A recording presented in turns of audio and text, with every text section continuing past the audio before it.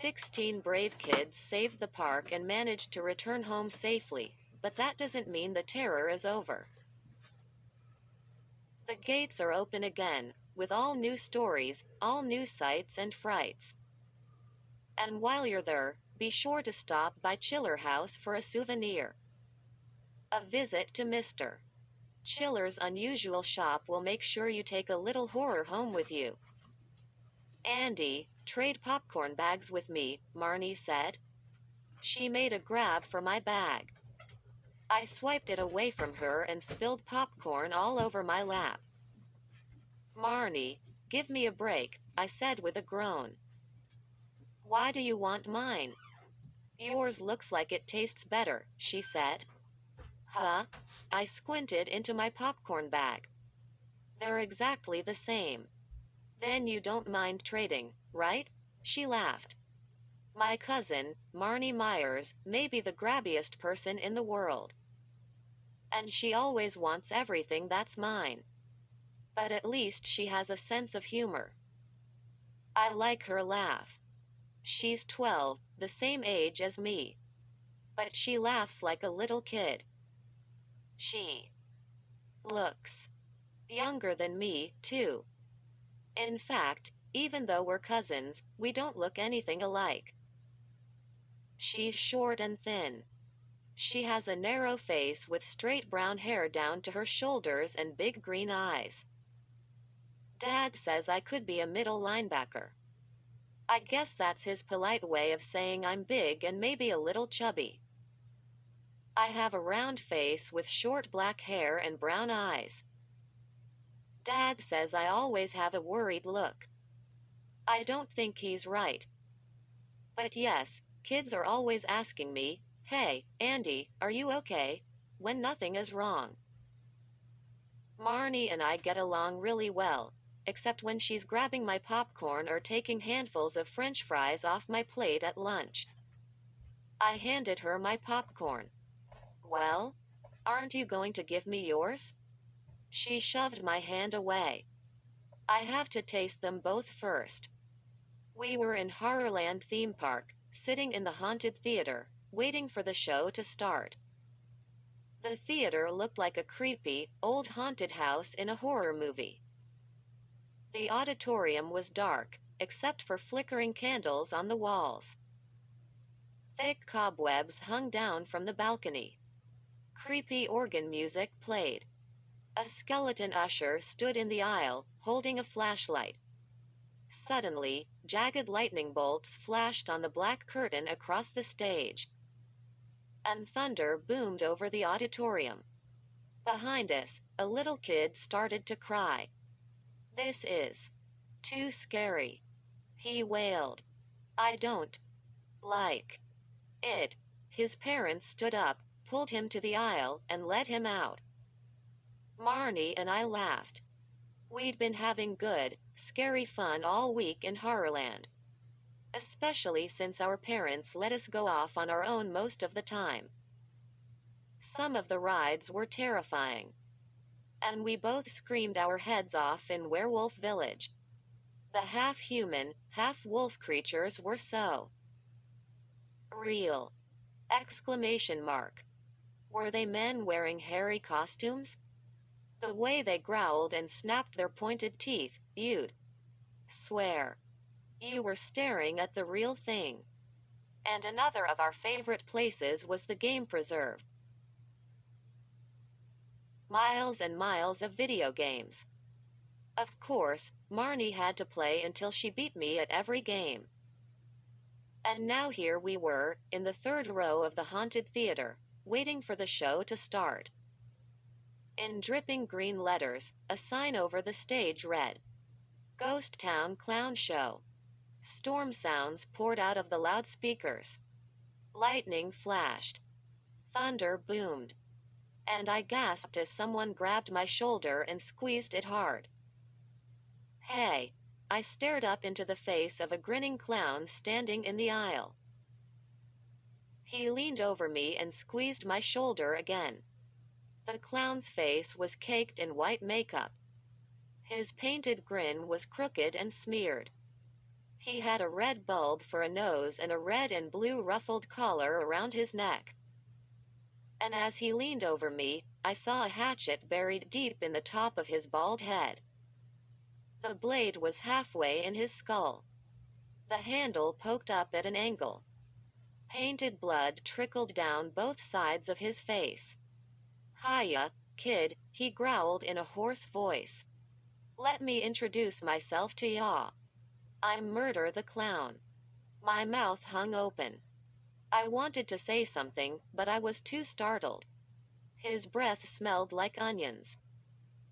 He brought his face down close to mine, and I could see that his eyes were totally bloodshot, and there were cracks all over his white makeup. "Hey, kid, know why they call me Murder the Clown?" he growled. "Because you have a hatchet in your head," I answered. His eyes bulged in shock. "I have a what?" he cried. "You're joking!" Exclamation mark quote. Of course, he was being funny. So I laughed. But he squeezed my arm and jerked me to my feet. "Come on, kid. Enough of this. You're outta here." He began to pull me to the stage. I tried to pull back, but he was very strong. "Huh? What did I do?" I cried. "Hey, let go. Where are you taking me?" Thunder crashed, shaking the auditorium. In the flicker of a lightning flash, I saw faces in the audience staring at the big clown and me. Behind me, Marnie jumped to her feet and made her way toward us. "Come on, kiddo," Murder growled. "You've been volunteered." He raised both white-gloved hands to my shoulders and pushed me up the aisle. I slid out from under his grasp. "I've been what?" Question mark quote. "You've been volunteered to be in the show," he said. "Fun time. You'll love it. Maybe you'll win a prize." "What size clown costume do you wear? Are you a medium or a large?" "You're pretty big. I think I have an extra large back there." "Wait a minute." Marnie grabbed Murder by the collar. "Why does Andy get to be in it? I want to be in it, too." Murder turned his watery, red eyes on my cousin. "I like you," he rasped. "I think I have a big nose that will fit you." He gave us both a push. "Come on. We don't want to make the zombie clowns late for their meal." "Know what they're having for lunch today?" "No." "What?" I asked. "You." I didn't want to do this. "No way. I'm kind of shy." Marnie was a lot more excited about going on stage than I was. But a few minutes later, there we were in our red and white polka dot clown costumes. I had a big pillow tucked in my front to make me look fat and a stiff yellow wig that stood straight up in the air like a broom. Marnie wore enormous platform boots that made her about 8 feet tall. She had an ugly red smile smeared over her white face. Along with her polka dot costume, she wore a pointy red striped hat tilted on her head like a dunce cap. "Break a leg," Murder whispered. He raised his big gloved hands and shoved us out onto the stage. The show had already started. The lights were dim. Creepy music played. A ghostly fog billowed all over the stage. Scary-looking clowns in drab black and gray costumes were doing handstands and somersaults in the fog. Marnie and I were the only ones wearing bright colors. As I stumbled on stage, I saw a clown with a skull instead of a face. His ugly clown smile was painted in bright red lipstick on the skull. Beside him, I saw a sad-looking clown dressed in rags. He kept moaning and pulling out hunks of his curly hair. The audience cheered as the clowns started to juggle. What were they throwing back and forth? It was hard to see in the fog.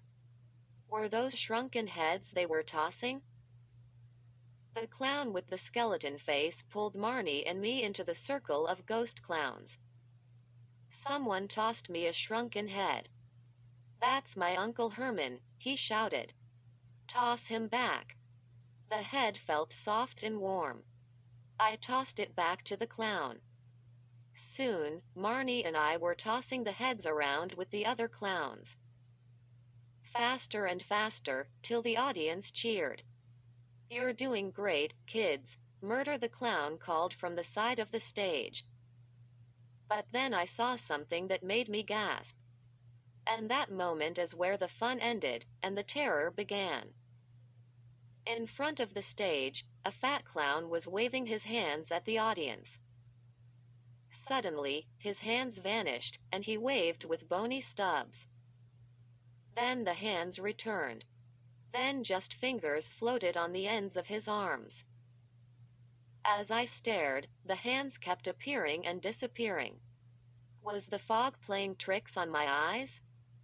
I turned to see what Marnie was doing, and saw a bald clown with sad black eyes lift his head off his neck. He tossed it across the stage to another clown. "Hey!" I let out a cry. I gaped at the clown's stub of a neck poking up from his ruffled collar. The second clown tossed the head in the air, and it floated above the stage. It bobbed high above us and didn't come down. My heart started to pound. Is this really happening? Marnie put her hand on my shoulder. "Relax, Andy," she said. "It's all just part of the show." But, I pointed to the headless clown. The lights came on in the theater. I turned and squinted at the audience. "Oh, wow," I murmured. "Marnie, look." I grabbed my cousin by the shoulders and pointed. When we were sitting out there, the theater had been filled with normal people. Kids and families. But now, some of the people in the audience looked like creatures from a horror movie. I saw rotting faces with missing eyeballs. Heads with patches of hair torn away and bare skull poking out at the top. Missing arms. Open, toothless mouths with thick gobs of drool pouring over decayed chins. Shirts torn open and bloody guts dangling down. "They look like ghouls," I cried. "Ghouls and zombies." And as I stared, the ugly creatures pulled themselves to their feet and began to push their way into the aisles. People screamed. Kids were crying. Some of the normal people grabbed their belongings and hurried to leave. The auditorium filled with frightening moans and groans. The ugly creatures staggered toward the stage, eyes shut, arms stretched stiffly in front of them. Marnie and I froze, watching in terror as the ghouls lumbered toward us. I stared into the dark, empty eye sockets of a grinning skull, a ghoulish woman covered in crawling spiders. She tore out clumps of her hair as she staggered toward us. "No," I spun away. My eyes swept over the empty stage. Marnie, the clowns. They all disappeared. Marnie and I were alone up there. Bony green hands grabbed the edge of the stage. And then one of the creatures swung himself up. Groaning, moaning, they were all hoisting themselves onto the stage. Holding on to my cousin, I took a trembling step back and heard the frightened voice of Murder the Clown from somewhere backstage. "Malfunction! Malfunction!" he screamed. "Something is wrong. Can't anyone shut them down? The zombies are out of control!" Exclamation mark quote. His terrified cry sent a chill down my body. I could tell it wasn't an act. The clown was really afraid. More ghoulish creatures climbed onto the stage. Their heavy shoes scraped the floor. They moaned as if they were in pain. As they staggered forward, their eyes were locked on Marnie and me. Their hands were outstretched, reaching for us. We took another step back. I gazed around frantically. Marnie, the stage door. We both took off toward the back wall. A narrow wooden door stood in the corner. I grabbed the handle, twisted it and pulled. It's locked, I cried. I gripped the knob with both hands and shook the door with all my strength. It wouldn't budge. The hideous, decaying creatures staggered closer. The air suddenly smelled like rotting meat. Glancing down, I saw a trail of yellowy slime on the floor. Marnie pounded both fists on the stage door. "Open up," she shrieked. "Open up. Can't anybody help us?" A green-skinned ghoul, eyeballs rolling crazily in his head, stepped close. He rubbed his scrawny belly. "Feed. Feed." He groaned. He raised 2 fingers to his mouth and made loud slurping sounds, pretending to eat. As they formed a ragged line in front of us, the others took up the terrifying cry. "Feed. Feed. Feed." Marnie and I had our backs pressed against the brick wall at the rear of the stage. As the disgusting creatures chanted and rubbed their bellies, we began to edge to one side. Feed. Ellipsis. Feed. Slowly, we tried to slip away from them. Sliding our feet silently over the floor, our backs pressed against the wall. "Hey!" I uttered a cry as I tripped over something and stumbled to my knees. A big spotlight. As I fell over it, the bright light flashed on. Right into the eyes of one of the ghouls. He groaned and raised his bony arm to shield his eyes. I grabbed the light by its sides. I raised it and aimed it at another green-faced ghoul. He shrank away from the blinding brightness. I kept the light on him till he backed away.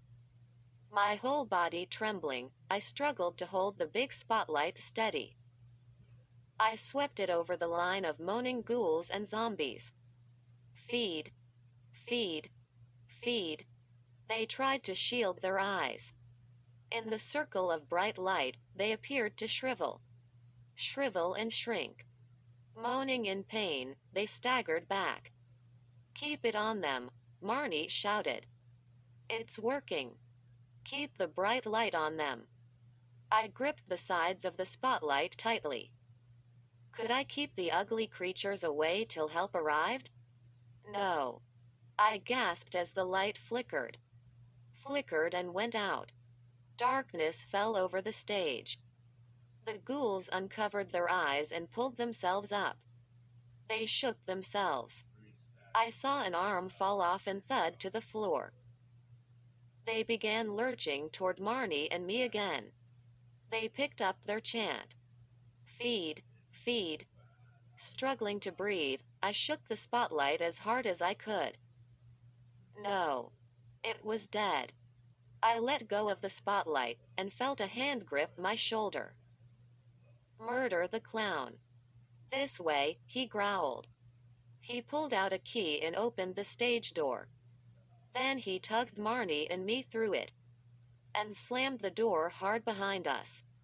I heard a squeal of pain. I glanced back and saw 2 arms caught in the door. The fingers twitched. The hands didn't stop reaching for us. Feed. Feed. Feed. Quote. I could still hear the ugly chant on the other side of the door. I swallowed. My throat was as dry as cotton. I glanced around. We were standing in a long, dimly lit hall. "Quick thinking with that spotlight, kid," Murder rasped. "You held them back, at least for a while." And then his watery eyes flashed, and he rubbed his gloved hands together. He leaned close and whispered in my ear, "You passed your first test. Now it gets real. Huh?" I cried. What do you mean? There's more? Were those zombies real? Marnie demanded. Was it all a fake? Or were we really in danger? Murder the Clown tossed back his head and laughed. He winked at us. Of course. It was all a fake, he said. Quote, everything in Horrorland is a fake, right? Then why was he sweating like that? And why did he sound so frightened when we heard him pleading for someone to shut off the zombies? He led the way down the long hall. I was just kidding. You kids are finished, he said. You did a great job. We gave everyone in the audience a thrill. Was he joking? Question mark. When the zombies and ghouls headed for the stage, most of the audience ran away. Murder hummed to himself as he led us into a little dressing room. He helped us clean off the clown makeup. Then we climbed out of the clown costumes. This way, kids, Murder said. He led us to a shiny black doorway. Glad you enjoyed yourselves, he rasped. He started to open the door, then stopped. His ragged grin spread over his white-caked face. Know why they call me Murder the Clown? He didn't give us time to answer. Because I murder the audience, he declared. I really murder them. He chuckled to himself as he opened the door. Don't let it hit you on the way out, he said. The door slammed shut behind us. And now what? I stammered. Where are we? A bell jingled above our heads. I blinked in the bright light. It took a few seconds for my eyes to adjust. The first thing I saw was a row of glass shelves against a blue wall. The shelves were filled with little dolls. I took a step closer. The dolls had human bodies, male and female, dressed in dark striped business suits and frilly dresses in all colors. Still blinking, I took another step closer. The dolls had human bodies, but their heads were strange. They all had wolf heads. Were they werewolf dolls? Check this out, Marnie said. She lifted a red and yellow package off a shelf. Make your own quicksand. Dot. The box showed a boy and girl up to their necks in yellow-brown sand. Marnie laughed. Look. It says you just add water and sand. Kind of funny, I muttered. A slim green lizard with bright red eyes caught my attention. Was it made of rubber? Plastic? A sign read. Go ahead. Pet the lizard. I reached out 2 fingers and gently rubbed the toy lizard's back. Aye. I jumped a mile as a deafening scream blared from the lizard's open mouth. Marnie laughed. That really gotcha, Andy. Ha ha. I want one of those. Is this some kind of joke store? I asked. We both turned and saw a blue and white sign above the cash register counter. In big drippy letters it read, Chiller House. Dot. Under that it said, Gifts and Souvenirs. Dot. Established 1496. I rolled my eyes. Yeah. For sure. 1496. Like I believe that. This store is awesome, Marnie said. She picked up a glass candy jar. The label read, Sour Gummy Germs. Dot. Check it out, Andy. I guess they're all shaped like germs. Yum, I said. I glanced around. It was a small store. But it had shelves from floor to ceiling on every wall, and display counters and shelves stacked high in the middle of the room. Things were piled everywhere. There was barely room to walk. All the shelves were jammed with toys and candy and dolls and scarves and masks and t-shirts and all kinds of junk. Marnie and I were the only customers. I didn't see anyone behind the cash register. I picked up a box with a huge gorilla on the front. It said, Inflatable 800 pound gorilla. Dot. I set it down next to a giant shark jaw. Anyone home? Marnie called. Silence. She cupped her hands around her mouth and tried again. Anyone here? Is the store open? I heard a rustling sound from somewhere behind us. Then I heard footsteps. A man stepped out from behind a stack of boxes. I blinked. He was big and balding, and he looked a lot like the drawing of Benjamin Franklin in our history textbook. Or maybe the old guy on the Quaker Oats oatmeal box. I mean, he looked very old-fashioned. He had little square eyeglasses perched low on his long pointed nose. He had pale blue eyes and thick white eyebrows. His thinning gray hair was swept back on his broad pink forehead and was scraggly in the back. He wore a dark suit with a vest under the jacket. A roughly white shirt and a black bow tie, big and loosely tied. Hello. Welcome, he said. He had a croaky old man's voice. When he smiled, a gold tooth gleamed in the side of his mouth. He rubbed his hands together as if he were cold.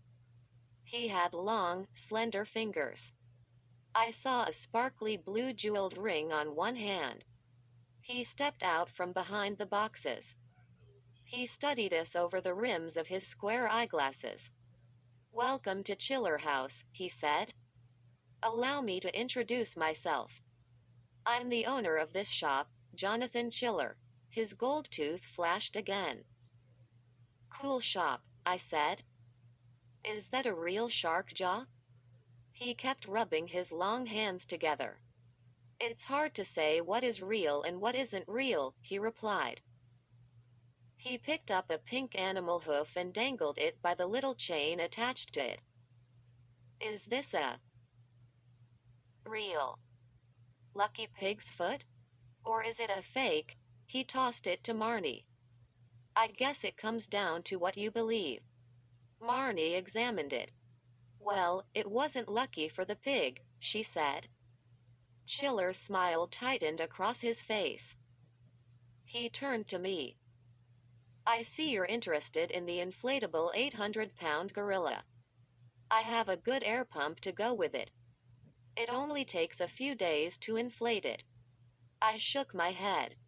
I don't think my room is big enough, I said. This would make a nice gift for someone, Chiller said. He held up a wriggling brown thing. It's a two-headed worm. It's alive. I have plenty of worm food you can buy for it. Yuck, Marnie said, making a face. Something caught my eye on a high shelf. I pulled it down. A large animal tooth on a leather cord. Is this from a jungle animal? I asked.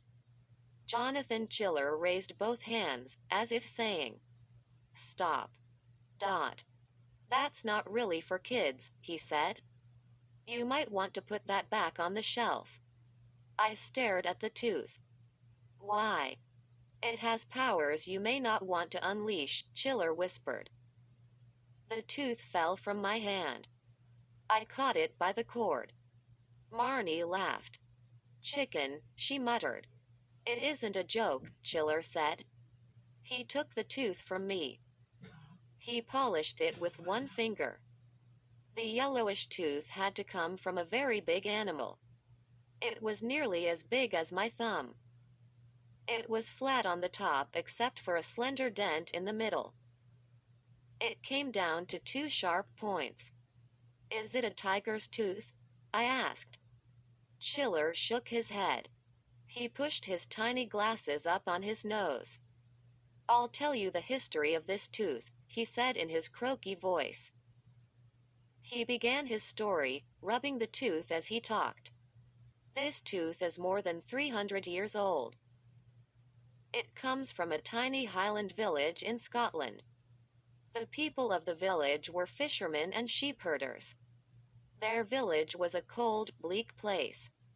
It was winter there 6 months of the year. They were cut off from the rest of the world, and very superstitious. One day, an unusual dog wandered into the village. The dog was a blue curlew hound. I know you've never heard of it. It was a rare breed of Scottish wolfhound. The hound's fur really was a dark shade of blue. The villagers didn't like a stranger in their village, especially a stranger with blue fur. And then bad things started to happen. The lake suddenly stopped giving up fish. And the sheep began dying from an unknown disease. They blamed it on the dog. They claimed the dog was enchanted and had brought the bad luck to their village. They tried to chase the dog away, but it wouldn't leave. They were afraid to kill it because of its evil powers. The desperate villagers sent for a sorcerer who lived nearby. They offered him the best house in the village if he could rid them of the dog. The sorcerer tried several spells to make the hound vanish. But the vanishing spells all failed. Finally, the sorcerer tried a different kind of spell. He cast a spell to make the hound lose all its teeth. He believed that would take the dog's power away. But the spell wasn't powerful enough. The dog lost only a single tooth. As the sorcerer watched, the dog uttered a howl of surprise. And then it turned and ran away. It wasn't seen again. People began catching fish once more. The sheep stopped dying. Good luck returned. The sorcerer was a hero in the village. He stayed in the best house, high on a green hill overlooking the lake. The sorcerer kept the tooth as a good luck charm. To his surprise, he discovered that it could grant wishes. The tooth made him famous. Highlanders came from distant villages to have their wishes granted. Poems were written about the sorcerer and songs were sung. His story ended on a stormy, cold night. As the rain poured down, villagers heard horrible howls and cries from up on the hill. A flash of lightning lit up the sorcerer's cottage. Several villagers braved the rain to run up there. They found the tooth in a puddle of rainwater. And they found the sorcerer dead, torn to pieces. And then the villagers saw dog footprints in the mud surrounding the sorcerer's house. They knew that the blue curlew hound had returned for its revenge. Chiller dangled the tooth in front of us. Marnie and I gazed at it silently. I guess we were both thinking about the incredible story. I spoke up first. How did you get the tooth? Chiller shrugged. His heavy suit made a scratchy sound. I'm a collector, he said. The tooth really grants wishes? I asked. He nodded. Marnie rolled her eyes. Yeah. Sure. Like in all the old stories, she said. It grants you 3 wishes, right? But the first 2 wishes don't turn out right. So you have to use the 3rd wish to undo the first 2 wishes. No, Chiller said softly. It's not like the old stories. The tooth grants all wishes. You just have to be careful of one thing. He rubbed the tooth gently. Then he raised his pale eyes to us. Don't let it get wet, he said. The tooth was lying in a rain puddle. There's a lesson there. Keep it dry. Always keep it dry. What happens if it gets wet? I asked. You'll get a shock, Chiller replied. A shock? What kind of shock? I asked. Chiller shrugged. He held the tooth up. It gleamed under the bright shop lights. You still want to buy it? I'll buy it, Marnie said. Whoa. Wait, I said. Give me a break, Marnie. I saw it first. I took it off the shelf. I want it. Marnie stuck her tongue out at me. Then she turned to Chiller. Wheel. Both. Buy one, she told him. Jonathan Chiller swept a hand back over his thinning gray hair. No, he said. That's impossible. There's only one blue curlew tooth in the world. I called it first. I said I'd buy it. First. Marnie insisted. But I saw it first, I said. Why are you such a copycat? Why do you always have to have what I have? That shut Marnie up. For a moment. Okay, okay. Fine, she snapped. Take it. Go ahead, Andy. It's a total fake. You know it is. It probably isn't even a dog's tooth. I don't want it. Okay, great, I said. I turned to Chiller. I'll take it. He was already wrapping the tooth up in tissue paper. Then he placed it in a little box.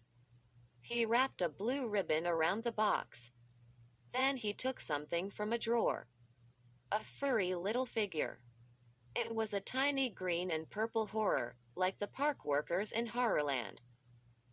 He attached the little horror to the ribbon. Then he gazed hard at me and said, "Take a little horror home with you." I reached for my money. "How much does it cost?" I asked. Chiller waved me away. "No. No money," he said. "You will pay me back next time you see me." I stared at him. What did he mean by that? Back home, I placed the little horror on the top shelf of my bookcase. I didn't unwrap the tooth. I guess I kind of forgot about it. School break was over, and I had piles of homework to do. The next Saturday, Marnie's parents dropped her off at my house for the day. She lives about 20 minutes away, so we're always visiting each other. I don't mind. I told you, Marnie and I get along great. Except when she drives me crazy. And today she was driving me crazy about the blue curlew tooth. We were up in my room, and I wanted to finish my math assignment so maybe we could go to the mall or something. But Marnie wouldn't let up about the tooth. "Where is it, Andy? Why haven't you tried it? Come on. Get it. Let's make a wish." I pushed her out of my face. "It's just a joke," I told her. "You didn't really believe that crazy old guy's story, did you?"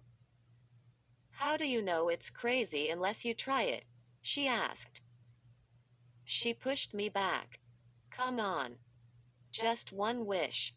"Where is it?" "Where?"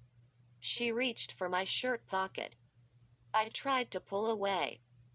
But she dug her fingers into my ribs and started tickling me like crazy. "Come on. Give it up, Andy.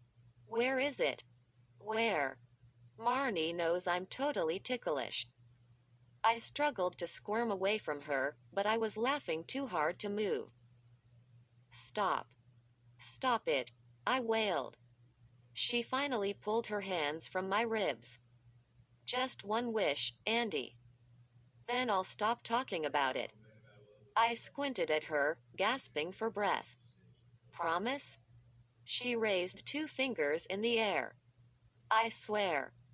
"Okay, okay." Grumbling to myself, I pulled the box from the desk drawer where I'd hidden it. I opened it and unwrapped the tissue paper. Marnie made a grab for the tooth, but I swung it out of her reach. I slid the leather cord around my neck. Then I adjusted the big tooth on my chest. Marnie shut her eyes. "Let's think. What should we wish for?" I squeezed the tooth in one hand. We stared at each other, thinking hard. Downstairs, I heard my parents' voices. They were talking about dinner. Without thinking, I said, I wish we could go out for dinner. Mom's cooking is, like, disgusting. Before Marnie had a chance to answer, Dad's deep voice rolled up the stairs. Andy, are you ready? We're going out to the Burger Basket for dinner. Yes. I pumped my fist in the air. Marnie's mouth dropped open. Andy, you made a wish. And it came true, she said breathlessly. I blinked. Huh? Marnie grabbed the tooth and squeezed it in her hand. I wish I could go to the Burger Basket with you, she cried. And Dad called up the stairs. Marnie, would you like to come with us? We were both so stunned, we burst out laughing. Is everything okay up there? Dad called. No problem. We're coming, I shouted. The tooth, it works, Marnie said, staring hard at it. You squeeze it in your fingers and make a wish. And it works. Instantly. Exclamation mark quote. I shook my head. It had to be a total coincidence. Don't make a big deal about it, Marnie. I started for the door. But she grabbed me and spun me around. Let's make a big deal, she said. Let's make a big wish. Something crazy. Not now, I said. Mom and Dad are waiting for us. She ignored me. Let's see, she murmured. I wish. I wish. I clapped my hand over her mouth. I squeezed the tooth. I wish Dad got a huge, brand new red Escalade, I exclaimed. Marnie shoved my hand away. Good one, she said. Let's see if it came true. We raced down the stairs. At the bottom, Marnie tripped me, and I nearly fell on my head. What's the rush? Are you too starving? Mom called. We ignored her and hurtled to the front door. I held my breath. Was the tooth for real? Would there really be a new Escalade in the drive? I pulled open the front door and leapt onto the stoop. My eyes swept up and down the driveway. No. No new car. And then behind me, Marnie screamed, I don't believe it. She grabbed my head with both hands and turned it to the street. I uttered a cry when I saw a brand new red Escalade parked at the curb. That's impossible. I stammered. No way. Dad came up behind me. He had a big smile on his face. Like it? Well, yeah, I blurted out. The dealer is so desperate to sell it, Dad said, he's letting me test drive it for a few days. Marnie and I stared at each other. We were practically bursting. So far, the tooth had granted 3 wishes out of 3. I tucked the tooth down the front of my t-shirt. Marnie and I climbed into the back of the car. It was a real climb. The car was about a mile off the ground. I took a long, deep breath. I love that new car smell. I rubbed my hands over the smooth leather seat. Check it out, Marnie. I pointed to the DVD screen in front of us. Is that totally awesome? What movie should we wish for? She whispered. Stop, I said. I glanced to the front. Mom and Dad were fastening their seat belts. Not another word about the tooth, I whispered. Marnie stuck out her tongue. Andy, don't you realize how incredible this is? She whispered back. We can have anything we want. Anything. Quote. Why do you keep saying we? I demanded. Did you forget? It's my tooth. I know it. So big deal. So stop saying we. I said. I know you. You'll start making wish after wish, and I won't get a word in. Mom twisted her head to the back. What's that about wishes? She asked. What are you two arguing about? Nothing, I said. We wish we could decide whether to get fries or onion rings. Mom laughed. Why don't you get both? Question mark quote. Marnie poked me in the ribs. See? She whispered. Another wish came true. We sat in a big booth at the Burger Basket. Mom and Dad sat across from Marnie and me. My dad is a clothing store manager, and he's a very calm, very serious person. But tonight he was totally psyched. All he wanted to talk about was the Escalade. I'm not sure we need such a huge thing, Mom said. Sure, we do, Dad insisted. Look how easy it will be to drive the soccer team. But I'm not on the soccer team, I chimed in. You might get on the soccer team. Sometime. Dad argued. Good one, Dad. Of course, Marnie and I were psyched, too. We were totally excited about the tooth. We were both bursting to tell my parents. But we both knew we had to keep it secret. My parents don't have the greatest imaginations. If they thought I was getting crazy ideas about this big tooth I was wearing, they would definitely take it away from me. The waitress took our order. Marnie and I both got fries and onion rings. Suddenly, my parents jumped up. They saw some friends across the restaurant. They slid out of the booth and hurried over to say hi. As soon as they were gone, Marnie stuck out her hand. Quick. Pull out the tooth. No way, I said. They'll be back here in a second. She wriggled her fingers toward me. I'll tickle you. I really will. I let out a long sigh. I pulled the tooth from under my shirt. Marnie grabbed it. I wish they bring me twice as many French fries as you, she said. Nice, I muttered. I took the tooth back and tucked it away. Do you really think you can use my tooth whenever you want? Yes, she said. Don't be selfish. We both sat there staring straight ahead. Mom and Dad slid back into the booth. You two are certainly quiet tonight, Mom said. We're, thinking about homework, I replied. The waitress brought the food. She set down the plates of French fries. Marnie got twice as many fries as me. She giggled. What's so funny? Dad asked. So many fries, Marnie said. I rolled my eyes. Sometimes my cousin is totally annoying. After dinner, we drove Marnie to her house. She opened the back door and jumped down from the Escalade. Cool car, she shouted to my dad. Then she leaned back into the car and whispered to me, be sure to bring the tooth to school. Huh? I don't think so, I whispered back. Andy, just think, Marnie whispered. We're never going to fail another test. She slammed the door and hurried up the walk to her house. I sat back on the smooth leather seat and sighed. I suddenly felt very tense. My heart began beating fast. I could feel the big tooth against my chest.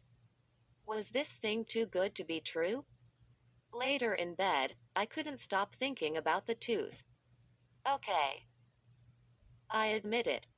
I don't just have a worried expression. I'm also a big worrier. I gazed at it on the nightstand next to my bed. Pale moonlight poured in from my open window.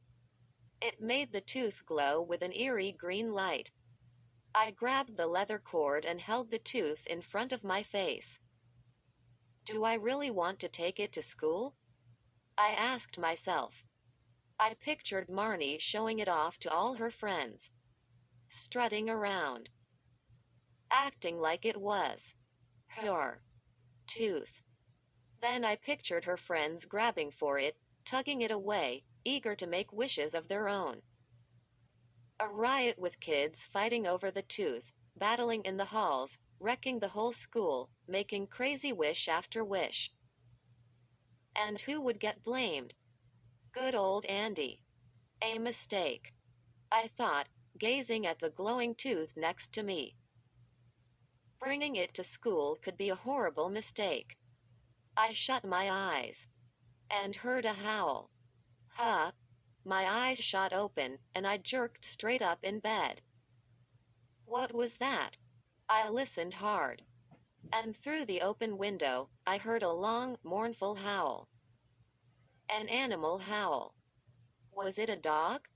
A neighborhood dog? I've lived here all my life, I thought. I've never heard a dog howling late at night before. The dog howled again, a long, warbling wail. A shiver ran down my body. Jonathan Chiller flashed into my mind. And once again, I heard his croaky voice telling the story of the blue curlew hound. The mournful howls on the hill. The villagers running through the stormy night, finding the sorcerer torn to pieces. Torn to pieces. Outside, I heard another sad animal howl. I slid down under the covers. I shut my eyes and saw the big blue hound coming for me. It lumbered forward steadily with its tail raised straight behind it, with its head high, eyes glowing red as fire. Howling, howling as it came to tear me to pieces. As it came back for its missing tooth. Another howl. Right outside. So close. So close. I pulled the covers over my head and pressed my hands over my ears. But still I could hear it. Even under the covers, I could hear it howling. Howling into the night. How much sleep did I get? Maybe an hour or two. The next morning, I arrived at school with bloodshot eyes, yawning my head off. My head felt heavy, as if it were made of solid rock. Sure enough, guess whose cousin was waiting for me at my locker? Did you bring it? She asked. Did you? Good morning to you, too, I muttered. I turned the combination on my lock and pulled open the locker door. I'm not going to make a wish or anything, Marnie said. I just want to show it to Judy. I knew it. The bell is going to ring, I said. I squatted down to pick up books from the bottom of my locker. Did you bring it or not? Marnie demanded. I stood up and closed the locker. Yes, I brought it, I said. It's under my shirt, but some kids were watching us. I grabbed Marnie's arm and pulled her around the corner, out of sight. What's the big idea? She said. Esha. I raised a finger to my lips. Listen, Marnie, this is serious. I mean, really. I heard a dog howling last night. Her green eyes went wide. So? You heard a dog. Big whoop. The dog howled all night, I said. Right outside my window. Andy, why didn't you close the window? That's when I lost it. I grabbed Marnie by the shoulders. Don't you get it? I cried. The blue curlew hound? Remember? They found the sorcerer torn to pieces? The dog came back? Marnie laughed. You think the ghost dog came back to get you? That's nutty, Andy, and you know it. It was probably some dog down the street who didn't want to be left outdoors. I let go of her shoulders.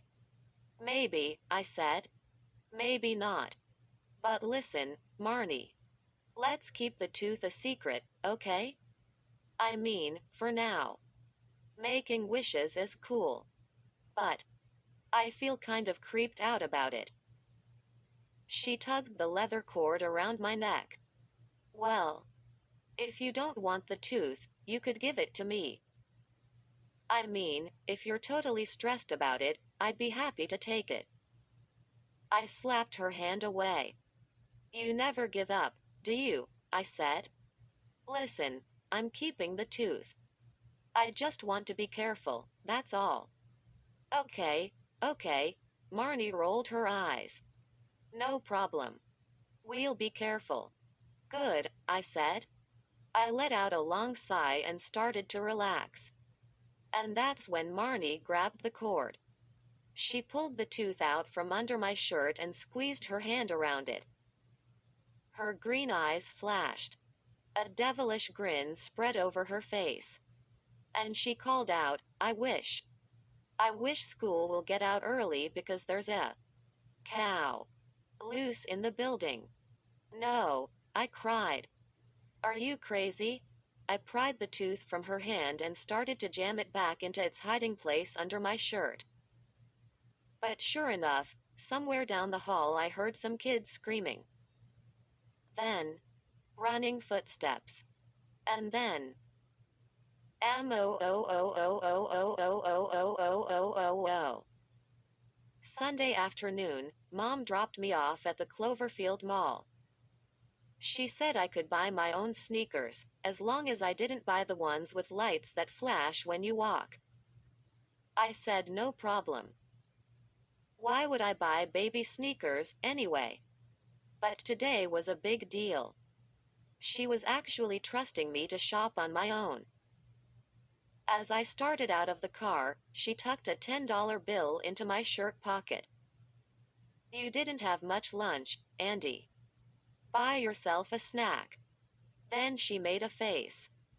Why do you insist on wearing that ugly tooth everywhere? I shrugged. Dunno. It's like a good luck thing. I slid out of the Escalade and waved goodbye. I had no way of knowing that the tooth would not bring me good luck that day. The mall was really crowded. A high school band was playing in the rotunda. And across from it, a big mob gathered around a totally awesome sports car being auctioned off. I tried to push my way to the front to get a better look. But I felt a hand on my shoulder. And a familiar voice said, Why don't you trade the Escalade for the cool sports car? I let out a groan. Marnie, how did you know I'd be here? I asked. Marnie wore a pale blue sweater and a short denim skirt over blue tights. She had a blue headband in her brown hair. She grinned. I'm psychic, she said. Didn't you know I can read minds? Really? What am I thinking right now? I demanded. She closed her eyes and concentrated. You're thinking you want to use the tooth to get me all kinds of cool stuff at the mall today. I burst out laughing. I'm serious, she said. She had her eyes on the tooth. Let's see what we can wish for. Let's not, I said. I turned and started walking toward Shoe Universe. She hurried after me. Andy, you're no fun. We haven't had any fun at all with the tooth, she complained. Stop saying we, I said. She made a pouty face. Okay, okay. I don't think it should be used for fun, I told her. The tooth is serious. It's kind of scary. It's like having too much power. We could just get some little things, she said. She inhaled deeply. Quote, M. Dot. Those cinnamon buns smell so great. My dad says it's a trick, I said. He said they pipe that cinnamon smell out into the mall to get you to stop and buy one of their buns. I don't care, Marnie said. How about wishing for cinnamon buns? One for each of us. That's not too scary, is it? Here, I said. I pulled the $10 bill from my pocket. Mom gave me this for snacks. We can buy 2 cinnamon buns. Marnie made her pouty face again. That's a lot of fun.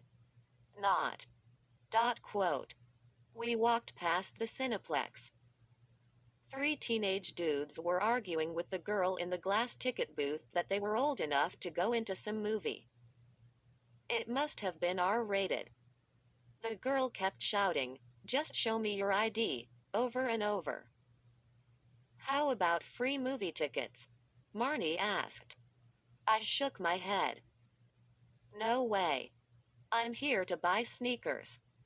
Why don't you just wish for the sneakers? I want to pick them out. How about just one crazy wish, Andy? You know, something insane. Like a cow loose in the mall. I sighed. Give me a break, Marnie. You already did that, remember? And it was awesome, she said, giggling. No more cows, I muttered. Marnie took off toward her favorite store, Boutique. The sign in the window said, "So nice we named it twice." Dot. She nearly collided with two women pushing baby strollers. Andy, check it out.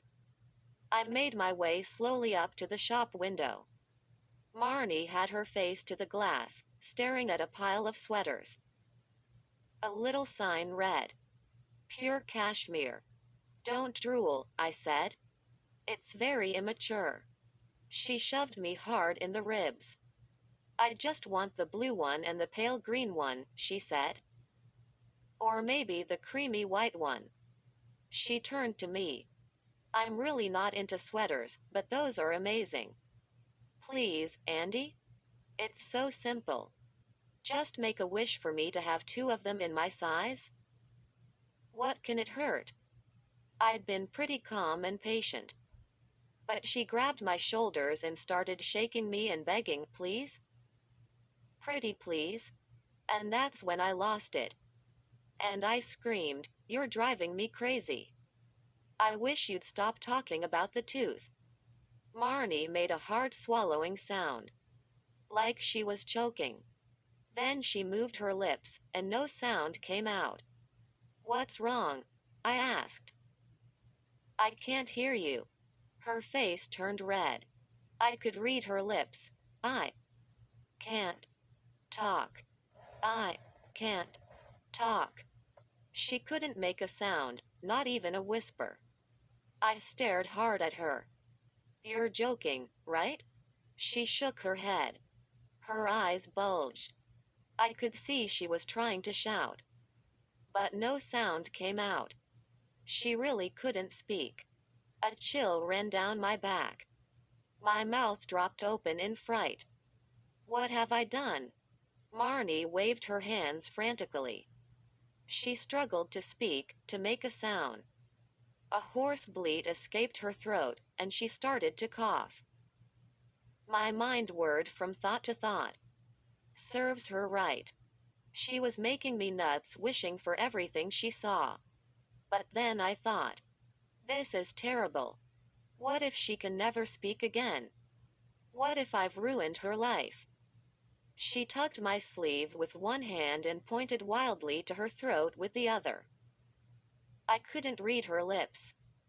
But I knew what she wanted. She wanted me to wish her voice back. Okay, I said. But she grabbed the tooth before I had a chance. She tugged it really hard. Ouch. I let out a scream as the leather cord dug into my neck. Hey, you cut me. I rubbed the side of my neck where it throbbed. Is it bleeding? Marnie scowled at me. With a deep sigh, I grabbed the tooth and made the wish for her. Yes, she cried. It's back.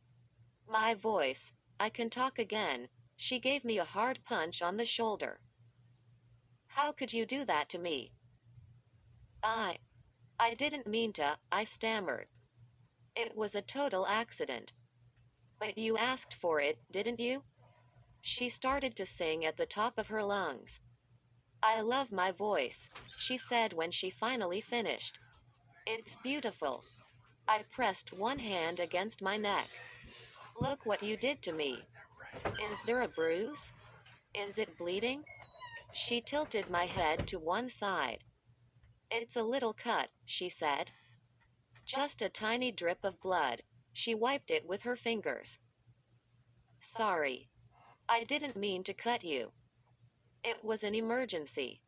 Emergency? I cried. It wouldn't be an emergency if you didn't drive me crazy with all your wishes. If. I stopped. People were staring at us. I recognized two kids from school. They were pointing at us and laughing. I spun away and started to walk. Let's go, I said. Shoe Universe is around the corner. Are you coming with me? She trotted after me. Tell you what, she said. I'll make you a deal. I shook my head. No deal. Andy, you're being a total jerk, she said. Stop trying to get on my good side, I said. One wish, Marnie said. That's all. Come on. One wish, and I'll shut up. I won't even mention the tooth for the rest of the day. I turned to face her. How about for the rest of the week? Promise, she said. If we do one wish, you promise you won't say the word tooth. For a week? Raise your hand and swear. I swear, Marnie said. But it has to be a good wish. Okay. Deal, I said. We were standing outside Shoe Universe. I pulled the leather cord over my head. I held the big tooth in front of me. Let me make the wish, Marnie said. She grabbed for the tooth, and it fell out of my hand. Get back, I said. I leaned down. The tooth had landed in some kind of sticky puddle. It looked like orange soda. I picked it up and wiped it with my hand. Here goes, I said. Marnie's eyes flashed eagerly. She had an excited grin frozen on her face. I took a deep breath. I wish for Shoe Universe to give you and me free pairs of their absolutely most awesome sneakers. I waited. I realized I was still holding my breath. I heard a buzzing sound. It sounded like a hive of bees all buzzing at once. It took me a few seconds to realize the tooth was buzzing. And then it started to vibrate in my hand. Harder. Harder.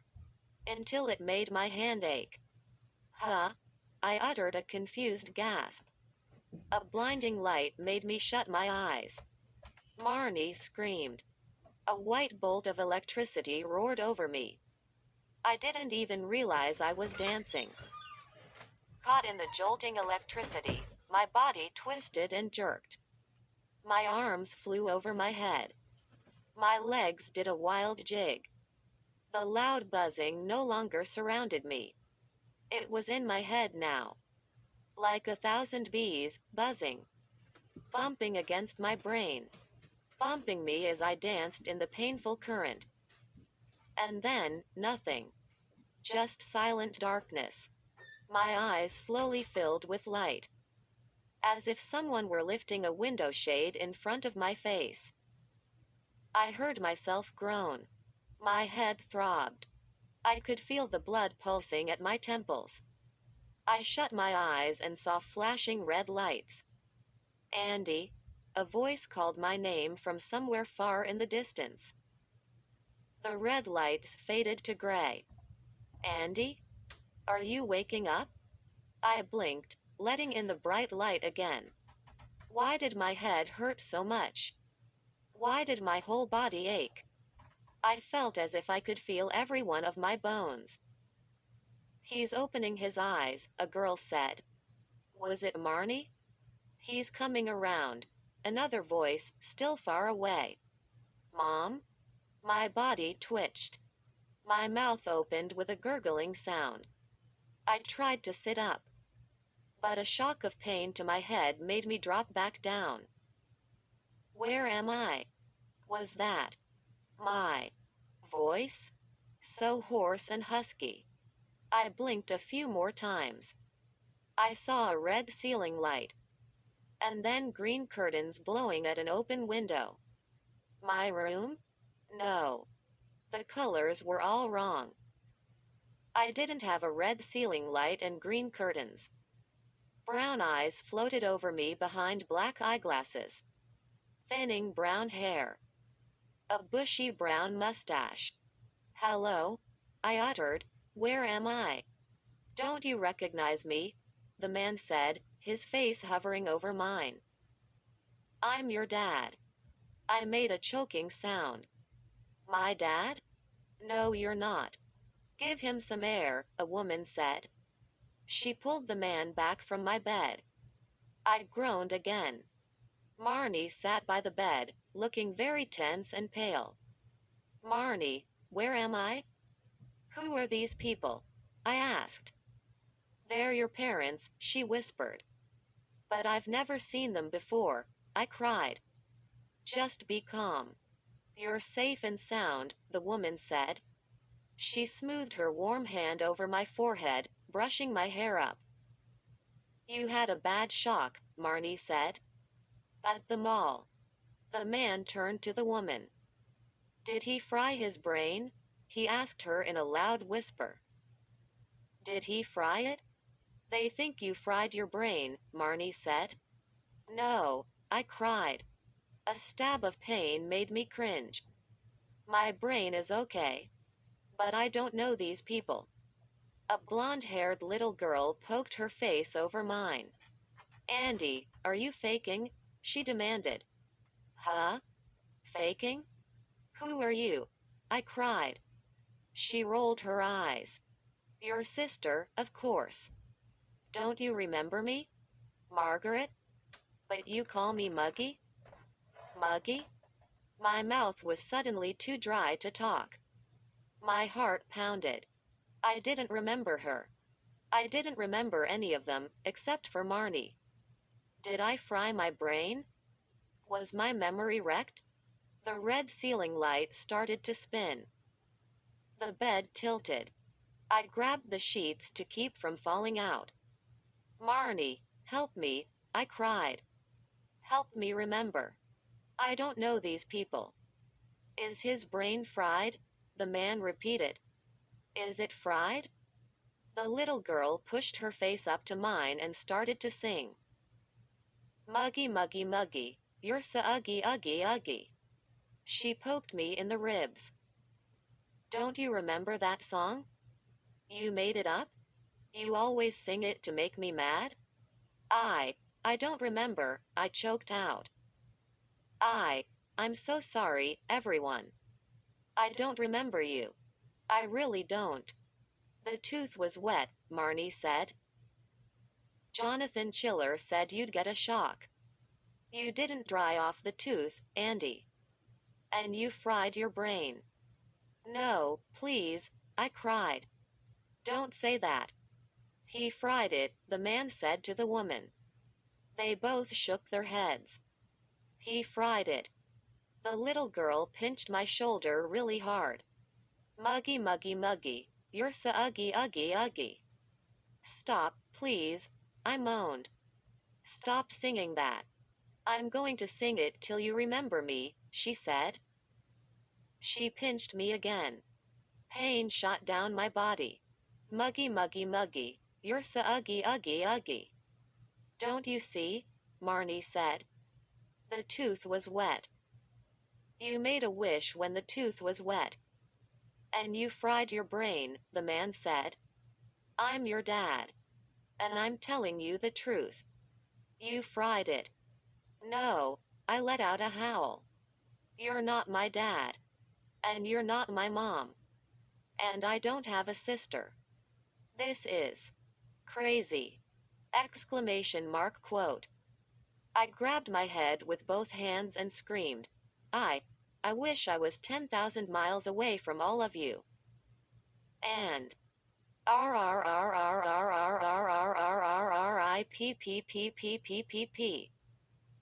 I heard a loud, ripping sound, like someone tugging open a Velcro shoe. And then I felt myself being ripped away, torn from the bed. from the strange room, ripped away as if pulled by a powerful vacuum cleaner. I shut my eyes. Was that me screaming? R R R R R R R R R R R I P P P P P P P. The sound followed me.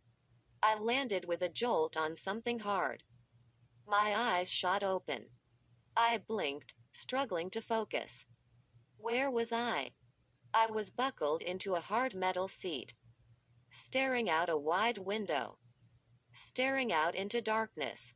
No. As my eyes adjusted, I saw twinkling stars. Millions of twinkling stars. And then a planet floated into view far above me. A green and blue planet. It took me a while to recognize the shape, and then I gasped. I swallowed hard. My breath caught in my throat. What was Earth doing way out there? My seat bounced. I glanced down and saw some kind of control panel spread out in front of me. Lights blinked. Numbers flashed on LED screens. Computer monitors showed views of the stars outside. I gazed from the controls to the floating ball that was Earth, high outside the window. It took me a long while to realize I was in some kind of space capsule. My heart pounded. I gripped the sides of the chair so hard, my hands ached. And I stared into the black depths of space all around me. The blinking stars were tiny bright dots, like pinpricks against the blackness. Am I really 10,000 miles from Earth? The question repeated in my mind. Impossible. Impossible. But here I was. I wished it, and here I was. All alone, floating in outer space. Chill after chill rolled down my back. Was I afraid? Yes. Of course. I grabbed for the tooth on the cord around my neck. I was ready to wish myself back home. But I stopped myself. I was too dazzled by the awesome view. I couldn't breathe. I couldn't move. I couldn't take my eyes off our blue and green planet. How many people were lucky enough to see Earth this way? Wow, I said out loud, I wish Marnie could see this. I didn't think. I didn't mean to make a wish. The words just burst from my mouth as I gazed out the capsule's window. And R R R R R R R R R R R I P P P P P P. That sound again. Like someone tearing fabric. The capsule rocked. I was tossed forward, then back. Marnie popped into the seat beside me. She bounced once, then settled on the metal chair. No, she uttered a frightened cry. Her eyes bulged at the view out the window. And then she saw me beside her. Andy? Where are we? She asked in a tiny voice. Outer space, I said. I pointed toward Earth floating above us. No, Marnie cried again. You wished, I nodded. I wished for you to see this, too, I said. Isn't it amazing? No. It's not. She cried. I don't like it, Andy. I don't want to be in outer space. Why did you do this to me? Why? I told you. Get us back, Marnie screamed. I don't want to be here. You know I'm afraid of flying. Huh? Flying? I am. Terrified. Dot. Do you understand? Her whole body trembled. Her eyes rolled crazily in her head. Marnie, don't freak, I said. Take a deep breath. Look how awesome it is. I don't want to look, she wailed, covering her eyes. Get us home, Andy. Get us home. Get us home.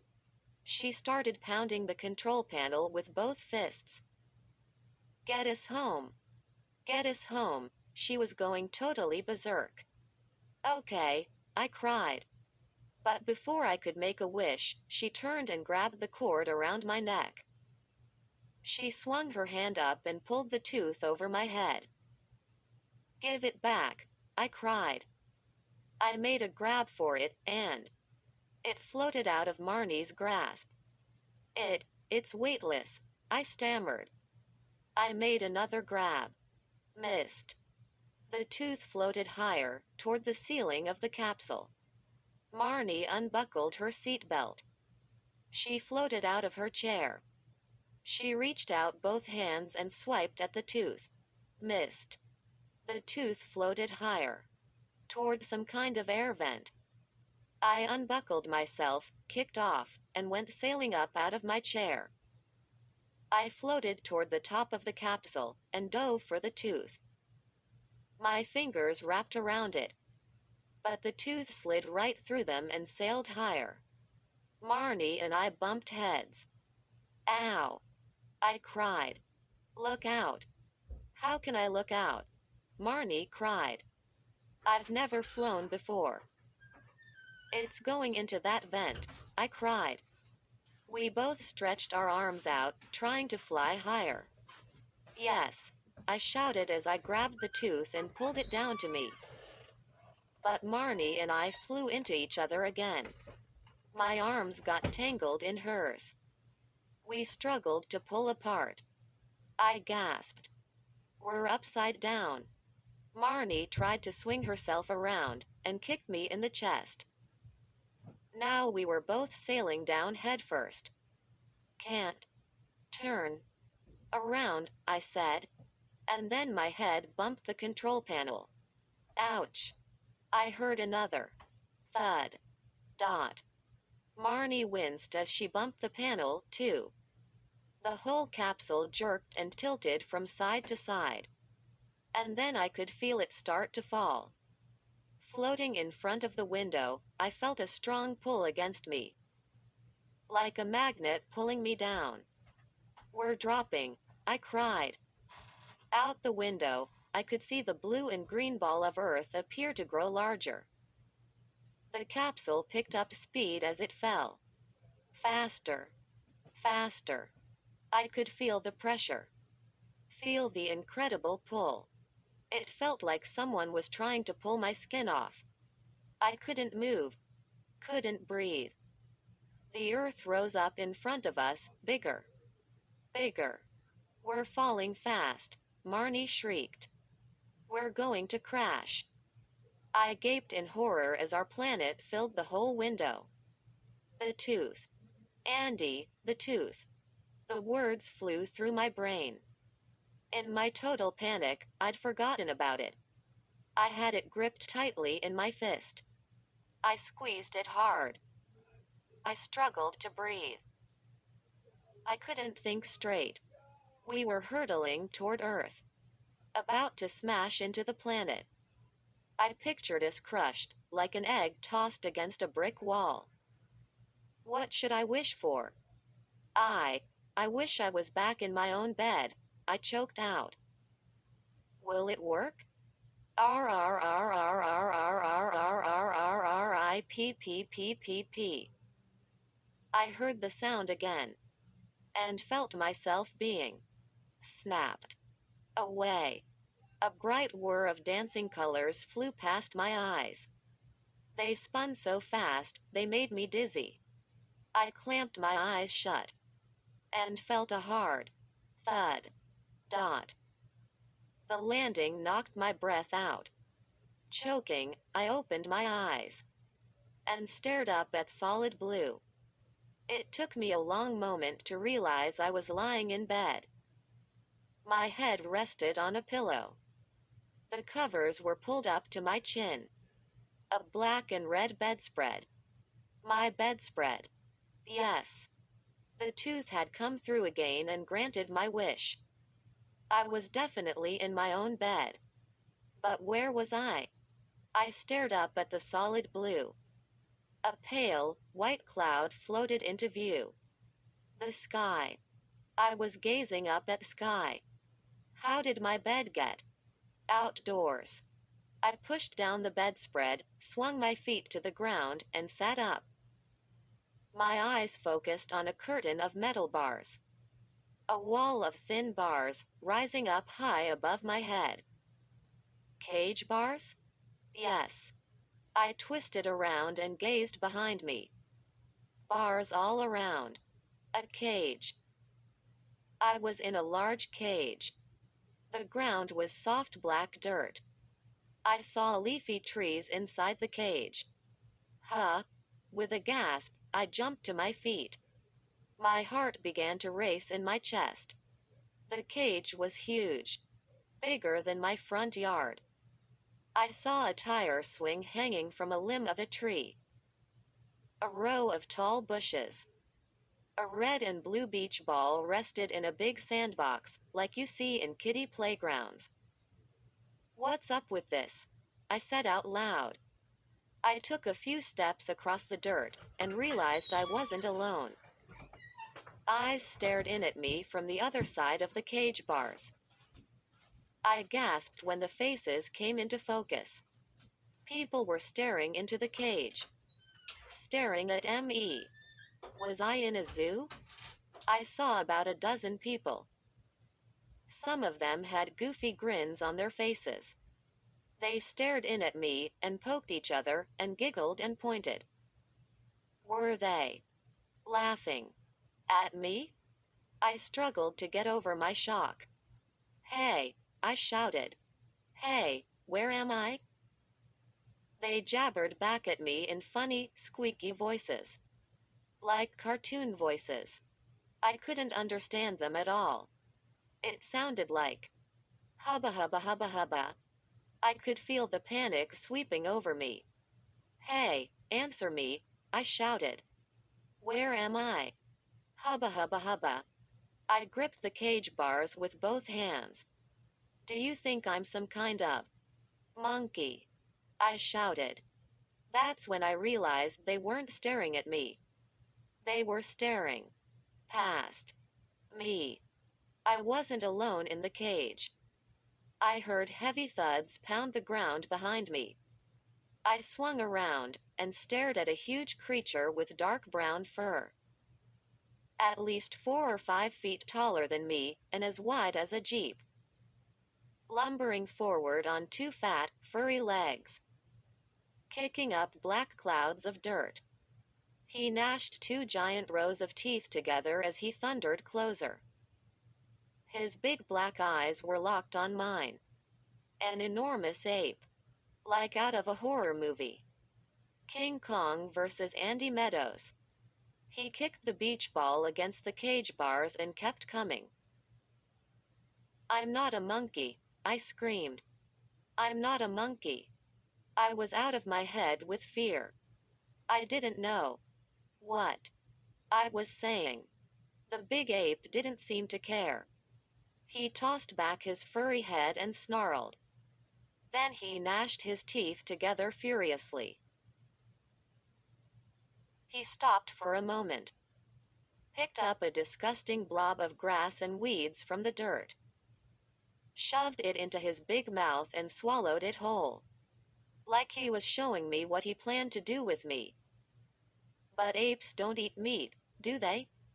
Outside the cage, the crowd grew quiet. No one moved. No one blinked. The snarling ape strode closer, kicking up a tornado of dirt. The tooth. I cried out loud. Yes. The tooth. My way out. Why had I waited so long? I grabbed for it. Wrapped my hand around it and lifted it from the front of my shirt. But before I could make my escape wish, the ape reached out an enormous paw and swiped it from me. Hey! I made a frantic dive for it. I bounced off his leg, landed hard in the swirling dirt, and watched the ape stomp away with the tooth. The huge ape smacked the tire swing as he stomped past it. The tire rocked back and forth so hard, the whole tree shook. Give that tooth back, I shouted. The furry ape turned and raised the tooth in the air.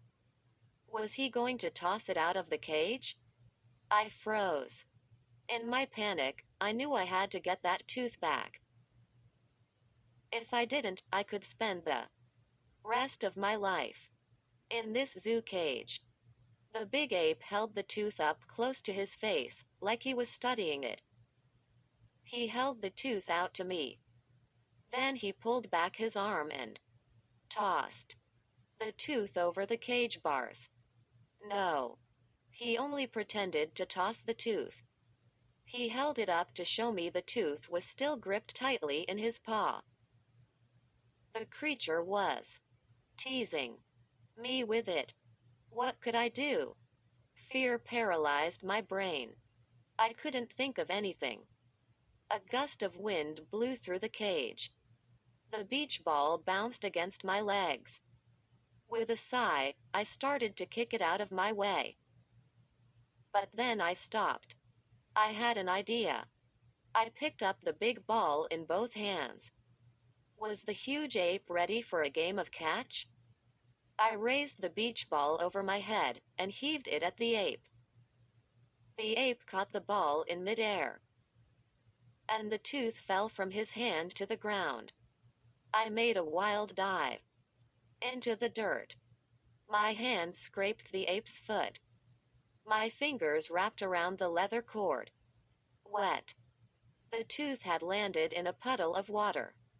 I snatched the tooth up, raised it to my face. The ape leaned down and made a wild grab for me with both paws. I rolled out from under the big creature, squeezed the wet tooth, and screamed, "I wish I was back home safe and sound." Ziza a p p p p p p p. A powerful current shocked my body. My arms shot up over my head. All my muscles tensed, then throbbed with pain. Another electrical shock. My teeth clamped together. I bit my tongue. My throat closed. I couldn't breathe. And still the current jolted through me, making me toss and spin and dance, a dance of pain and terror. The last thing I saw were those big black ape eyes, gleaming black, staring at me in surprise. The creature's eyes seemed to grow, to inflate to the size of black balloons. And then, everything went black. Oh, a sharp pain made the back of my head throb. I tried to raise my head, but it felt as if it weighed 1,000 pounds. I opened my eyes.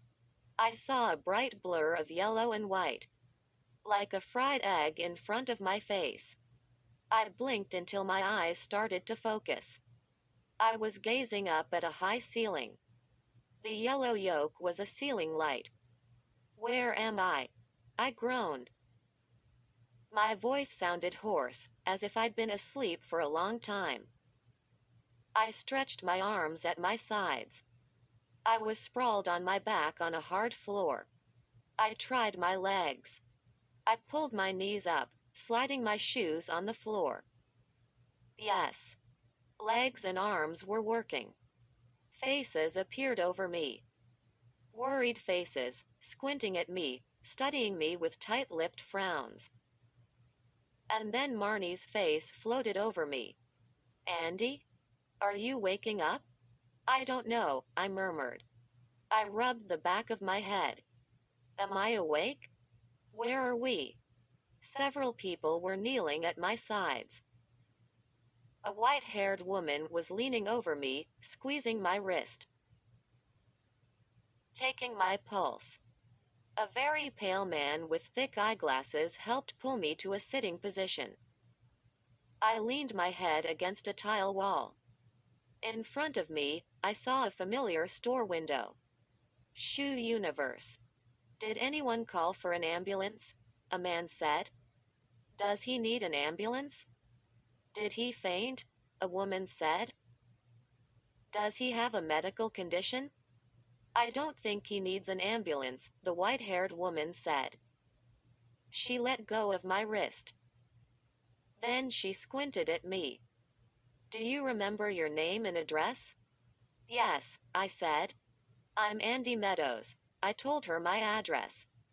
She climbed to her feet. If you have a headache later, you should call your doctor. Okay, I said. Shaking their heads and murmuring to each other, people started to leave. Marnie dropped down beside me. Andy, you got a nasty shock. I stared hard at her. Oh, my gosh. Marnie, how did you get here? I cried. She frowned at me. Huh? What do you mean? I I totally forgot about you. I'm so sorry. I left you in that space capsule. I can't believe I did that. How did you get back to the mall from outer space? Her face went pale. Oh, she whispered. Outer space? I nodded. Nodding made my head hurt. Maybe you do need a doctor, Marnie said. You're not making any sense. She started to stand up. I'll call your mom and dad. I'll tell them what happened. It won't take them long to get here. But, Marnie, I grabbed her arm and pulled her back down beside me. Remember? I was in bed? In a strange room. Not my own room. With people I'd never seen before. I made a wish. And we were in the space capsule. Then it began to fall to Earth. Then I was in a weird zoo. In a cage, like an animal. A huge ape came after me, and Marnie pulled my hand off her arm. She jumped up. Andy, don't move, she said. She pointed a trembling finger down at me. Don't move. But, Marnie. I'll get help, she said. She looked around frantically. Listen. You're all mixed up. You've been here in the mall the whole time. Huh? I gasped. No way. Andy, you got a shock, and it knocked you out. You've been out for almost 10 minutes. I gasped. Huh? Only 10 minutes? 10 minutes, she said. I was so worried. But what about the space capsule? I asked. The ape in the zoo? Marnie squinted at me. You haven't moved, Andy. You've been flat out on your back. You must have had weird dreams. From the shock. My head was spinning. I felt totally confused. Of course. Those adventures had to be dreams. My brain going berserk while I was out cold. With a groan, I hoisted myself to my feet. I shook off my dizziness. A few worried adults were still there watching me. I told them I felt fine. I watched them stroll away down the wide aisles. I stretched my arms. I feel a lot better, I told Marnie. I feel. I stopped. My breath caught in my throat. I stared hard. And then I let out a cry. Marnie, why are you wearing my tooth? Marnie placed her hand over my forehead. After a few seconds, she said, no. No fever. I kept staring at the big tooth dangling from the cord around her neck. My tooth. Quote. Your tooth? Marnie said. Oh, wow. Since when is it? Your tooth? But, I sputtered. You're starting to scare me, Andy, she said. I mean, really. I'm really worried about you. You hit your head on the hard floor when you fell. Maybe you have a concussion or something. I don't understand, I stammered. The tooth is mine, Marnie said. She squeezed it between two fingers. It's never been yours. Not true, I cried. I bought it and... She raised a finger to my lips to hush me up. Don't you remember, Andy? At Horrorland? We were in that little shop, and you didn't want the tooth. That weird shopkeeper offered it to you first. And you said you thought it was dumb. I shook my head. Wait. That's not what I remember. So I bought it from the shopkeeper. Chiller, or whatever his name was. I thought it was cool looking, so I bought it. It's my tooth. It's always been my tooth. I felt dizzy again. The store windows tilted and swayed. The bright lights flickered above me. I shut my eyes and waited for the dizziness to pass. Is my memory totally messed up? I asked myself. I thought I was the one who bought the tooth. Was that another one of my crazy dreams? It didn't seem like a dream. Why did I remember so clearly that the wishing tooth belonged to me?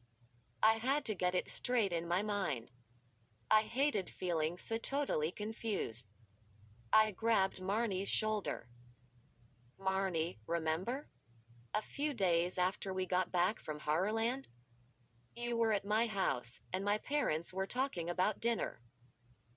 I had the tooth, and I made a wish that we would go out for dinner.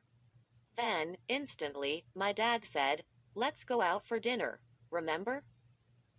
"Excuse me?" Marnie said. "Don't you remember? I made all the wishes, Andy. I wished that I could go with you. I wished your dad had a new car. But, I sputtered. Don't you remember? I wished to get twice as many French fries as you. And my wish came true?" "Well, yes," I said. "Yes, I remember that. But, and then I wished for a cow to appear in school so we'd get out for the day?" "Yes. I remember that, too," I said. "I made all the wishes," Marnie said, "because the tooth was mine. I was wearing it, Andy. So I made all those wishes." I swallowed. I felt a shiver run down my back. "Do you think I'm going crazy?" "I think the shock messed up your memory," Marnie said. "You had all those weird dreams while you were knocked out. And you imagined the tooth was yours." "But it seems so real," I said. "Me wearing the tooth to school and to the mall and—" "Andy, it's been in my dresser drawer since last Monday, the day I wished for the cow in school. You never owned the tooth. It's mine. Today is the first day I took it out of my drawer." "Are you sure?" My voice came out high and tiny. She nodded. "Don't you remember any of this?" "I brought the tooth to the mall. And I started to make a wish in front of the shoe store. But I dropped the tooth. You tried to pick it up for me, remember? And then you got that terrible shock?" I leaned against the wall. My brain was spinning in my head. I felt sick. My stomach lurched. I held my breath and pressed my hand over my mouth to keep from heaving. Marnie went pale. "Are you okay? Are you feeling sick?" "A little," I choked out. I couldn't stop my brain from churning. How could my memory play such weird tricks on me? The tooth belongs to Marnie? Marnie bought the tooth necklace from Jonathan Chiller? For a moment, I had the strangest feeling. I'm still messed up, I thought. I'm confused because I'm in a dream. I'm going to wake up and remember it all just the way it really happened. But I knew that was wrong. I knew I was awake. No space capsule. No giant ape in a zoo cage. No dream. Just the real world. There was only one thing wrong. My brain was completely scrambled. "How did it go at the mall?" Mom asked. "Ah, not bad," I said. I probably should have told the truth. But I wanted to go up to my room and think and be by myself. You know, try to get my brain straight. Mom and Dad were on the den floor with a Scrabble board spread out on the coffee table. They play the slowest, most boring Scrabble games. It's painful to play with them. They spend hours with their little dictionary, looking up words and then arguing about them. And Mom always wins. I don't see the fun in it. But they love it. I said good night and hurried away. I was halfway up the stairs. But Mom's voice stopped me. Andy, let me see the sneakers you bought. Sneakers? Oh, I didn't buy any, I said. You're kidding, Mom said. Why not? Just didn't see any I liked, I said. Guess I'll have to go back. What did you buy there? Dad called. Well, nothing, I said. You see, I got a very bad shock that knocked me out and made me have all these crazy dreams. And now my memory is totally messed up. And I'm freaking out because my brain is fried. That's nice, Dad said. See you in the morning. Good night, dear, Mom added. I knew they weren't listening. I climbed the rest of the way to my room. I could hear them arguing down there. Quote, flag is not a word, Mom said. Sure, it is, Dad said. Look it up. No need. There's no such word as flag. Dot. What is a flag, anyway? Use it in a sentence. Okay. We fly the flag on the 4th of July. They both broke up laughing. I closed my bedroom door. I wasn't in the mood for Dad's horrible Scrabble jokes. My head felt like someone was pounding on it with a big wood mallet. I decided to go to bed early. When I wake up in the morning, the headache will be gone. And my memory will be back. That's what I told myself. I changed into my pajamas and climbed into bed. Then I pulled the covers up to my chin and shut my eyes. It felt really good to be back in my own bed in my own room. I settled my head deep into my pillow. I let out a long sigh and tried to relax. But the sound outside my open window made me sit up with a jerk. A long, low moan. Not a human sound. And then another. Higher. Closer. An animal howl. It rose and fell like an ambulance siren. And then another. A dog's howl. An angry howl. The blue curlew hound.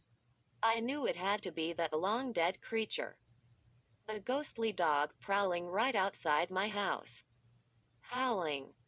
Howling up at my window. But why? I didn't have its tooth. Why was it coming after me? Another terrifying howl sent a chill down my back.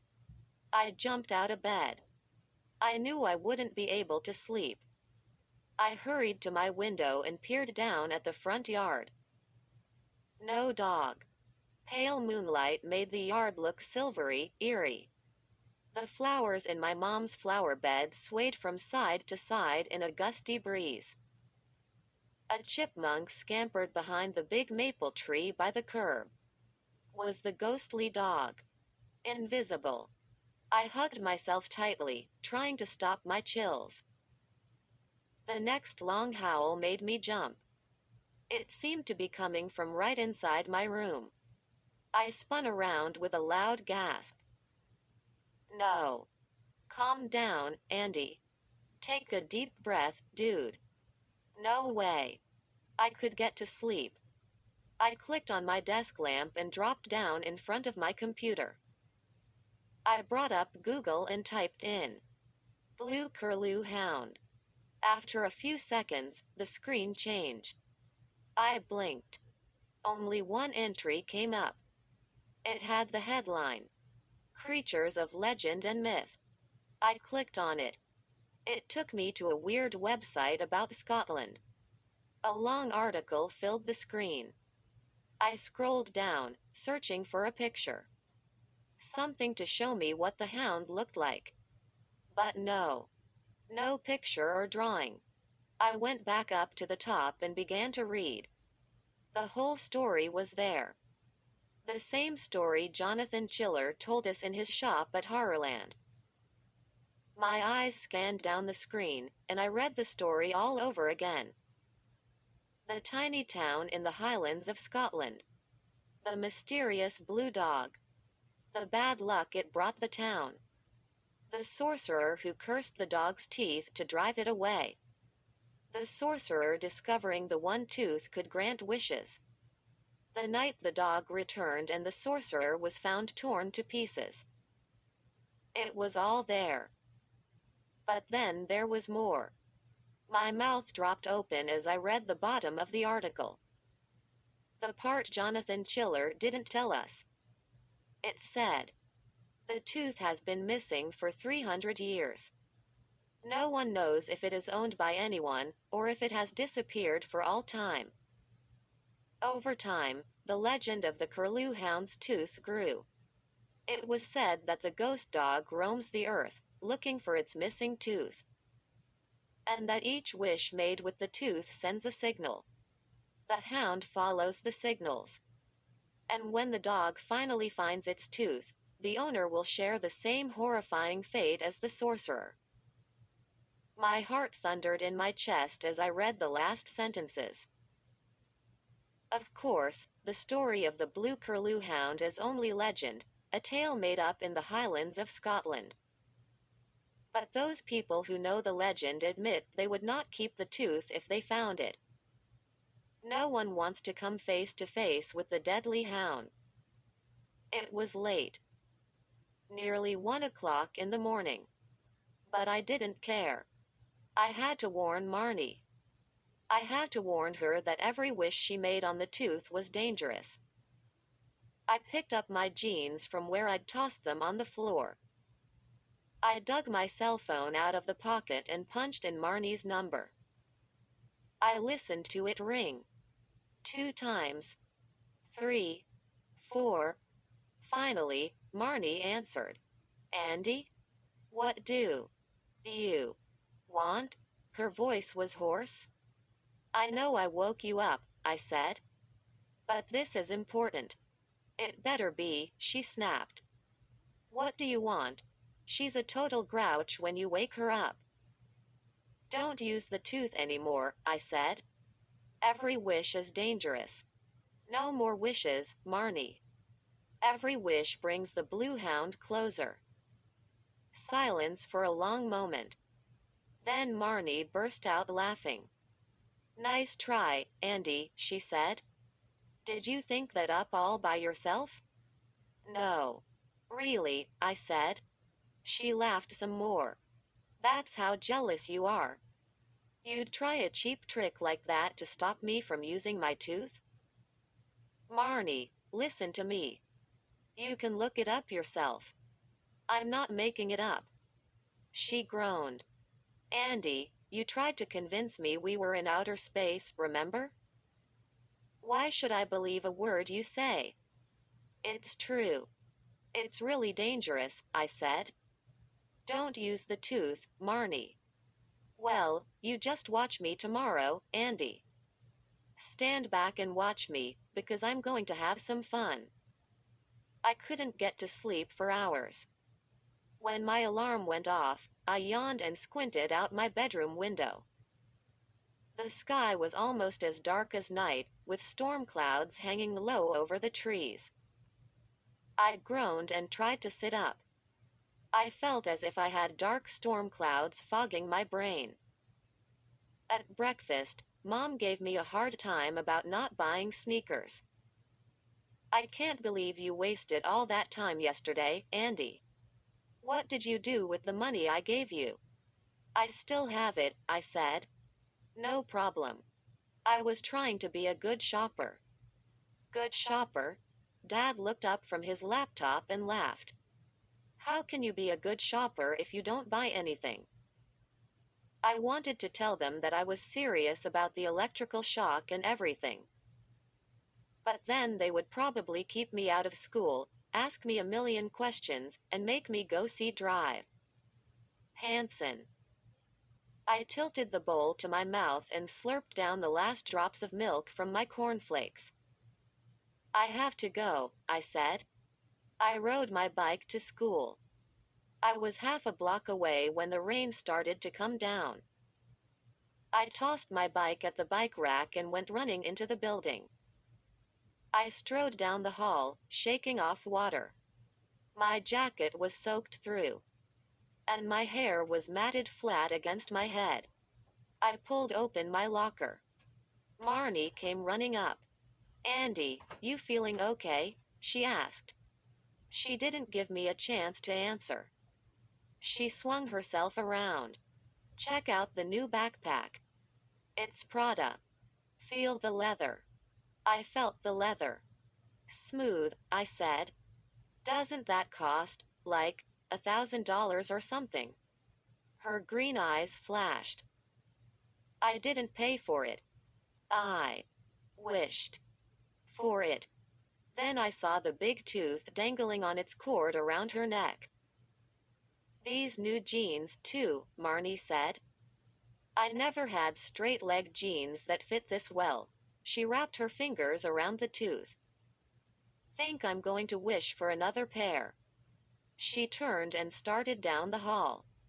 I chased after her.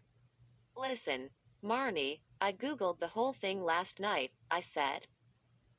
"The tooth is more dangerous than Jonathan Chiller told us." Marnie rolled her eyes. "We've been there, Andy," she said. "Remember? You called me last night? I didn't believe you then. Why should I believe you now?" "Because it's true," I said. She waved to a friend. "Got to go, dude." I heard the dog again last night," I said. "Every wish brings it closer. If the big blue dog comes after me, I'll wish it away," Marnie said. Then she ran to catch up to her friend. I watched her showing off her new backpack. The hall was noisy with kids shouting and laughing and locker doors slamming. But in my mind, I kept hearing the eerie howls, the mournful cries that had kept me up most of the night. I half slept through class all morning. Luckily, Mrs. Parker didn't call on me.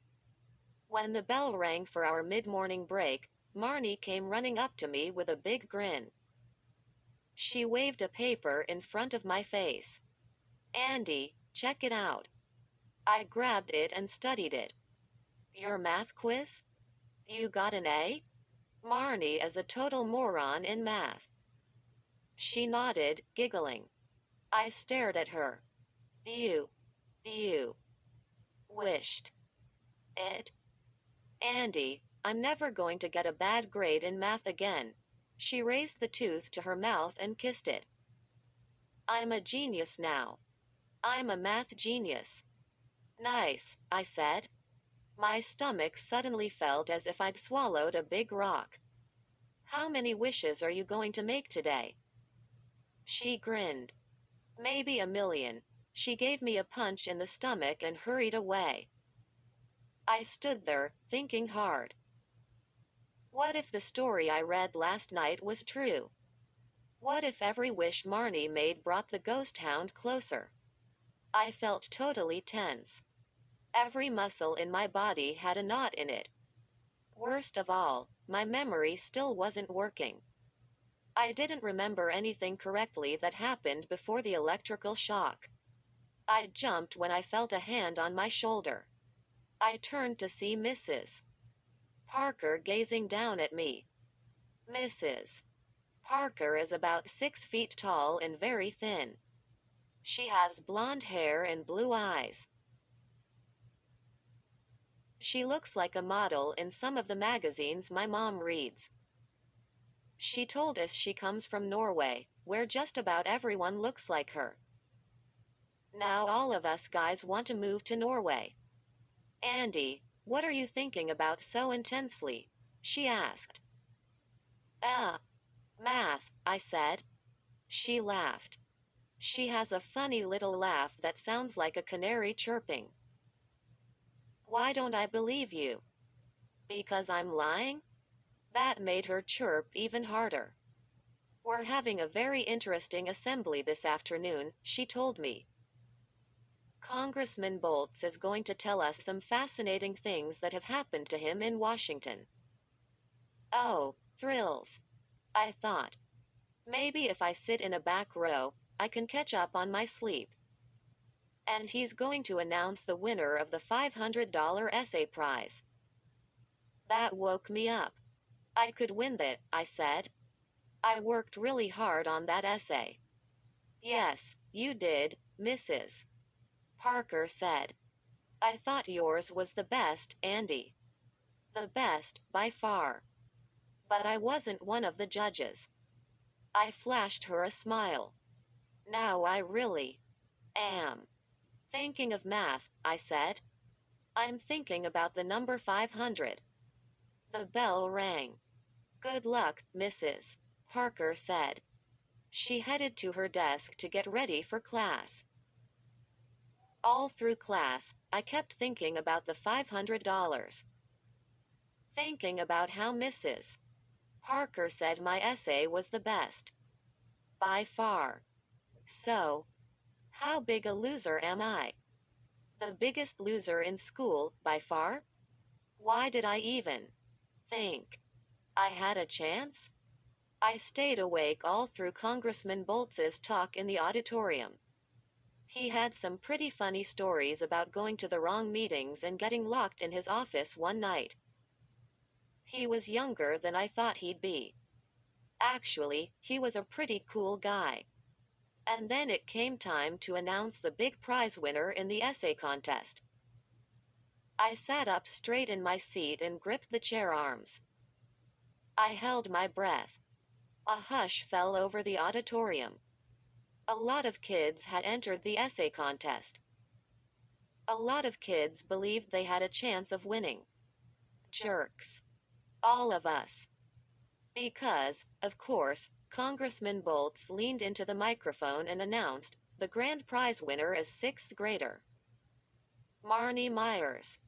Some kids cheered as Marnie jumped up. She acted totally surprised. She screamed and jumped up and down and tore at her hair and even had tears in her eyes.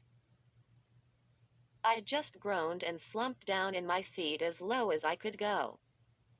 I covered my face in my hands. I didn't want to watch her go on stage and collect the big check. I never had a chance. School ended after the assembly. Some kids wanted to hang around the playground and get up a soccer game. But I told them I had to hurry home. I didn't feel like talking to anyone. I saw Marnie joining the game. I knew she'd suddenly be the best soccer player in school history. Another wish. And another wish. And another wish. When I shut my eyes, I could picture the snarling blue hound ripping us both apart. Tearing off our arms and legs. Snapping and frothing, chewing. Chewing. Until we were just scraps of meat. All because Marnie wouldn't stop wishing. I slumped home, kicking stones and things out of my way. Mom and Dad were at work. I was glad. I didn't want to talk to them, either. Face it. I was in a very bad mood. I didn't know it. I was about to get in an even worse mood. I pulled myself up to my bedroom. I was hot and sweaty from the walk home, so I tugged off my t-shirt and grabbed a fresh one from the dresser drawer. But before I pulled it on, I caught a glimpse of myself in the dresser mirror. And I let out a scream of total shock. I leaned over the dresser and brought my face up close to the mirror. I was breathing hard, my chest thumping. My breath steamed the glass. It had to be a shadow I'd seen. That dark line across my neck.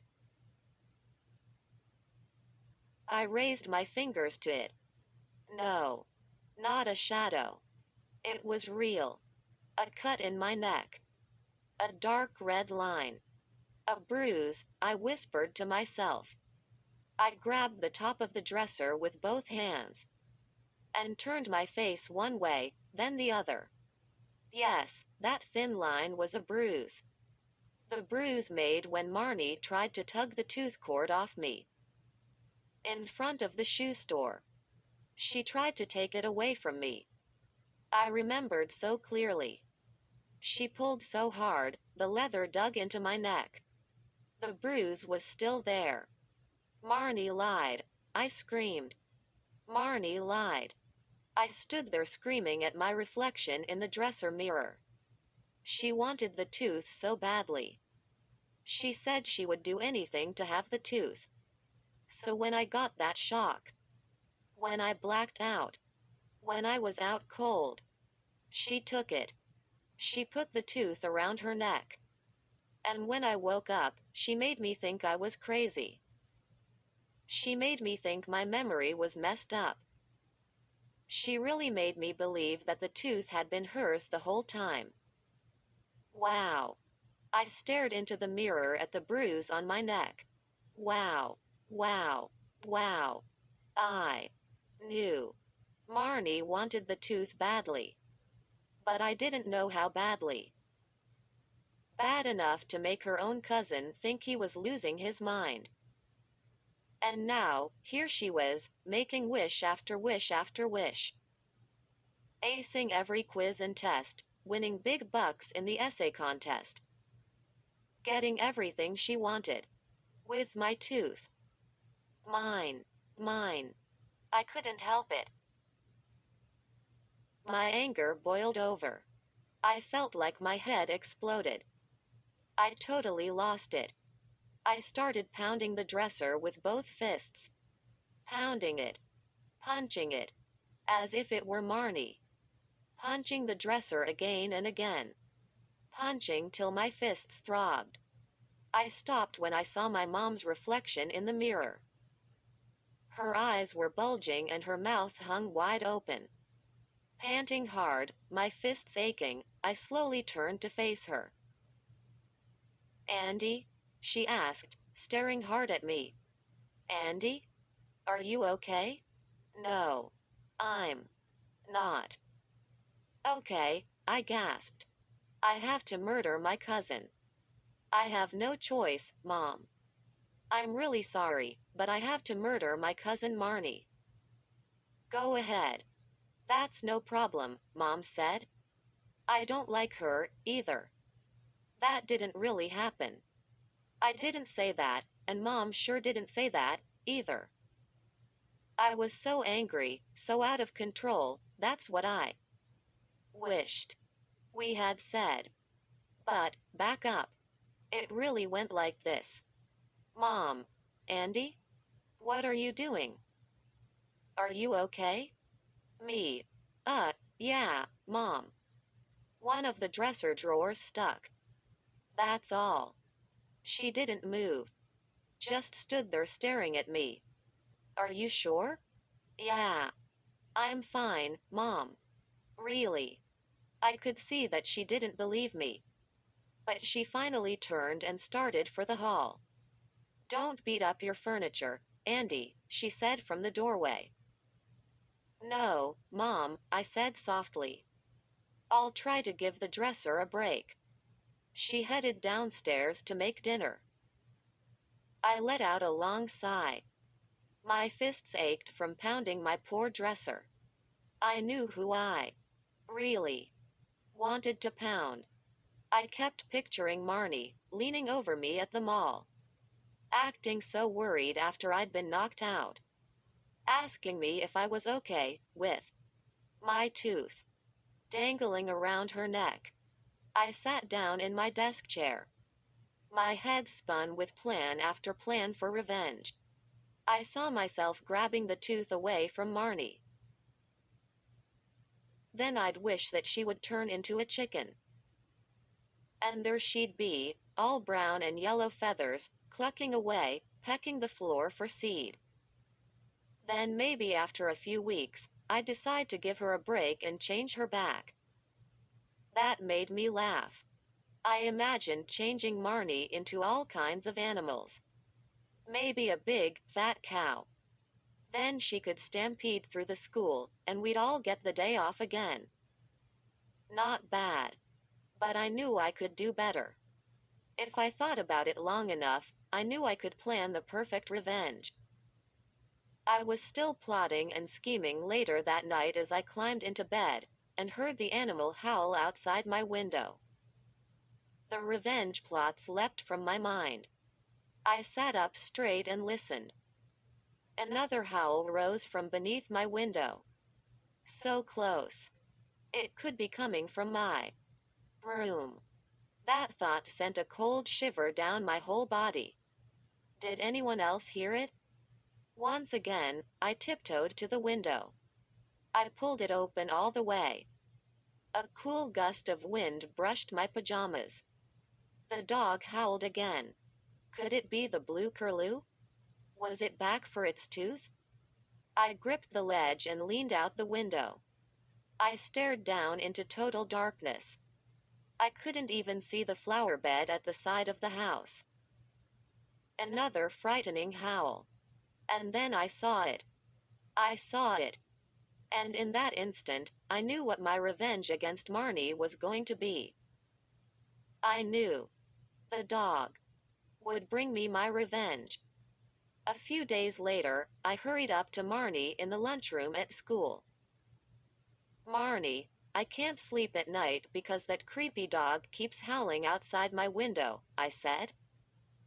Could you use your tooth for me? Make a wish that the dog would go away? She scrunched up her face. I'm kinda busy. Well, could you maybe help me with something else? I asked. She waved to some girls at a table across the lunchroom. She wasn't even listening to me. I'm building a game arcade machine for my class project, I said. It's going to be awesome. Just like the game machines they have in arcades. She squinted at me. So? I downloaded a ton of old video games. And I have a monitor to use. But I'm having trouble building the box for it. Could you make a wish that I get it done in time? I don't think so, Marnie said. That really wouldn't be fair to the other kids, would it? But she waved me off and hurried to join her friends. I almost tossed my lunch tray at her. That really was the last straw. Saturday afternoon, I called Marnie. Can you come over? I asked. I don't know, she said. She sounded out of breath. I just won a tennis tournament. You know. At the indoor courts. It was a long match. It took 5 sets. I let the other girl win a couple sets. You know. To make it look good. Wow, I said. You really are enjoying that wishing tooth, aren't you? I guess you're glad you bought it. Hello, Marnie said. It's the best thing I ever bought. Too bad that guy Chiller didn't have one for you, Andy. I balled my hands into tight fists. I wanted to growl like an animal into the phone. Instead, I said, yeah. Too bad. Listen, Marnie, I need help with my game machine. The one I told you about? Can you come over? All of my friends are busy. What do you want me to do? She asked. I'm building the frame for it. And I can't do it by myself. If we finish it, can we play it? Marnie asked. Yeah. Sure, I said. I downloaded all the great old games.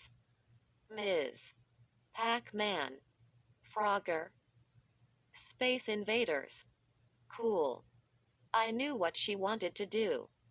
She wanted to come over, play my game machine, and beat me at all the games. Is there a more competitive person in the world than Marnie? I don't think so. Without thinking, I was rubbing the slender bruise on my neck. So, can you come over and help me? Yeah, I guess. I'm probably better at building that thing than you. See you after lunch. 2 hours later, Marnie and I were working in my garage. First, she had to show off the cool new leather jacket she had wished for and received for free. The tooth was around her neck, under her t-shirt. I could see the leather cord. Everyone in 6th grade has to build some kind of machine. Last week, I downloaded the video games onto my dad's old computer. Now the plan was to build a wooden case around the computer to make it look like an arcade game. Dad and I bought the lumber we needed. We painted it all bright red and yellow. And Dad helped me saw it into the right shapes. Now I just had to fasten the sides and back together. Fit the computer inside so the monitor screen showed in the front. Set up the control pads. And nail on a bottom. I had the plans all drawn out. It wasn't hard. It just took 2 people. Marnie and I carefully fit one of the red side panels to the back. I had a jar of nails ready. I poured some of them onto the garage floor and picked up a hammer. Just hold the 2 boards like this, I said. And I'll pound in a few nails. Marnie pressed the side and back boards together. Where does the power cord go? She asked. I pointed. See that hole in the back panel? It'll fit through there. And what about ventilation? Marnie asked. Did you leave room for a fan or anything? What a know-it-all. Did she always have to show off? It won't get too hot, I said.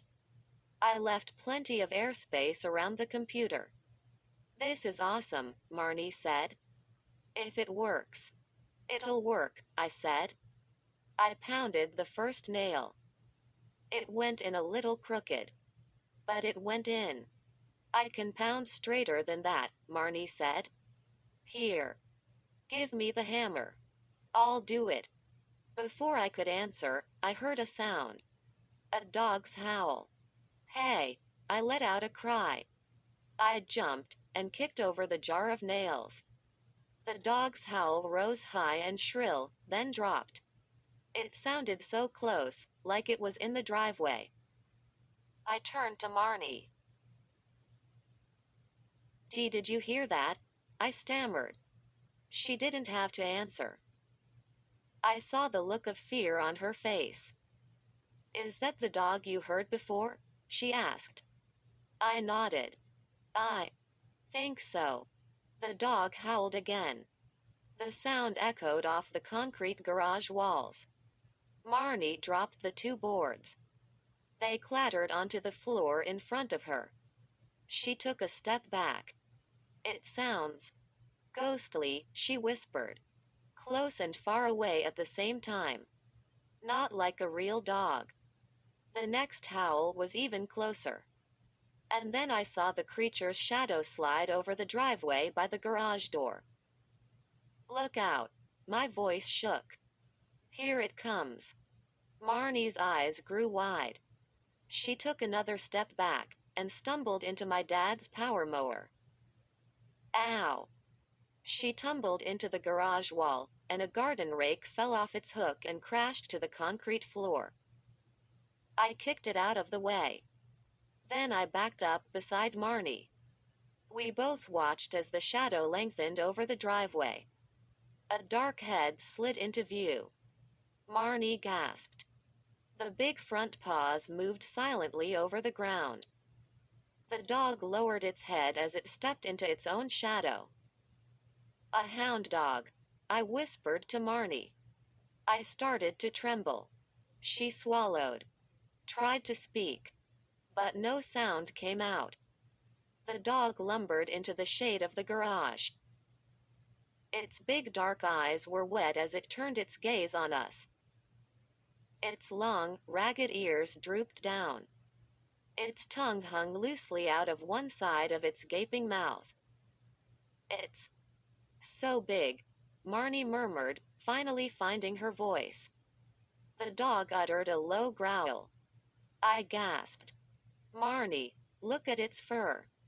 It's blue. It can't be, she cried. She shuddered. Her teeth were chattering. The blue curlew hound, I stammered. Growling softly, it moved toward us, head lowered, wet eyes in a dead stare. It's messed up, Marnie whispered. Its fur is all matted and filthy. It's got all that dirt stuck to it. Leaves, I said. Sticks and mud and leaves, I gasped. Like it came from a graveyard. Exclamation mark quote. No. Marnie uttered a frightened cry. I could see her legs trembling. She pressed her back against the garage wall. The dog's tail stood straight out. The frightening creature made a snuffling sound as it moved closer. One slow step at a time. Maybe we can make a run for it, I whispered. I motioned toward the garage door. I don't think so, Marnie stammered. It's so big. How could we get around it? It's not a real dog, right? It's back from the dead. I nodded, huddling close to my cousin. It's the blue curlew hound. It's here. And you know what it came for. It came to take back its tooth. Marnie grabbed my hand. Her hand was cold as ice. Andy, she whispered, it looks so angry. What is it going to do to us? The big dog took another lumbering step toward us. It hunkered in the middle of the garage now, blocking our way to the door. We can call for help, Marnie whispered. If we shout, your parents. They're not home, I said. She uttered another cry. Her chin was trembling. She had her arms crossed tightly in front of her, like a shield. I stared down at the dirt and dead leaves clinging to the creature's blue fur. I took a step forward. I lowered my head toward it. Don't look at me, I said to the dog. I pointed to Marnie. It's her tooth. Andy, what are you doing? Marnie cried. I ignored her and talked to the hound. It's Marnie's tooth. She bought it. She bought it in Horrorland, and she's been wearing it ever since. The dog raised its wet eyes to Marnie and uttered a low, menacing growl. Give it to him, Marnie, I shouted. Quick. Give him the tooth. Or else he'll tear you to pieces. Like the sorcerer. No, Marnie wailed. She tugged at the tooth. She struggled to pull the cord off her neck. The cord caught in her hair. Finally, she jerked it loose. Then she jammed the tooth into my hand. It's Andy's, she cried to the dog. It's not mine. It's his. I stole it from him. The old hound gazed up at her without moving. I stole it from him, Marnie wailed. Andy is the one who bought it. It's his. Really? A heavy silence fell over the garage. And then, I couldn't hold it in any longer. I burst out laughing. I knew it, I cried. I knew. You were a thief, Marnie. Her mouth dropped open. Her eyes bulged. Andy? Why are you laughing? That dog. You're busted, Marnie, I said. I slapped her on the back. I totally got you. That dog isn't the blue curlew hound. That's Jack, my new neighbor's dog. Marnie stared at the dog. You planned this? You did this to scare me? I nodded. To scare the truth out of you, I said. She shook her head. Well, You really got me, she admitted. I was a little scared. A little scared? I laughed again. I was totally enjoying myself. Talk about a plan working perfectly. She motioned with her head. That dog. It's the dog that's been keeping me up for nights, I said. At first I thought it was the blue curlew hound.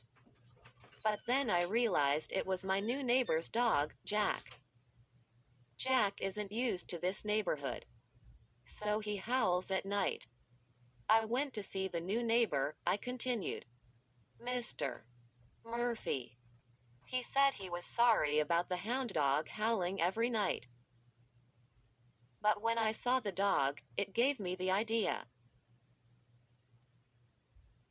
To scare me? Marnie said. To spray it blue and scare you, I said.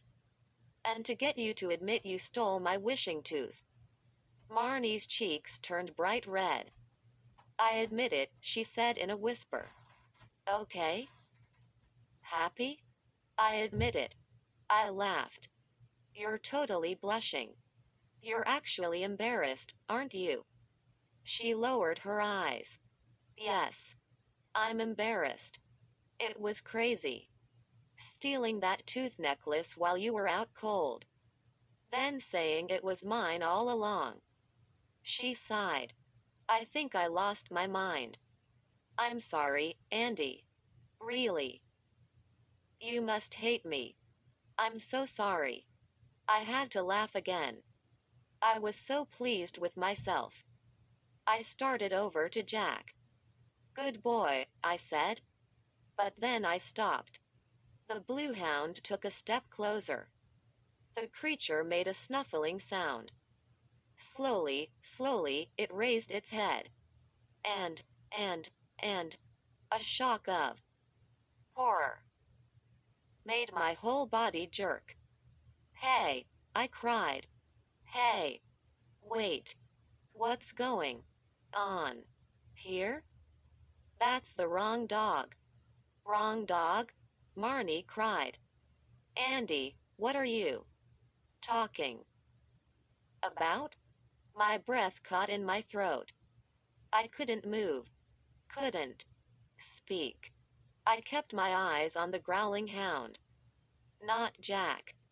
Definitely not Jack. I knew what I was staring at. But how could it be? How could I be staring at the real blue curlew hound? I borrowed Mr. Murphy's hound dog, I stammered. I sprayed him blue. I stuck twigs and mud on him. But, suddenly, another dog slunk into view at the garage door. Smaller. Cleaner. It was Jack. Looking forlorn. His head down. His whole body quivering. Who's that other dog? Marnie pointed. That's Jack, I said, my voice trembling. That's the dog I borrowed. He's too frightened to come in. Look. He's totally scared. Scared of the blue curlew hound. He knows this dog is evil. Jack whimpered and hurried out of sight. The blue curlew hound bared its ugly jagged teeth and snarled at us. This is all your fault, Marnie stammered. My fault? I cried. You're the one who kept making all the wishes. I warned you that each wish brought the hound closer. But you didn't believe me. Marnie didn't reply. White froth bubbled out of the evil dog's open mouth. It lowered its head, preparing to attack. I pressed my back against the garage wall. Marnie shuddered again. What are we going to do? I stared down at the dirt and dead leaves clinging to the creature's blue fur. From the graveyard. From the grave. The dog tensed its back, preparing to leap at us. Give it to him, Marnie, I shouted. Quick. Give him the tooth. That's what he came for. Give him the tooth, or else he'll tear us to pieces. Andy, you have it, she cried. The tooth. You're squeezing it in your hand. I was so terrified, I didn't even feel it. An ugly roar escaped the dog's throat. He turned on me. His dark eyes suddenly glowed bright red. He bent his back legs, preparing to leap. I squeezed the tooth in my hand and shouted at the top of my lungs. I wish for the hound to disappear. Nothing happened. I squeezed the tooth so hard, it dug into my palm. I held my breath and stared at the growling beast. I shouted the wish again. I wish for the hound to disappear. Nothing happened. The evil hound stared up at us. The wishes made on his tooth didn't work on him. The dog reared back, kicked off from the garage floor, and attacked. It leapt onto me, snarling and growling. I felt its putrid breath on my face. Then I felt its heavy paws wrap around my waist. So powerful. The dog heaved its weight against me, and I slammed hard against the wall. I couldn't move. It had me pinned against the concrete. White slobber poured from its mouth as it opened its jaws and slashed its deadly teeth at my face. I struggled to break free. But the huge hound had me trapped. It pressed its enormous paws down on me. The dog smelled like rotting meat. I could feel its hot drool as its gaping mouth prepared to close, to clamp its powerful fangs down on me. I still had the tooth wrapped in my hand. If I can't make him disappear, I thought, maybe I can make us disappear. Exclamation mark. I wish Marnie and I were invisible. I choked out. Would this wish work? Yes. I knew the wish had been granted when the hound let out a yelp of surprise. The dog dropped to the floor. His red eyes swept rapidly from right to left, searching for us. I turned. I couldn't see Marnie beside me. We were both invisible. Run, I screamed. To the house.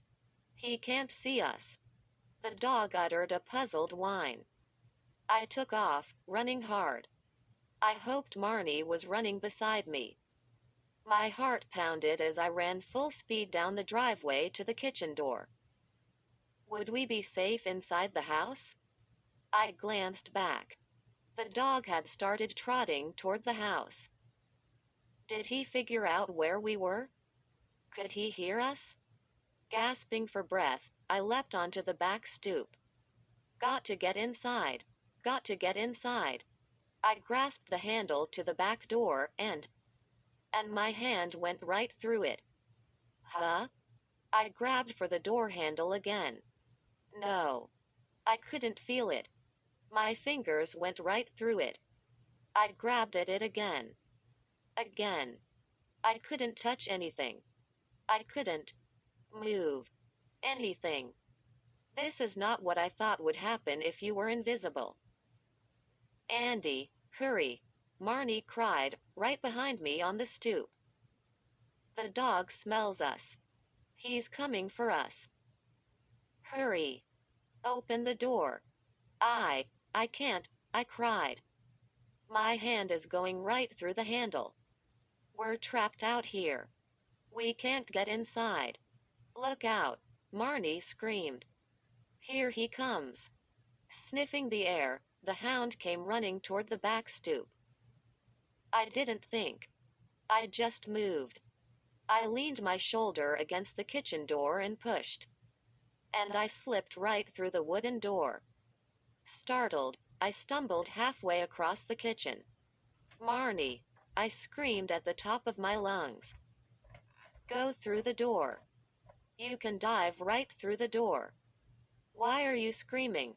She said. I'm standing right next to you. I took in a deep, shuddering breath. My heart pounded so hard, I felt dizzy. I tried to lean against the kitchen counter. But I couldn't feel it. I sank halfway through it. Did you hear that growl? Marnie asked, close beside me. I didn't have to see her to know how terrified she was. It's out there, Andy. And it knows we're in here. A terrifying thought made me feel even dizzier. Do you think the hound can go through a solid door, too? Maybe, Marnie stammered. It's a ghost, right? It can probably go through anything. What are we going to do? I asked, my voice no stronger than a whisper. Silence. We were both thinking hard. From the backyard, I heard another low, menacing growl. I crossed the kitchen to the back window and peered out. The blue hound sat in the driveway, sniffing the air. It's waiting for us to come out, I said. We're trapped in here. Maybe we can call for help, Marnie said from the kitchen counter. Call your parents. Or my parents. Maybe if someone else comes, the dog won't want to show itself. Quote ellipsis. And it will run away. I finished her thought for her. Maybe, I said.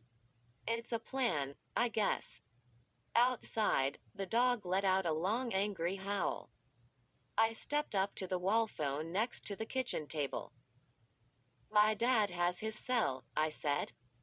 I'll try him first. I reached for the phone. Oh, no, I moaned. I grabbed at it again. No. This isn't happening. You can't pick it up, Marnie asked. My hand goes right through it, I said. How could I forget? This is so weird. We can't touch or pick up anything. No way we can call for help. Well, then make us visible again so we can call for help, Marnie said. Hurry, before that dog gets restless and comes charging in here. Yes. I'll make a wish, I said. The tooth. I. A wave of panic rolled over me. I couldn't breathe. I couldn't see straight. Andy, what's wrong? Marnie asked. The tooth, I choked out. I don't have it. It must have fallen from my hand when I turned invisible. A long silence. Then Marnie whispered, You really don't have it? It must have fallen to the garage floor, I said. It's in the garage.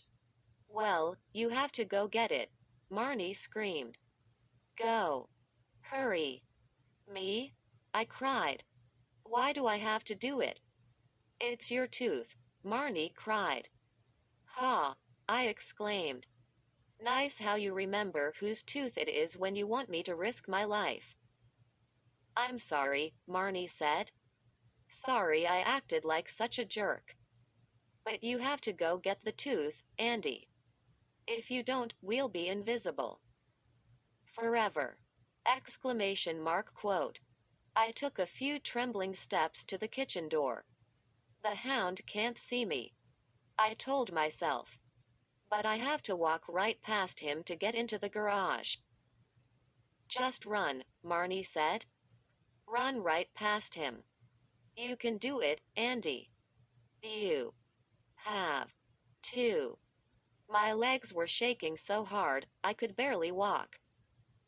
I took another deep breath and pushed myself through the kitchen door, onto the back stoop. As soon as I burst outside, the dog raised its head. It climbed to its feet. Alert. Suddenly very alert. It opened its jaws in a fierce growl. Then it lowered its head menacingly and came trotting toward me, growling all the way. It can't see me. The dog can't see me. I kept repeating those words to myself over and over. I stepped off the stoop. Moving silently, carefully, I made my way across the grass toward the garage. Don't make a sound, I told myself. Don't make a sound. The dog can't see you. The dog stopped suddenly. It was only a few feet from me now. I could smell it. Smell the sour aroma of the graveyard on its fur. And I knew it could smell me, too. It raised its head, sniffed the air again, and stared right at me. It can't see me. It can't see me. I took off running. I lowered my head and shoulders and rocketed toward the garage. My invisible sneakers didn't make a sound as I stormed up the driveway, into the shadows of the garage. I glanced back. The dog had turned. Its head was lowered again, and it was trotting in my direction. I let out a gasp. Was I going to be trapped in the garage with the evil hound? Squinting into the dim light of the garage, I saw the tooth on the concrete floor. I dove for it. I could hear the dog pick up its steps behind me. It knew where I was. I grabbed the tooth. My hand went right through it. Oh, no.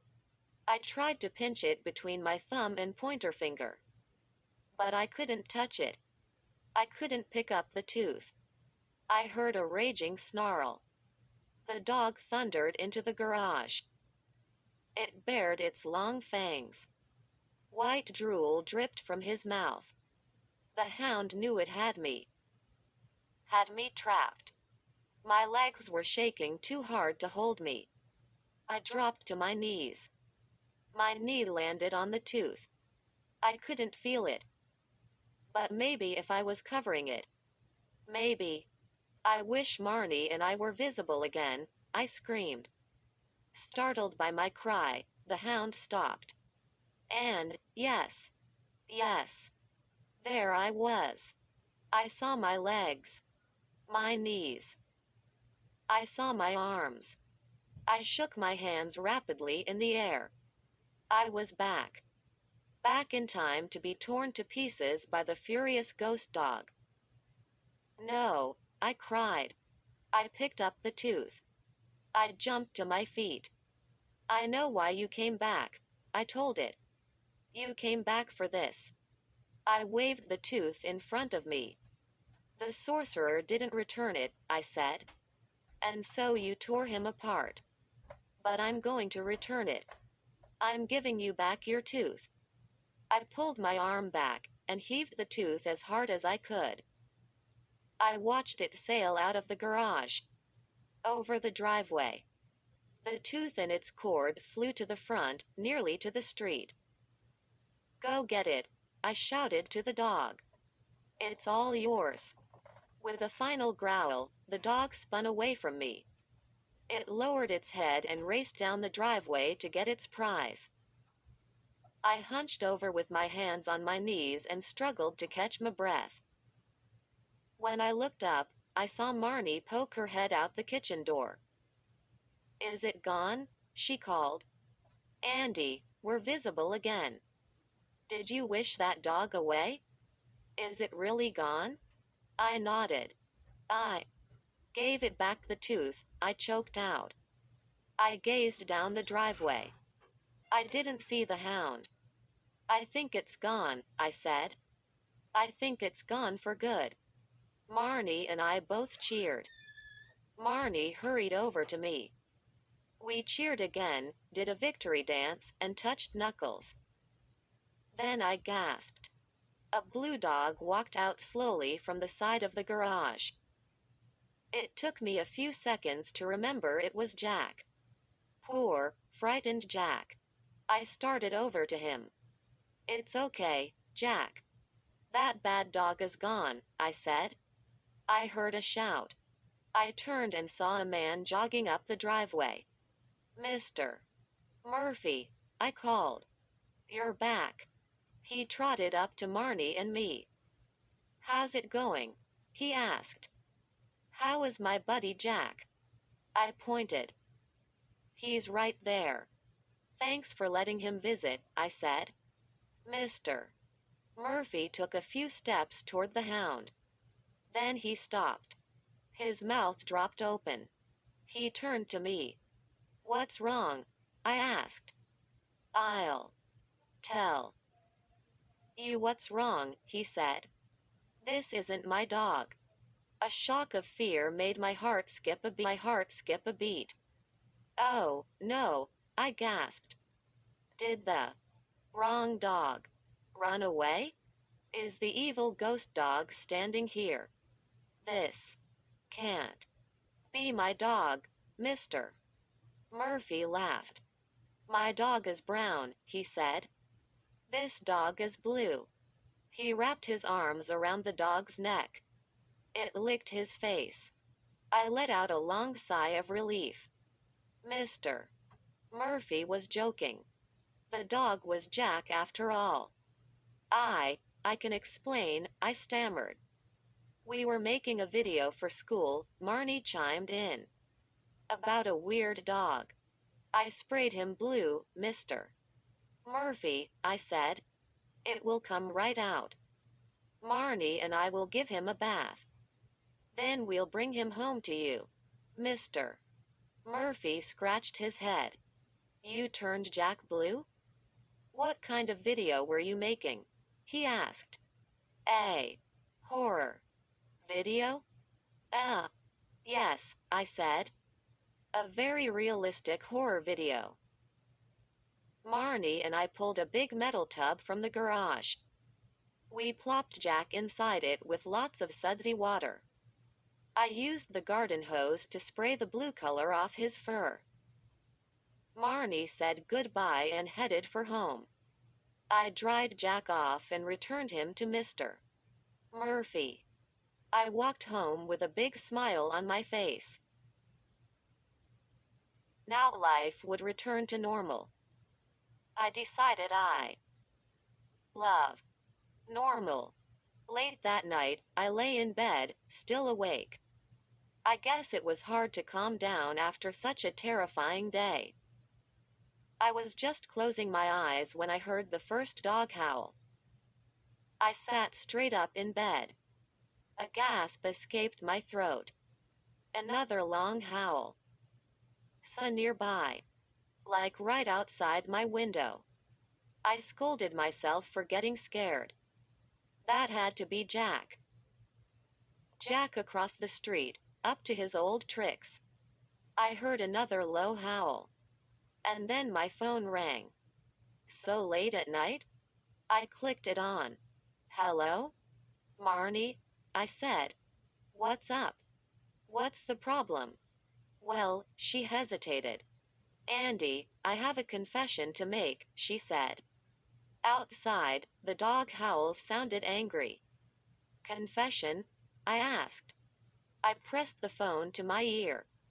"Marnie, what are you talking about?" I, I found the tooth in the driveway," Marnie said. "Don't kill me, okay?" "You. What?" Question mark. I cried. "I found the tooth," Marnie said. I couldn't resist it. I took it back. I swallowed. I suddenly felt very cold. "You mean the blue curlew hound didn't get its tooth?" I said in a weak cry. "I guess not," Marnie said. "I'm wearing the tooth. But I promise I'll share, Andy. This time, I'll share." How could I sleep?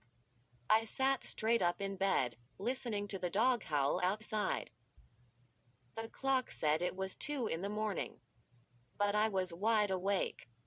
Suddenly, I saw a bright green-yellow glow on the wall in front of me. It was coming from the top of my bookshelf. Huh? Was I dreaming again? Going crazy? Blinking into the shimmering light, I made my way across the room. I stared at the little horror. The toy horror that the shopkeeper at Horrorland had attached to my souvenir package. The green-yellow glow flared all around it.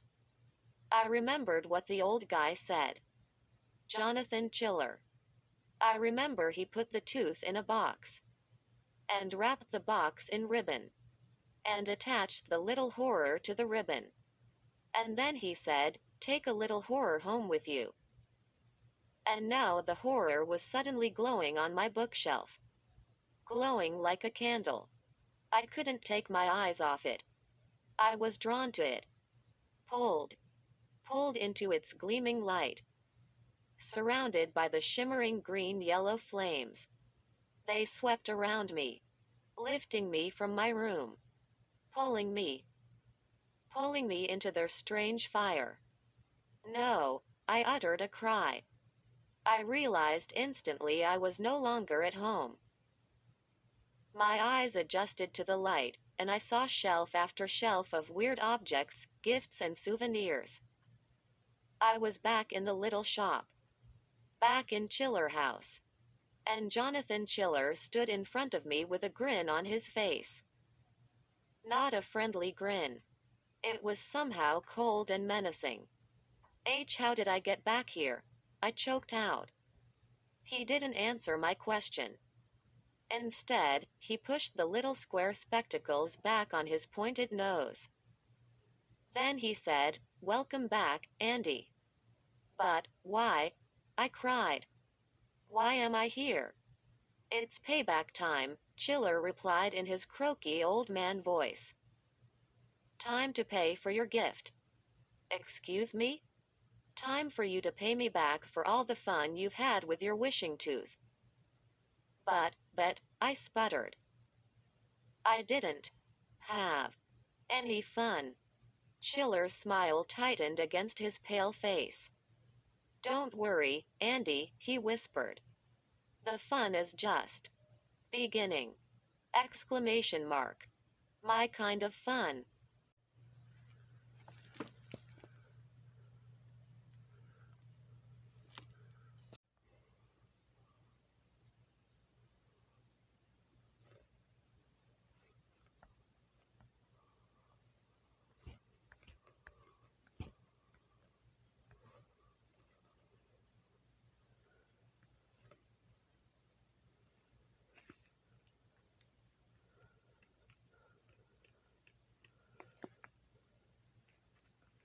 He owns Chiller House, the Horrorland gift shop. Sometimes he doesn't let kids pay for their souvenirs. Chiller tells them, "You can pay me next time." Quote. What does he mean by next time? Question mark. What is Chiller's big plan? Go ahead, the gates are opening. Enter Horrorland. This time you might be permitted to leave. But for how long? Jonathan Chiller is waiting to make sure you take a little horror home with you. Let me start out by saying that I love animals. And I'm desperate to have a pet of my own. I'm so desperate, I even enjoyed petting the werewolves in the werewolf petting zoo at Horrorland theme park. Yes, there is a big pen outside Werewolf Village. You go inside, and you can pet the werewolves, rub their bellies, and scratch their furry backs. A big sign says, "Just don't put your hand in their mouths." Pretty good advice. Should I back up and tell you who I am and stuff like that? Sometimes, I get so psyched about animals I forget to do anything else. My name is Sam Waters. I'm 12, and so is my friend Lexi Blake. Lexi and I spent a week at Horrorland, and we had some good, scary fun. Especially since our parents let us wander off on our own. Lexi is tall and blonde and kind of chirpy and giggly and very enthusiastic. I guess she comes on a little strong, but I'm used to her. We've been friends since we were 3. I'm not exactly the quiet type, either. My parents say that sometimes when Lexi and I get together, we're like chattering magpies. I've never seen a magpie, so I don't really know what they are talking about. I keep meaning to Google magpies. Maybe they make good pets. I'm shorter than Lexi.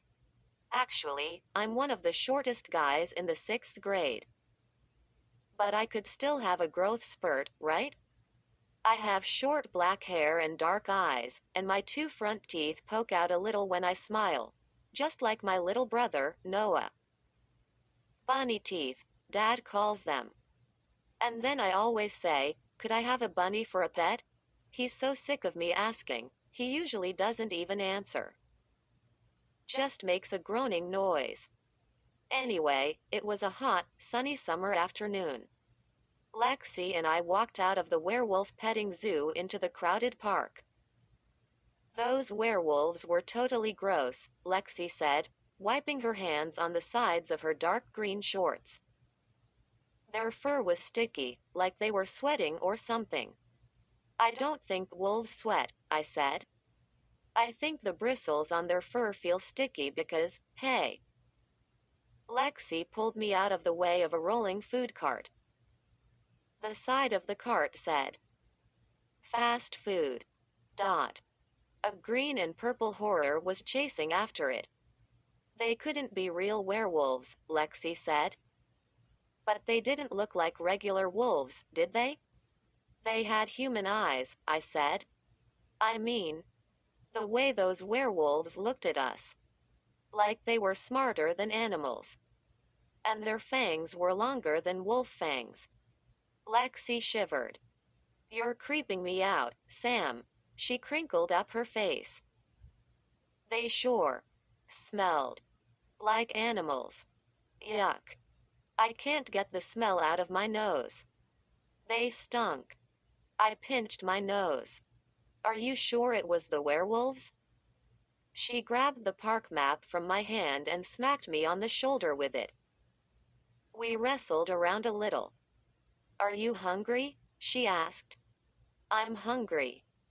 Hungry enough to bite a werewolf. She snapped her teeth at me a few times. I had to push her away. Down, girl. Down. I grabbed the map away from her. Let's see where we are. There's probably a restaurant somewhere. I unfolded the map and raised it to my face. The sun was so bright, I needed to squint to read it. Let me help, Lexi said. She tugged at the map, too hard, and ripped it in half. She burst out laughing. Hey, I don't know my own strength. Please don't help me, I groaned. You're always trying to help me. What's the big deal, Sam? She said. You read your half and I'll read my half. We don't have to read the map, I told her. I pointed. Look. That's a little restaurant right there. We crossed the wide path and peeked into the open door. It was a lunch counter place. Round red stools in front of a long yellow counter. I read the sign beside the door. The Spirit Cafe. If you can spear it, you can eat it.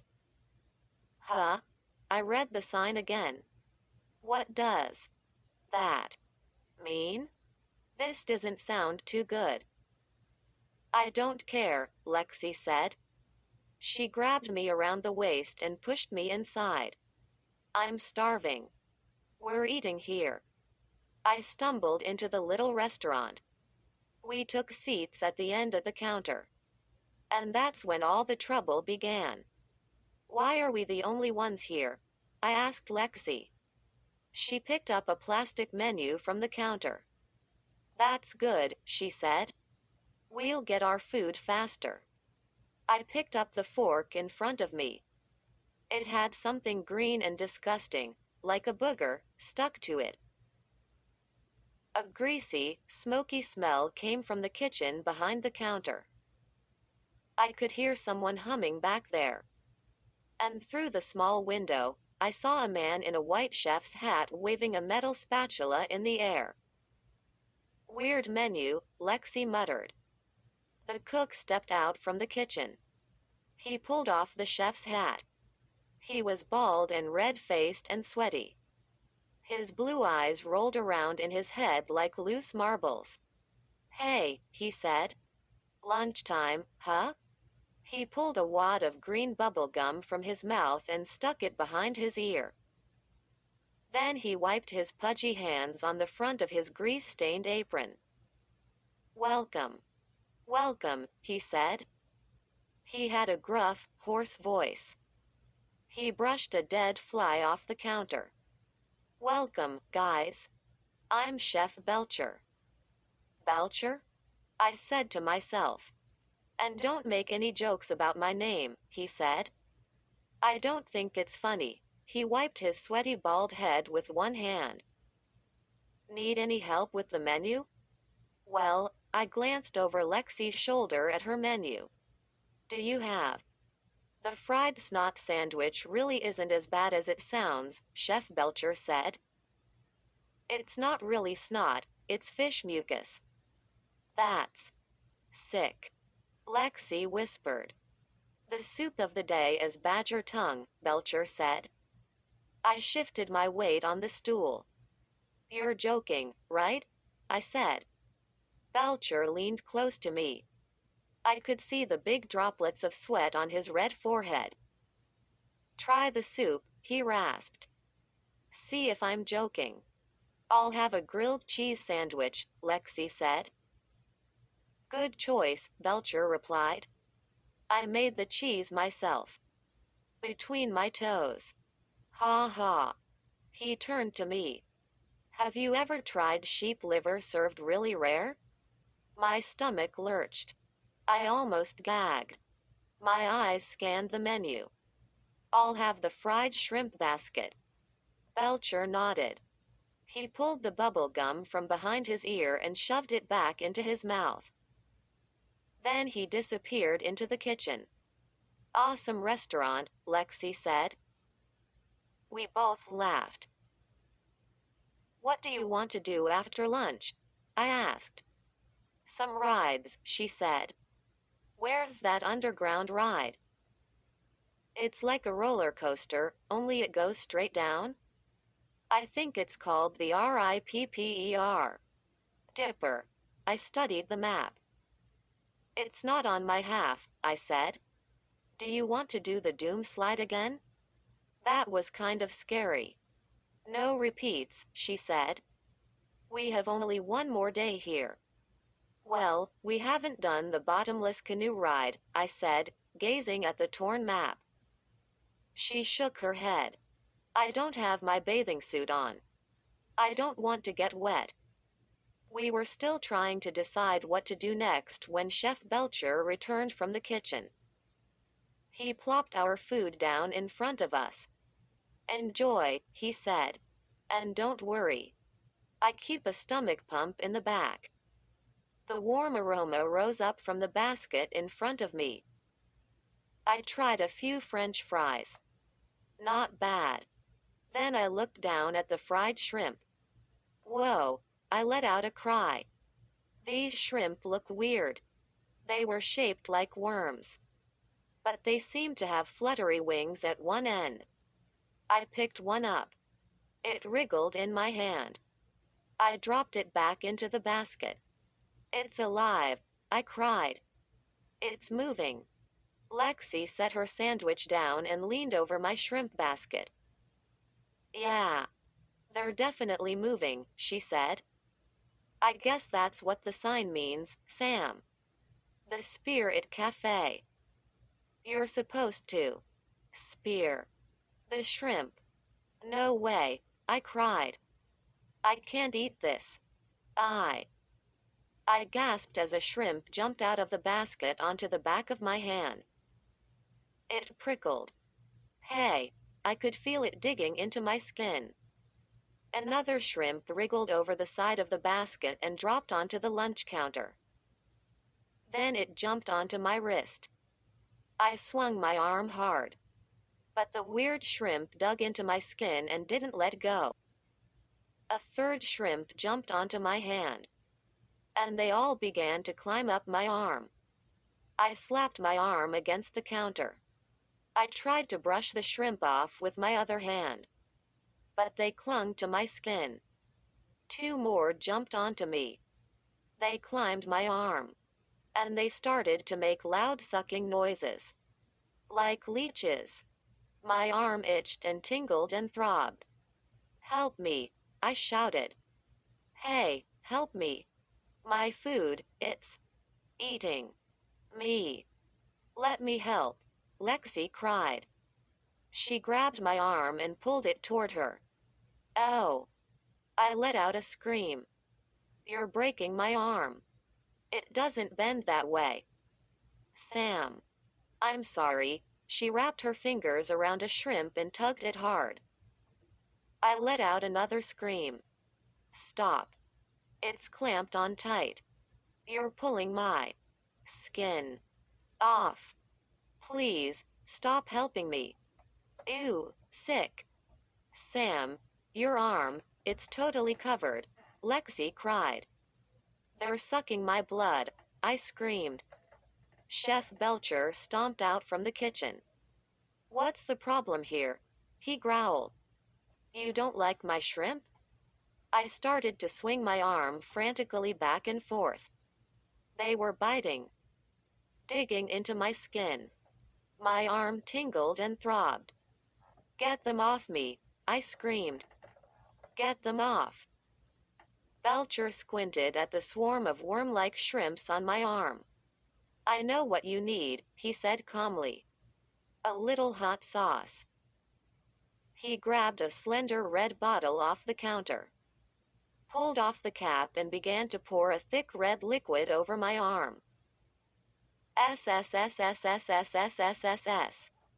It made a sizzling sound. I gasped again. Was that my skin burning off? I jumped off the stool. The sizzle grew louder as Belcher poured on more hot sauce. Pumping the bottle up and down, he emptied the sauce over my arm. As I stared in horror, the wormy creatures began to drop off. They fell in clumps onto the counter and lay on their backs without moving. Then the creatures curled into tiny balls. Belcher grinned. That's good hot sauce, he exclaimed. He raised the bottle to his lips and drank some. My chest was heaving. I was panting hard. I grabbed a bunch of napkins off the counter and frantically wiped off my arm.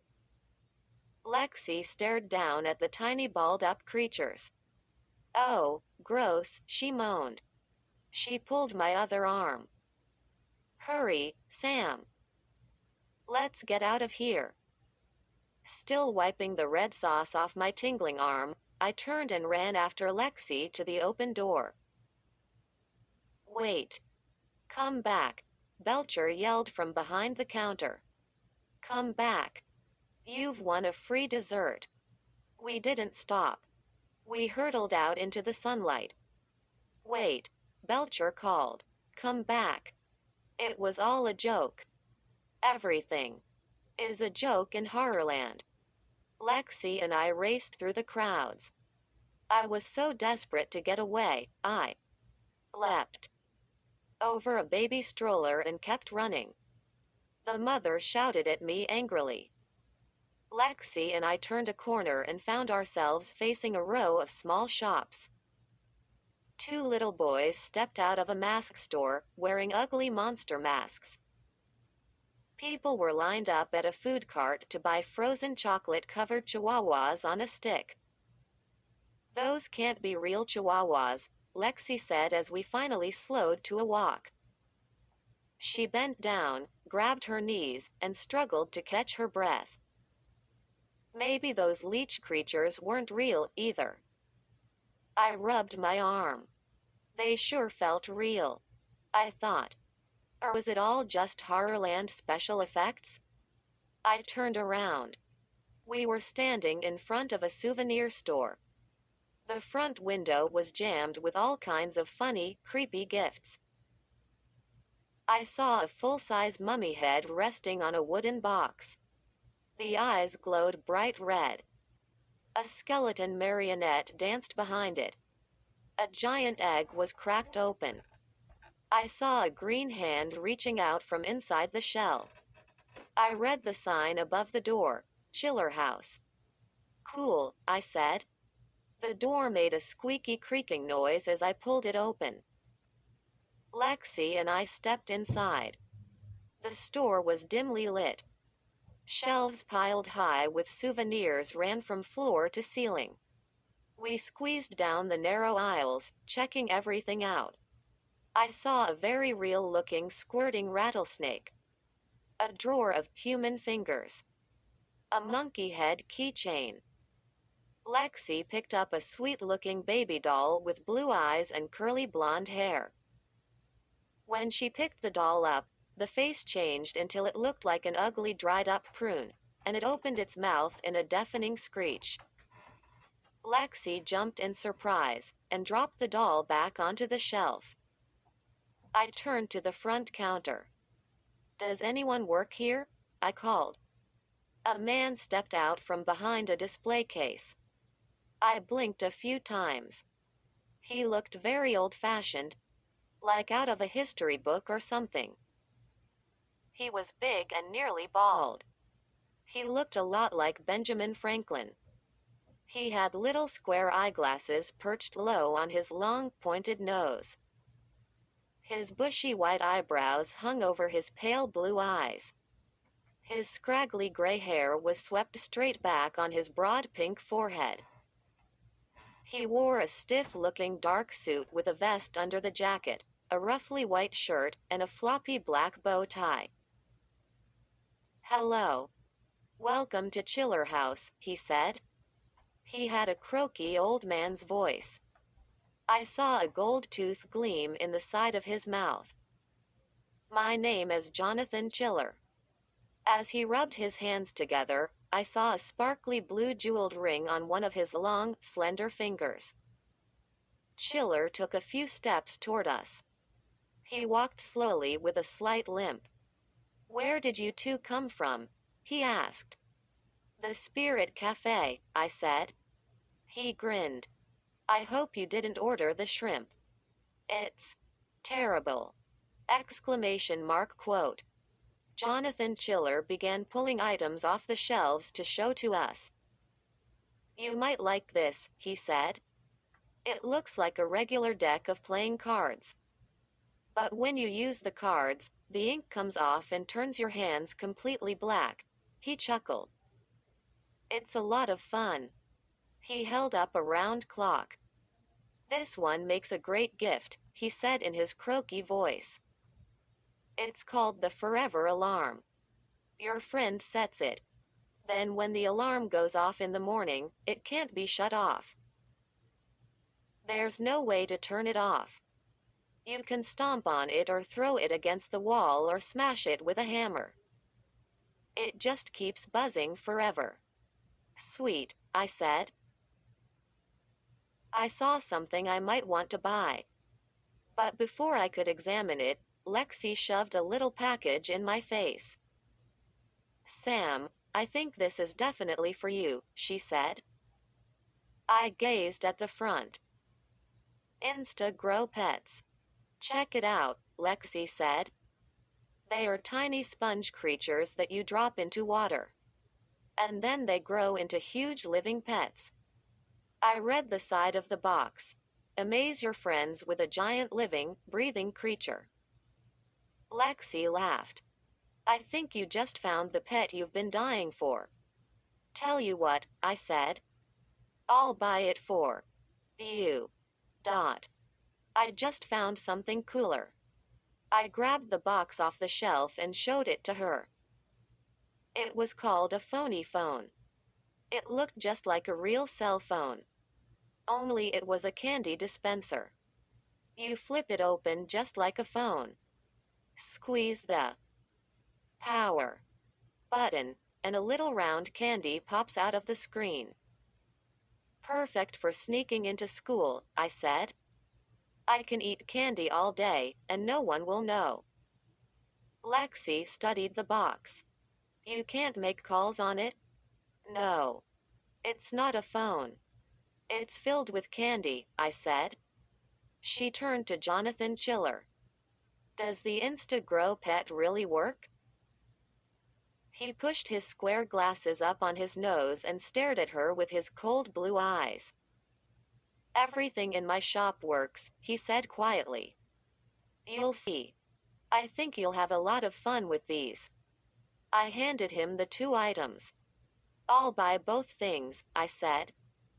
His gold tooth flashed as he smiled. Good choices, he said. He carried them to the front counter. He wrapped the two items together in black wrapping paper. Then he carefully tied red ribbon around the package.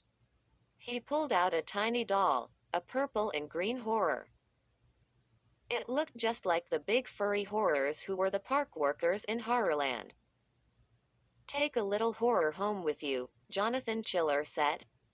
He attached it to the ribbon. I reached into my jeans pocket for some money. But Chiller waved me away. Don't pay me now, he said. He narrowed his eyes behind the old-fashioned glasses. You can pay me back next time you see me. Quote. I took the package. I stared back at him. Next time? What did he mean by that? I pressed the power button and popped a round orange candy into my mouth. Want one? They're really sour. I raised the phone to Lexi. She made a disgusted face and shoved my hand away. You know sour candy makes me puke. One candy and I'll puke all over your shoes. Thanks for sharing that, I said. I popped another one into my mouth. Then I tucked the phone into the pocket of my t-shirt. It was a warm, sunny Saturday afternoon. We'd been back home for a week. I met Lexi after her tennis lesson at City Courts, and we were walking toward my house. She wore white tennis shorts and a silky gray vest over a white t-shirt. Her hair was still damp from her tennis game. A blue and red neon sign over a little store caught my attention. It was glowing brightly even in the strong sunshine. Little Shop of Hamsters. Is that a new pet store? I asked. I didn't wait for her answer. I tore across the street. Two teenagers on bikes swerved to miss me. They screamed some rude words and shook their fists at me. I love pet stores. I eagerly peered through the glass door, but I couldn't see anything inside. I pushed the door open and stepped into the shop. Lexi hurried in right behind me. The store was dark inside. The air felt hot and steamy. It smelled like a barn, like straw and dirt and farm animals. A slowly spinning ceiling fan made the deep shadows dance in front of us. Whoa! I let out a startled cry as I nearly bumped into a glass wall. I blinked and let my eyes adjust to the dim light. An enormous display case filled the center of the shop. It had glass walls on all four sides and a glass top. A narrow sliding wire door was placed in one of the glass walls. The case was taller than me. It had to be at least 8 feet tall. And it was nearly as wide as the store. From inside the walls of glass, eyes stared out at me. Dozens of tiny black eyes. The case was actually a cage. It had hundreds of hamsters packed inside. Hamsters poked their noses against the glass, gazing out at Lexi and me. Behind them, hamsters scampered through the wood shavings that covered the cage floor. What was that strange squeaking sound? Hamster wheels.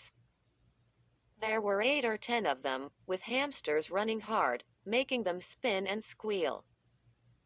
Hamsters were chomping away in the long row of food dishes on the back wall. Others ran through long, twisting plastic tubes. One big guy was trying to climb a side of the glass cage. 2 hamsters were wrestling in a food dish.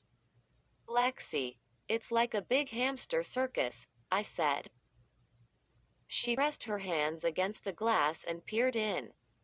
You mean like a hamster city, she said. The cage is bigger than my bedroom. They are totally cute, I said. Look how they wrinkle their noses. She poked me. Hey, check out the funny front teeth. That one looks just like you, Sam. Ha ha, I said, poking her back. What a weird store. No dogs or birds or anything. Just hamsters. Hundreds of hamsters. Look. That one found a piece of carrot, Lexi said, pointing. And the big brown one is waiting for him to drop it. Ready to pounce. This is a total riot. I watched a cute little gray hamster running on a wheel. The squeaking wheels were the only sounds in the shop, except for the hum of the ceiling fan. My parents won't let me get a dog, I told Lexi. They say I have to prove I'm responsible first. Like I don't know that, Lexi said, staring into the cage. Sam, you've told me that 1,000 times. But maybe they'll let me get a hamster, I said. You don't have to walk a hamster or anything. It doesn't take much work. Lexi started to answer. But her mouth dropped open and no sound came out. Her eyes bulged. I turned and followed her gaze. And then I gasped as I squinted into the dim light and saw what she was staring at. An enormous hamster, gigantic, taller than Lexi and me, crept out from behind the cage. It walked on 2 legs, in a strange, shuffling motion. Its glassy eyes, as big as tennis balls, gazed straight ahead. Its huge front paws swung low at its bulging sides. Its fur ruffled by the wind from the ceiling fan. It turned. It saw us. And its big paws thudded softly on the floor as it headed right for us. No! A sharp cry escaped my throat. The creature's huge eyes didn't blink. They stared hard at Lexi and me, glowing darkly. The giant hamster moved in and out of the shadows cast down from the spinning ceiling fan. Lexi and I backed up against the glass cage and watched it slowly advance, step by step. And then it reached up with its big white front paws and lifted off its head. Lexi and I burst out laughing. A man in a hamster costume. He held the head in front of him. His face was red, and his forehead was dripping with sweat. Hot in this thing, he said. His curly black and gray hair was drenched. He had dark eyes, a big round nose, and a bushy black mustache that looked like a paintbrush. He set the hamster head down on the front counter. Like my new store? He asked. He pulled his arms free and climbed out of the costume. I'm Mr. Fitz. He was short and thin, but he had a deep voice. He put a white apron on and struggled to tie the straps. Your names? We told him. Do you wear that costume all day long? Lexi asked. He picked up a towel and mopped his face and hair. No, he said. Just sometimes. It's an attention getter.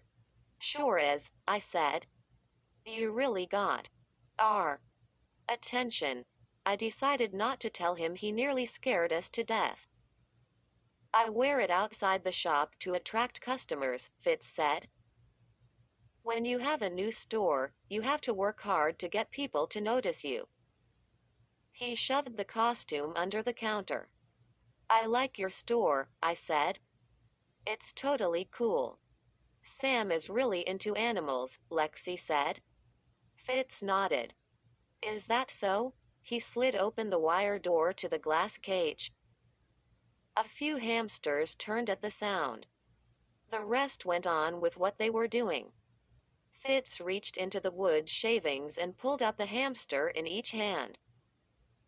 Then he turned and handed one to Lexi and one to me. My hamster was white with brown spots down his back.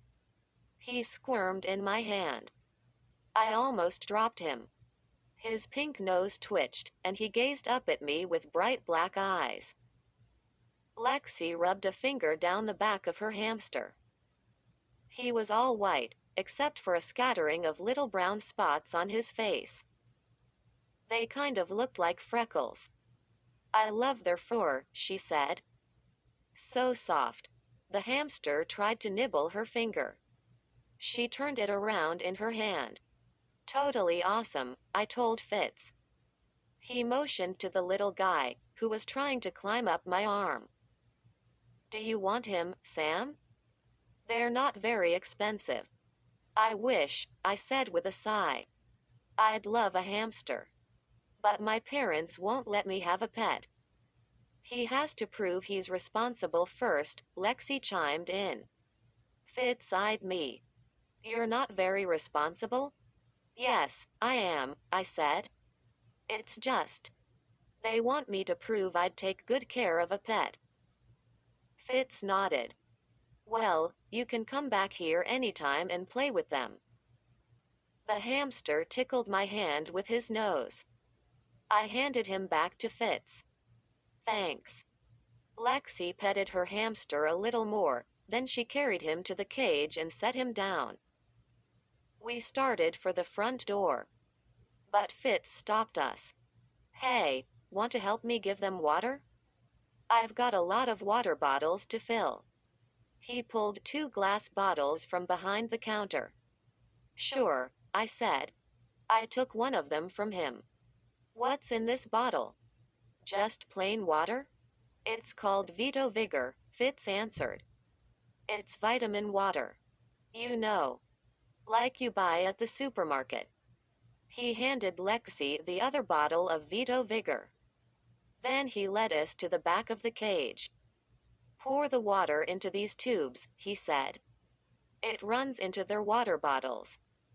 I tilted the bottle and poured water into the tube that stuck out of the back of the cage. I could see it flow into the bottle on the other side of the glass. You have to go inside the cage to feed them and change the floor shavings, Fitz said. Look at them all staring up at us. They must think we're giants. Or something, Lexi said. Maybe they think we're monsters. I said. Maybe they'll have nightmares about us. Lexi laughed.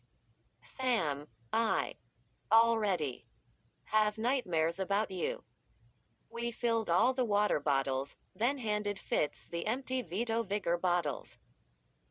Well, thanks for your help, guys, he said. Come back anytime. We walked out and started toward my house. Lexi had a strange smile on her face. She had her arms wrapped tightly around the front of her vest. We walked a few blocks, then she stopped. Her eyes flashed and her grin grew wider. Here, Sam, she said, here's a present for you. She held out her hand. And I let out a scream. Lexi, are you crazy? Lexi dropped a hamster into my hands. She had hidden him under her vest.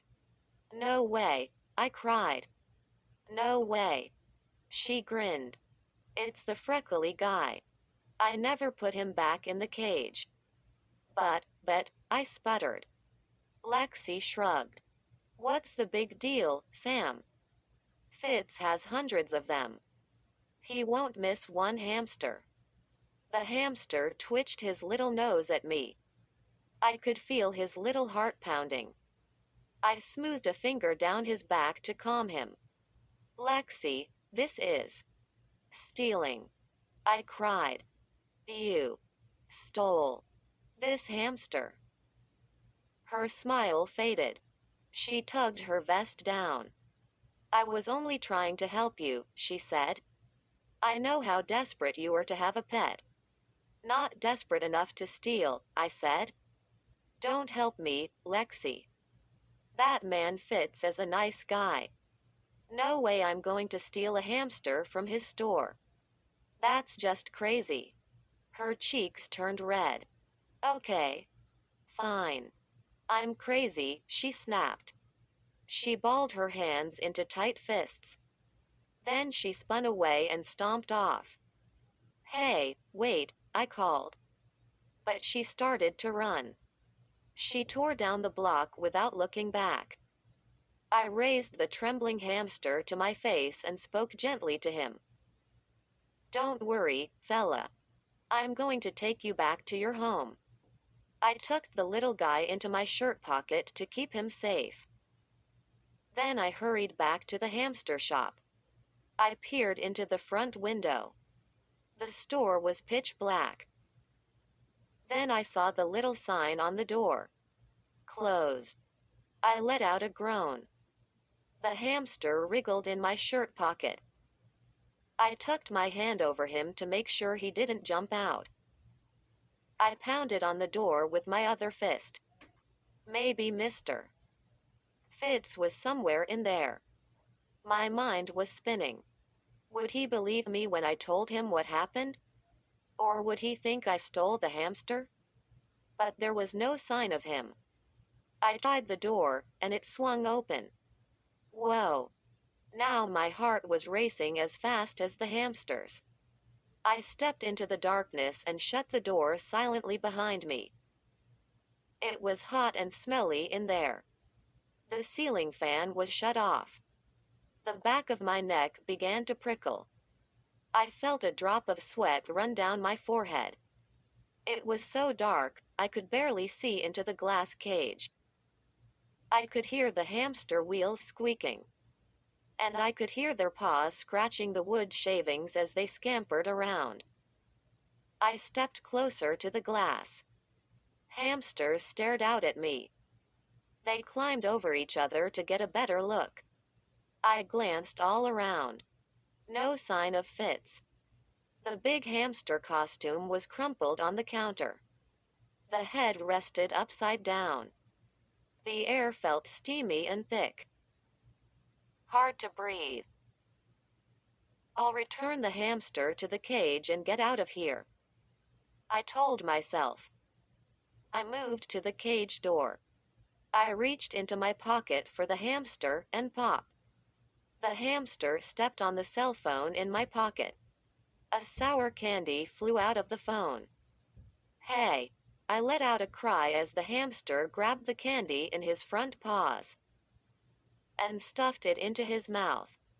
He swallowed the little candy without chewing. I pulled the hamster from my pocket and raised him in front of me.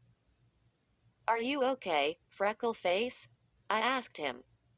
My chest felt fluttery. Had I just poisoned the little guy? The hamster lowered his eyes to my pocket. He began to claw with both paws. He stretched his body, pawing for the pocket. It made me laugh. He was trying to get more candy. I wrapped my hand tightly around the hamster and walked to the cage door.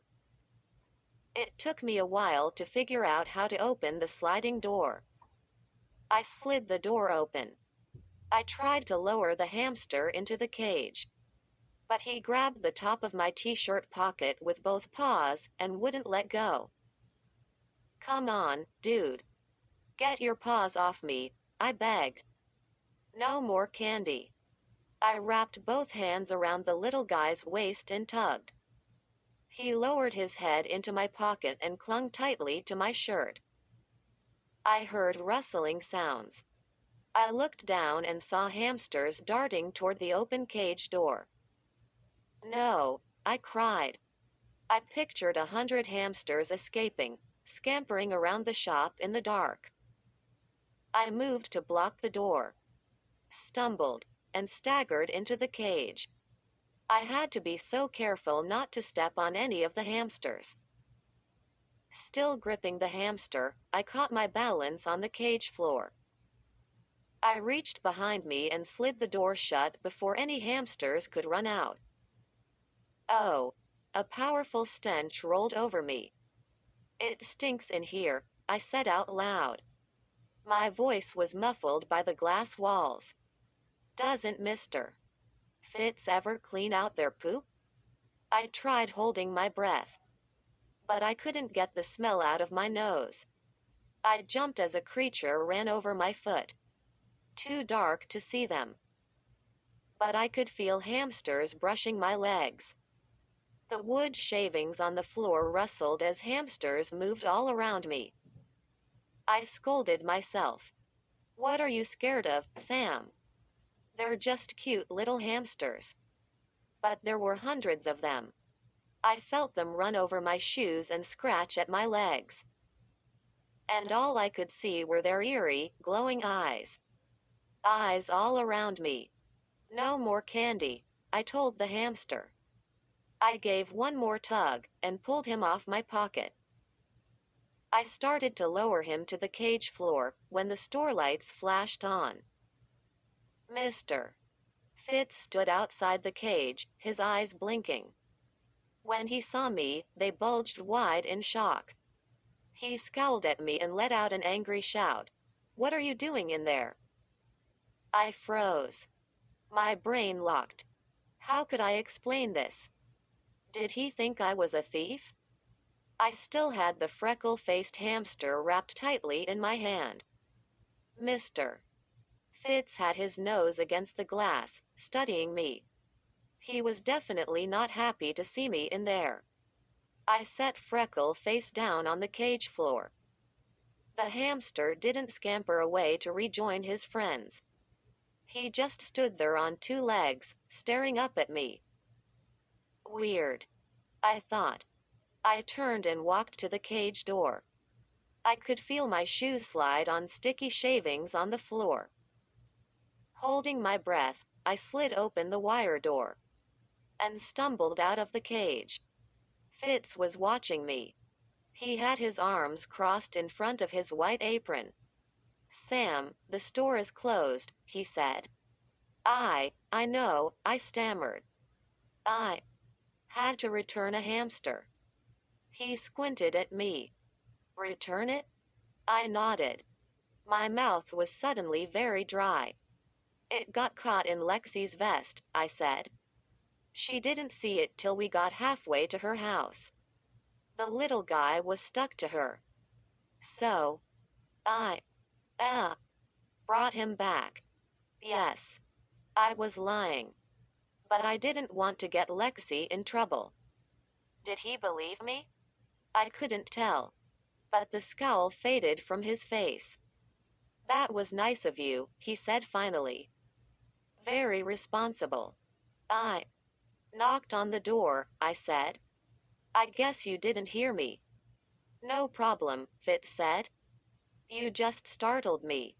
He picked up a cloth and began wiping off the front of the cage. These hamsters are real escape artists. They'll climb into your pants pocket if they think it will give them a few minutes of freedom. I laughed. Well, they sure are cute, I said. This little freckled one wouldn't let go of me. Well, thanks again, Fitz said. Come back anytime, Sam. And tell your friends. I let out a sigh of relief. I hoped he didn't hear it. I said goodbye. Then I hurried home to dinner, and more trouble. Lexi came to dinner. She sat across from Noah and me. She didn't seem to be angry anymore. She didn't even mention hamsters. Noah is 3, and he's a real devil, only my parents think he's a riot. Take my word for it, he isn't a riot. Unless you spell riot. Trouble. Noah looks a lot like me, except his hair is blonde and wavy. He has the same dark eyes and the same bunny teeth as me. Maybe the worst thing about Noah? He likes to bite. Dad sat in his usual chair at the end of the table. He's big and red-faced and tough. He was an NFL tackle for a year before he hurt his knee. Now he manages a truck rental company. He is always grumpy when he's hungry, so he didn't say much. Mom is tiny and very pretty. She always sits at the other end, closest to the kitchen, and closest to Noah, in case he acts up. Which is always. Tonight he started dinner by putting string beans up his nose. Look what grows, he called to Lexi. Look what grows.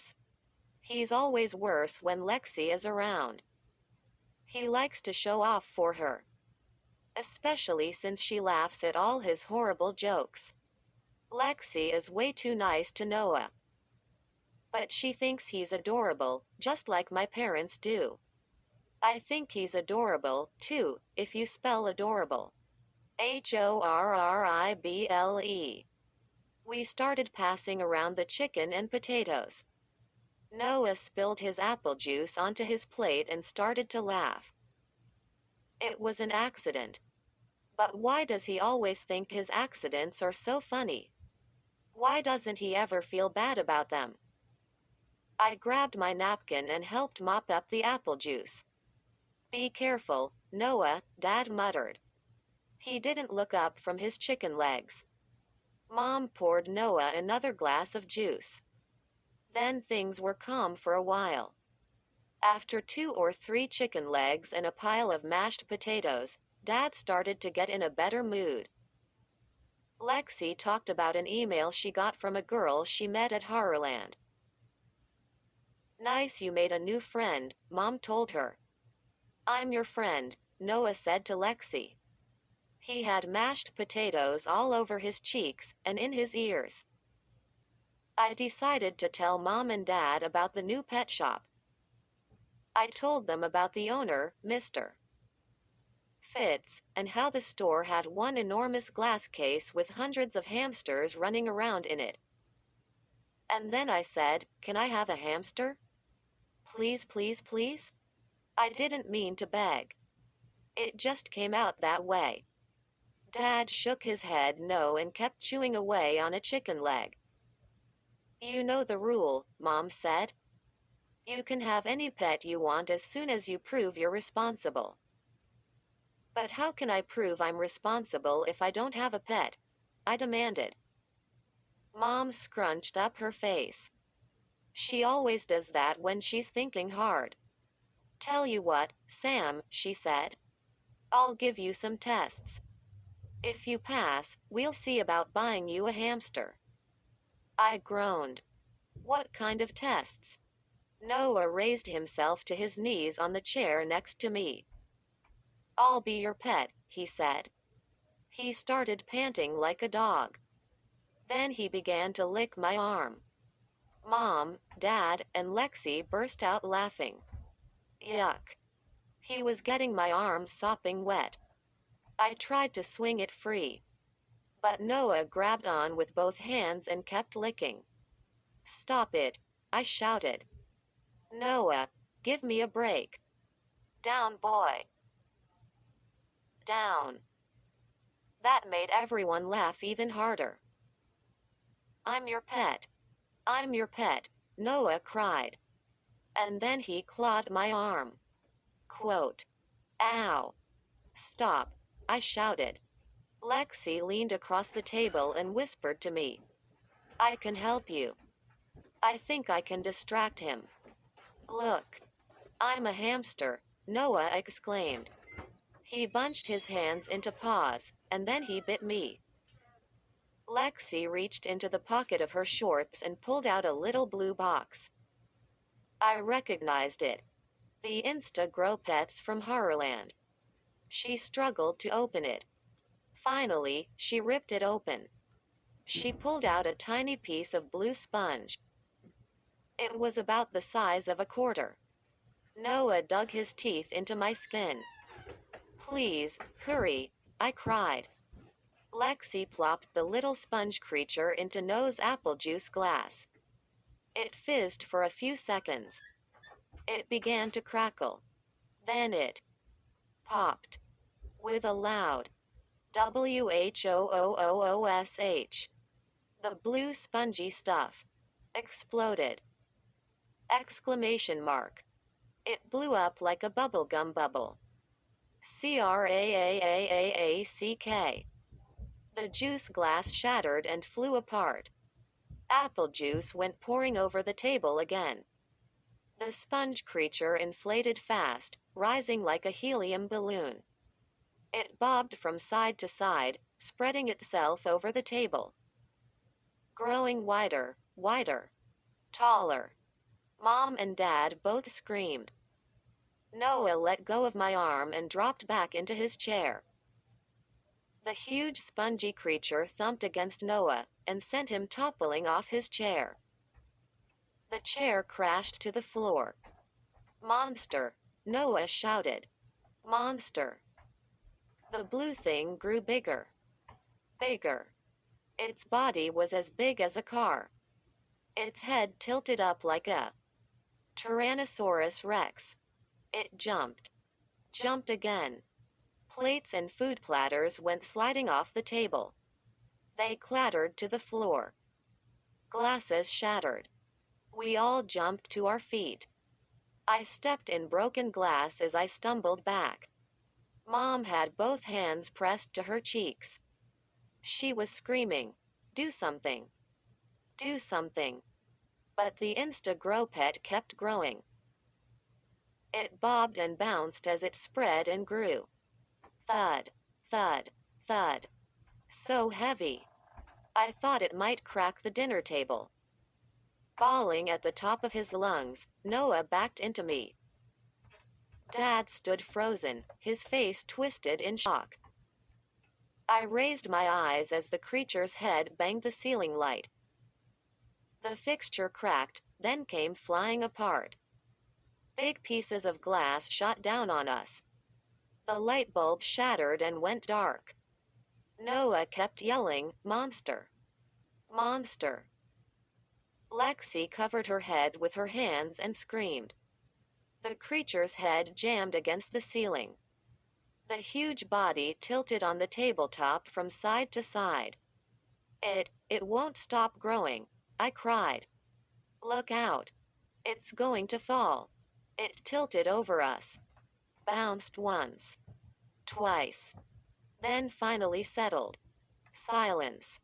A strange hush fell over the room. The only sound was Noah's sniffling sobs.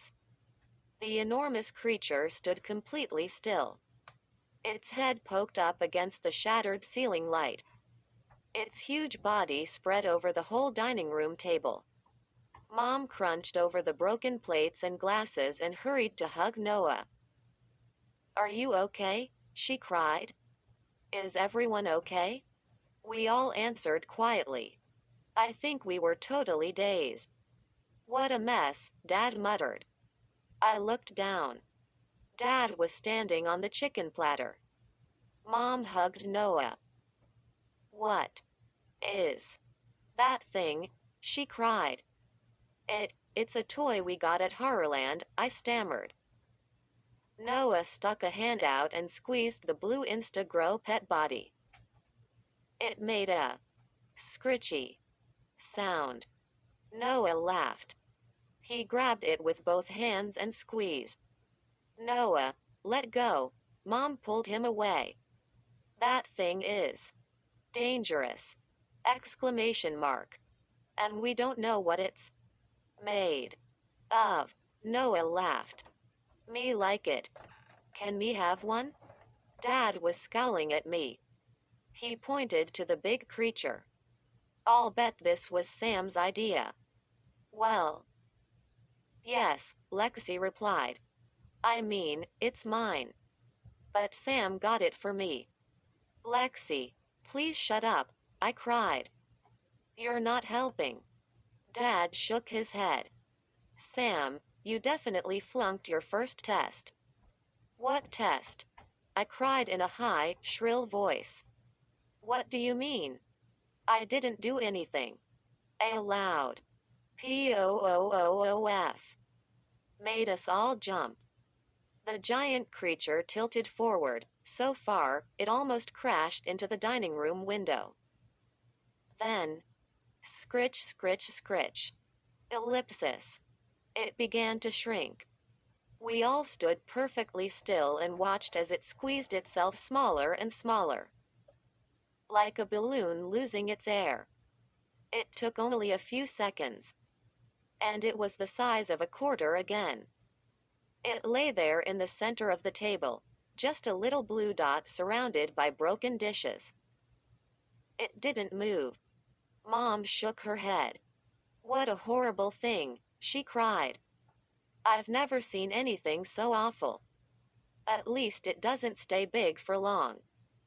Now, everybody pitch in. Let's get this mess cleaned up. Mom and Dad bent down and began picking up pieces of broken plates and broken glass. I hurried to the kitchen and brought the trash can to dump all the broken stuff. Lexi came over to me and stuffed the package of Instagrow pets into my hand. Quote, "You. Take this, Sam. It's too dangerous. I don't want it anymore." Hey, I don't want it, either, I told her. No way. I tossed the package into the garbage can. Get the vacuum, Sam, Mom said. Noah, be careful. There's broken glass everywhere. Go up to your room until we get it all vacuumed up. Me don't want to, Noah said. He crossed his skinny little arms in front of his chest and wouldn't move. Cute kid, huh? We vacuumed. We mopped. We swept. We did everything you can to clean up broken plates and glasses. Dad kept glaring at me as we worked. It's not my fault. Really, I cried. Why do I get blamed for everything? Who else would buy an Instagrow pet? Dad grumbled. A short while later, Dad left to drive Lexi home. Mom was putting Noah to bed. I trudged up to my room and plopped down at my desk. I picked up the cell phone candy dispenser and popped a sour candy into my mouth. Yum. I thought about that freckled hamster and how much he liked the candy. He was so eager to get more, he clung to my shirt pocket and wouldn't let go. Well, they are good candies, I thought. That hamster had good taste. I popped another one into my mouth. They're so tingly, I murmured. When it melted in my mouth, it made my whole face tingle. No. My whole body. It made my whole body tingle. Weird. What a weird feeling. I popped another one into my mouth. I couldn't stop. A few days later, Mom gave me my real first test. She was standing at the mirror in the front hall, fiddling with a floppy maroon cap. She tucked her dark hair under the cap. Changed her mind. Let her hair fall back to her shoulders. I'm going out for a short while, she said. And you want me to watch Noah? I asked. She nodded, studying herself in the mirror. Go up to his room and play with him, she said. No problem, I told her. Not too rough, Mom added. I hope you told Noah that, I said. He's always beating me up. Mom set the cap down and tossed back her hair. She started for the door. Remember this as a test, Sam. I'll definitely pass, I said. I'm totally responsible, Mom. Really? I followed her to the kitchen door. I already picked out a place for the hamster cage in my room, I said. On the shelf near the window. So he will get a lot of sunlight. Know what I'm going to call my hamster? Not now, Sam, Mom said. She opened the door to the garage.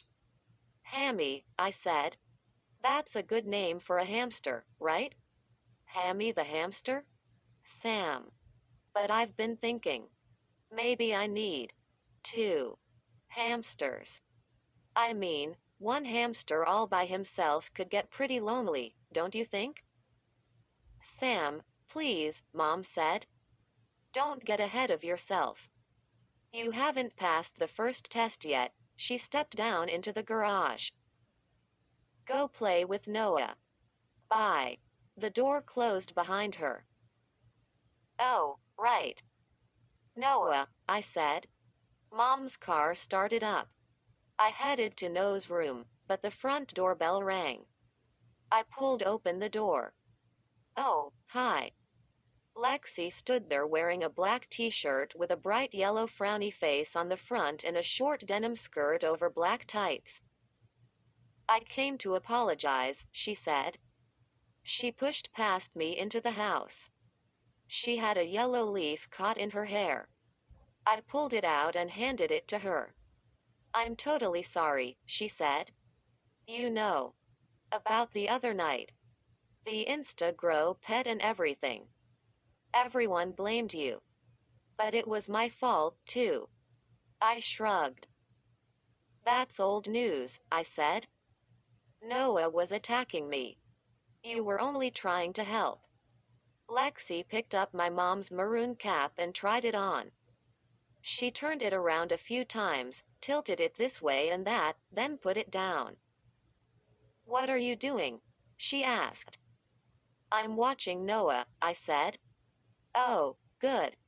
I can help." She searched in her bag and pulled out her iPhone. "You have to check this out, Sam. It's a new app I just got." "What does it do?" I asked.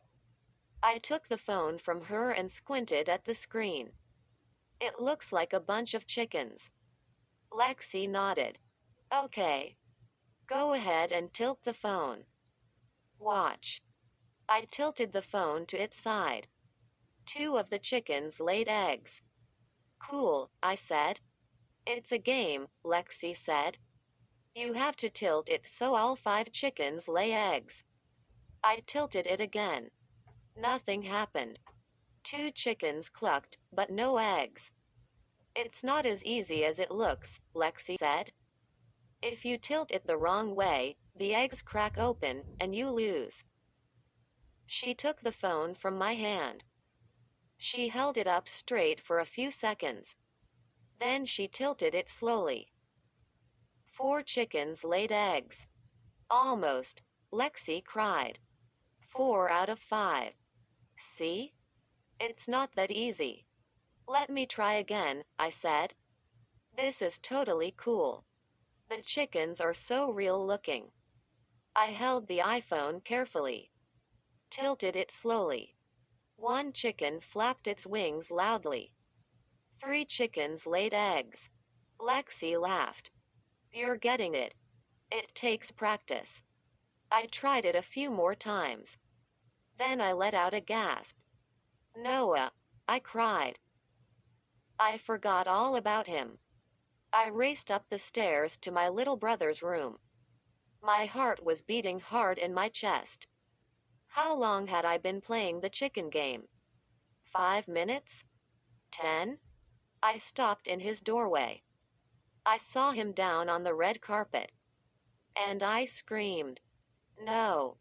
Noah. No. Oh, no." My eyes practically bulged out of my head. I gaped at the little blue thing in Noah's chubby hand. An Insta-Grow pet. Noah was down on the floor on his knees. He turned when I screamed and grinned at me. "Me grow big," he said. "Sammy, me grow big." "No." I let out another scream. I dove into the room. I dropped to the floor. Too late. He stuffed the blue sponge creature into his mouth. He started to chew. My breath caught in my throat. I felt my heart skip a beat. I grabbed Noah's head and chin. I struggled to pry his mouth open. He twisted and squirmed. He fought me, clamping his jaws tight. But with a burst of strength, I tugged open his mouth, poked 2 fingers between his teeth, and pulled out the blue Insta-Grow pet. "Gimme it," Noah shouted. He swiped a hand at it. "Gimme it. Me grow big." I swung it out of his reach, and tossed it to Lexi at the door. She dropped it. The little blue sponge creature rolled across the carpet. I held Noah back. It wasn't easy. The little guy is stronger than he looks. Lexi dove for the pet. She grabbed it off the carpet and stuffed it into the pocket of her denim skirt. "Gimme it," Noah wailed. I saw the package with the rest of the Instagrow pets on the floor near his bed. I plucked it off the carpet and jammed it safely into my jeans pocket. I turned angrily to Noah, still on his knees on the floor. "You took this out of the garbage, didn't you?" I shouted. "Well, that's bad. Noah, keep your paws out of the garbage, hear me?" He opened his mouth in a loud wailing sob. His face turned nearly as red as the carpet. He tossed back his head and cried and cried. Little teardrops trickled down his red cheeks. I turned to Lexi. "What's up with this? He's being a total baby."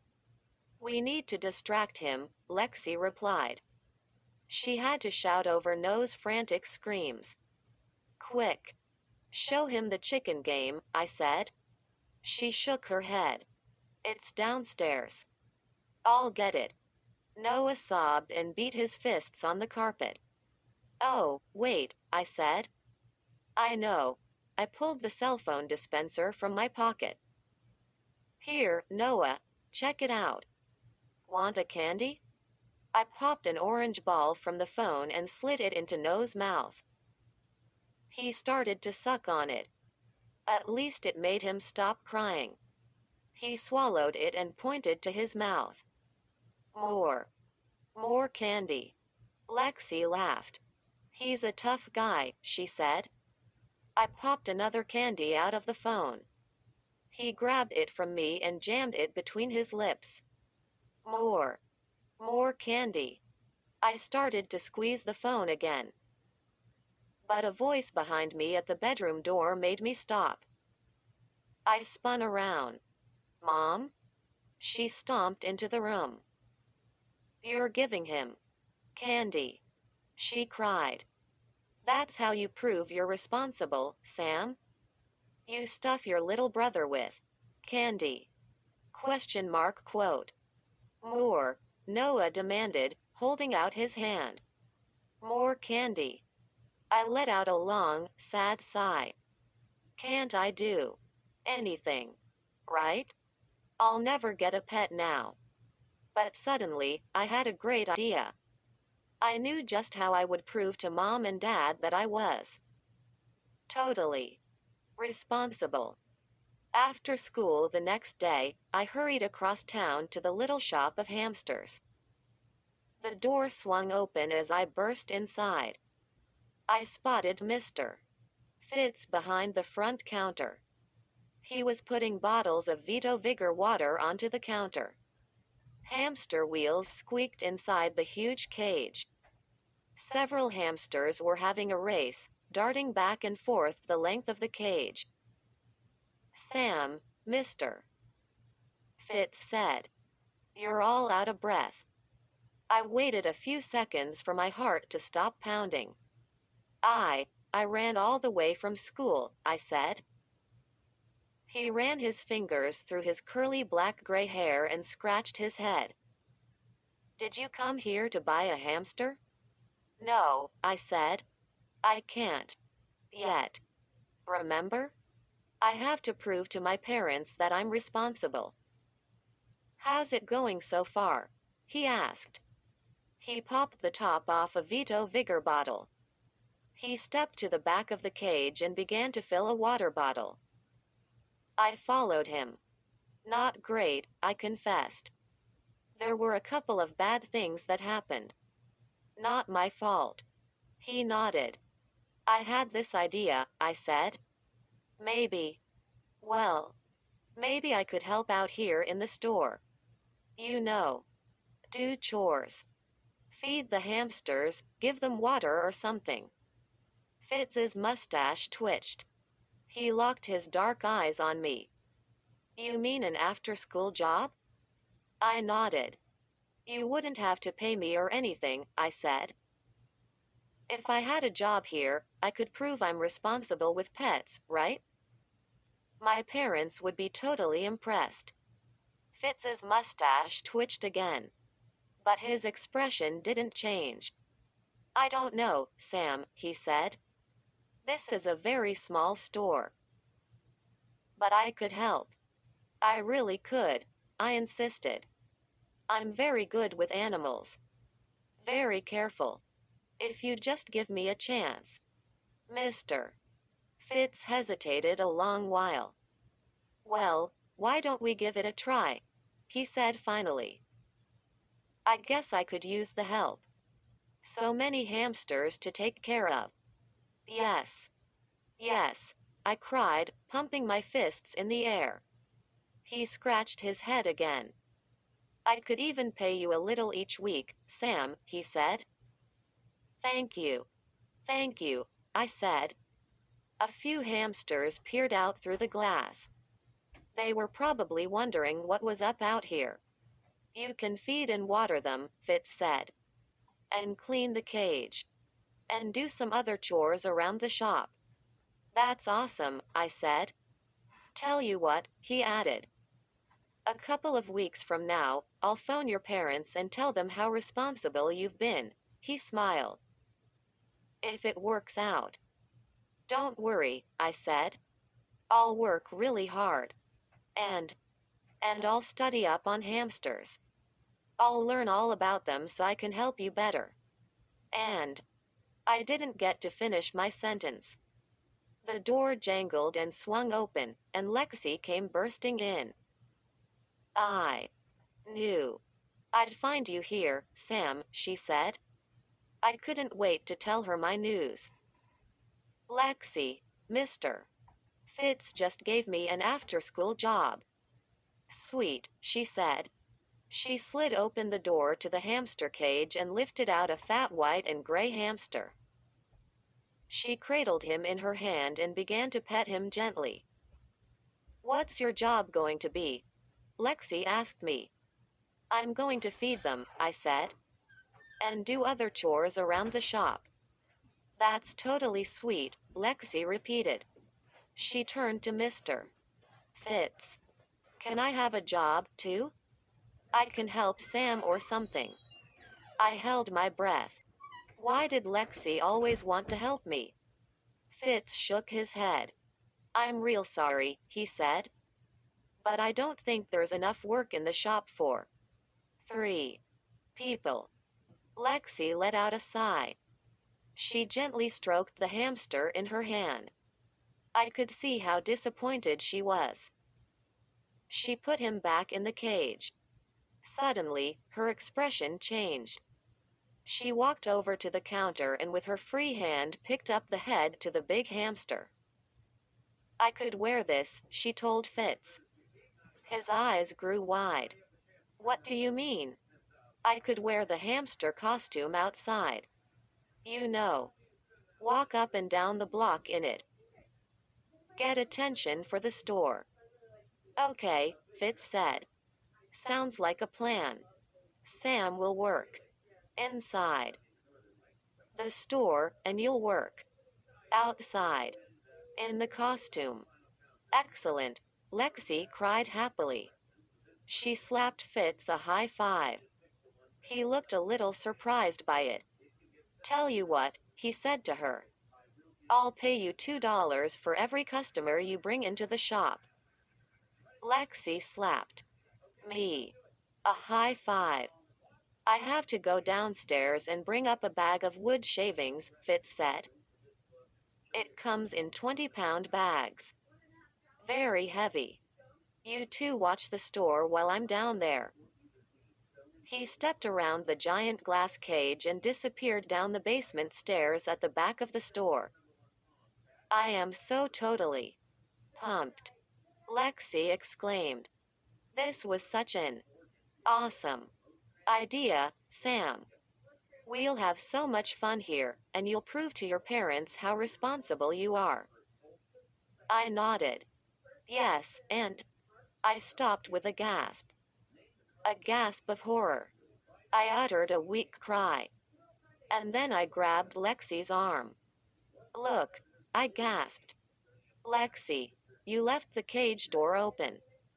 The hamsters, they're all escaping. I slid the cage door shut. Then I dove to the floor and grabbed a hamster in each hand. They squirmed like crazy. but I held on tight and pushed them back into the cage. Lexi was racing around, pulling hamsters off the floor, tucking them under her arm. She had 4 or 5 of them safely captured. When she tried to push the hamsters into the cage, 2 escaped again. Lexi let out a cry as they darted across the floor. She dove after them. Hamsters were racing in all directions. I scooped up another one that was heading for the basement door. I glanced up and saw 2 girls looking in the front window. "Don't let anyone open the front door," I screamed at Lexi. A hamster jumped over my shoes and ran behind the counter. I swung around, grabbed another little guy off the floor, jammed 2 more back into the cage. 2 more hamsters were heading toward the basement door. I took off after them, and then I stepped on something and heard a loud "Squissh." "Oh, sick," I moaned. I tried to lift my foot.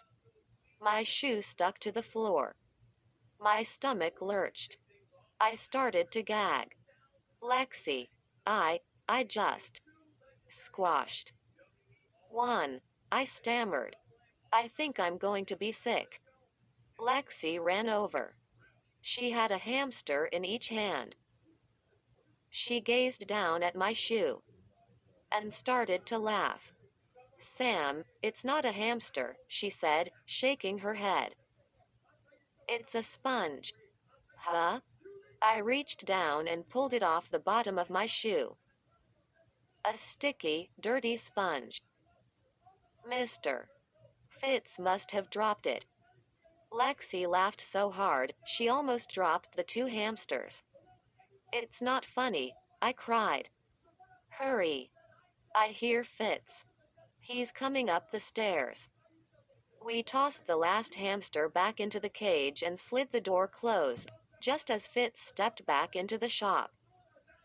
I was panting hard, gasping for breath. Lexi slumped against the wall of the hamster cage. "Everything okay?" Fitz asked. He dropped a big green bag on the floor. "Yeah." "No problem," I said, still struggling to breathe. I gazed all around. Were any escaped hamsters still running loose? I wanted to strangle Lexi, just a little. I mean, it's nice to have a friend who always wants to hang with you. But why did she always have to turn everything into a total disaster? "Can we start our job now, Mr. Fitz?" Lexi asked. He scratched his mustache. "Well, why not? Good idea." Lexi pulled the hamster costume off the counter. She lowered it to the floor and began to climb into it. Fitz handed me the big green bag. "These are wood shavings, Sam. Climb into the cage and freshen up the floor. There's a shovel in the corner. Shovel out the old shavings and spread fresh ones." "Shouldn't we remove the hamsters first?" I asked. "No place to put them," Fitz answered. "Just work around them." "No problem," I said. I tore open the bag. The shavings smelled like pine trees. Fitz disappeared down the basement stairs again. Lexi put on the hamster head. But after a few seconds, she pulled it off. She mopped her forehead with one furry paw. "Wow. It's hot in this thing. Maybe you and I should trade jobs. You like to be outdoors, right?" "No way," I said. "Don't complain. And don't mess up." She placed a paw over her chest. Quote, "Me. Mess up? You're joking, right? I never mess up."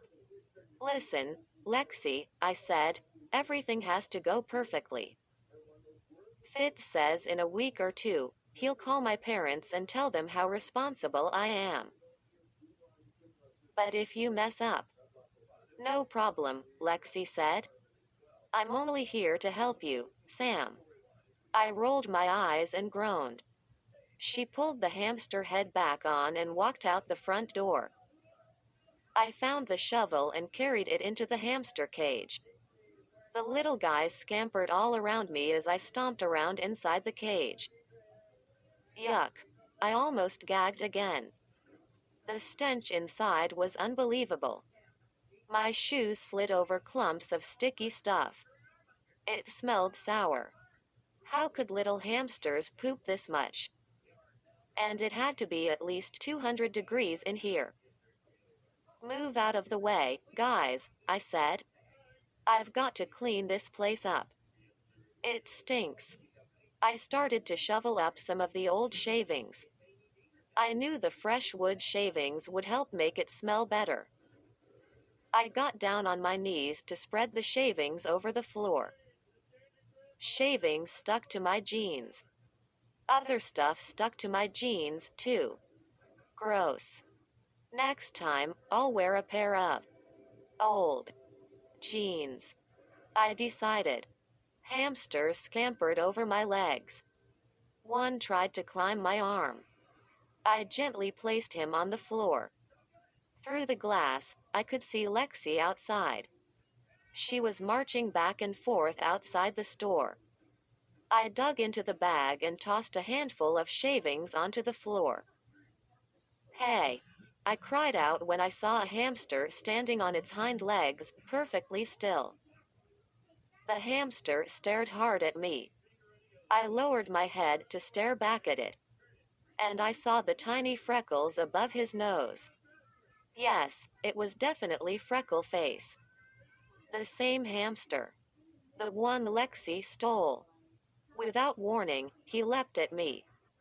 He grabbed onto my shirt pocket with both front paws. Whoa! How did you do that? I cried. Are you Super Hamster? I tried to shake him off me, but he clung tightly and pulled himself up to my pocket. Let go. Hey! What do you think you're doing? I shouted. Come on, hamster, let go of me. The cell phone candy dispenser fell from my pocket and landed on the floor. The hamster let go of my shirt and dove after it. I laughed. I finally realized what the little dude wanted. More candy? I asked it. You want another candy? I grabbed the dispenser.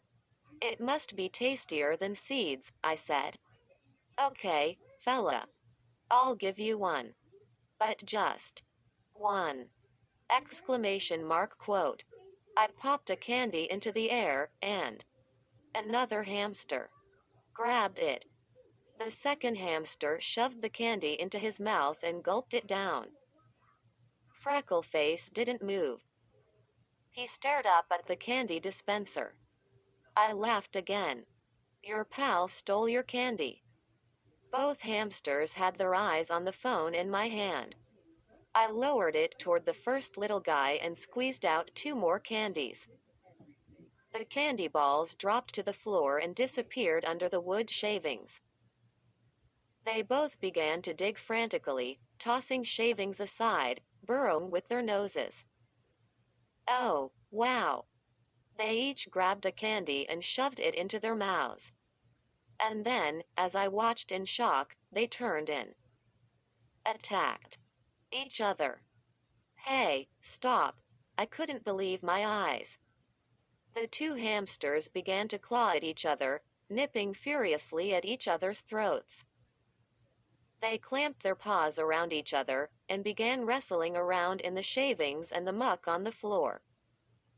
Biting, kicking, growling.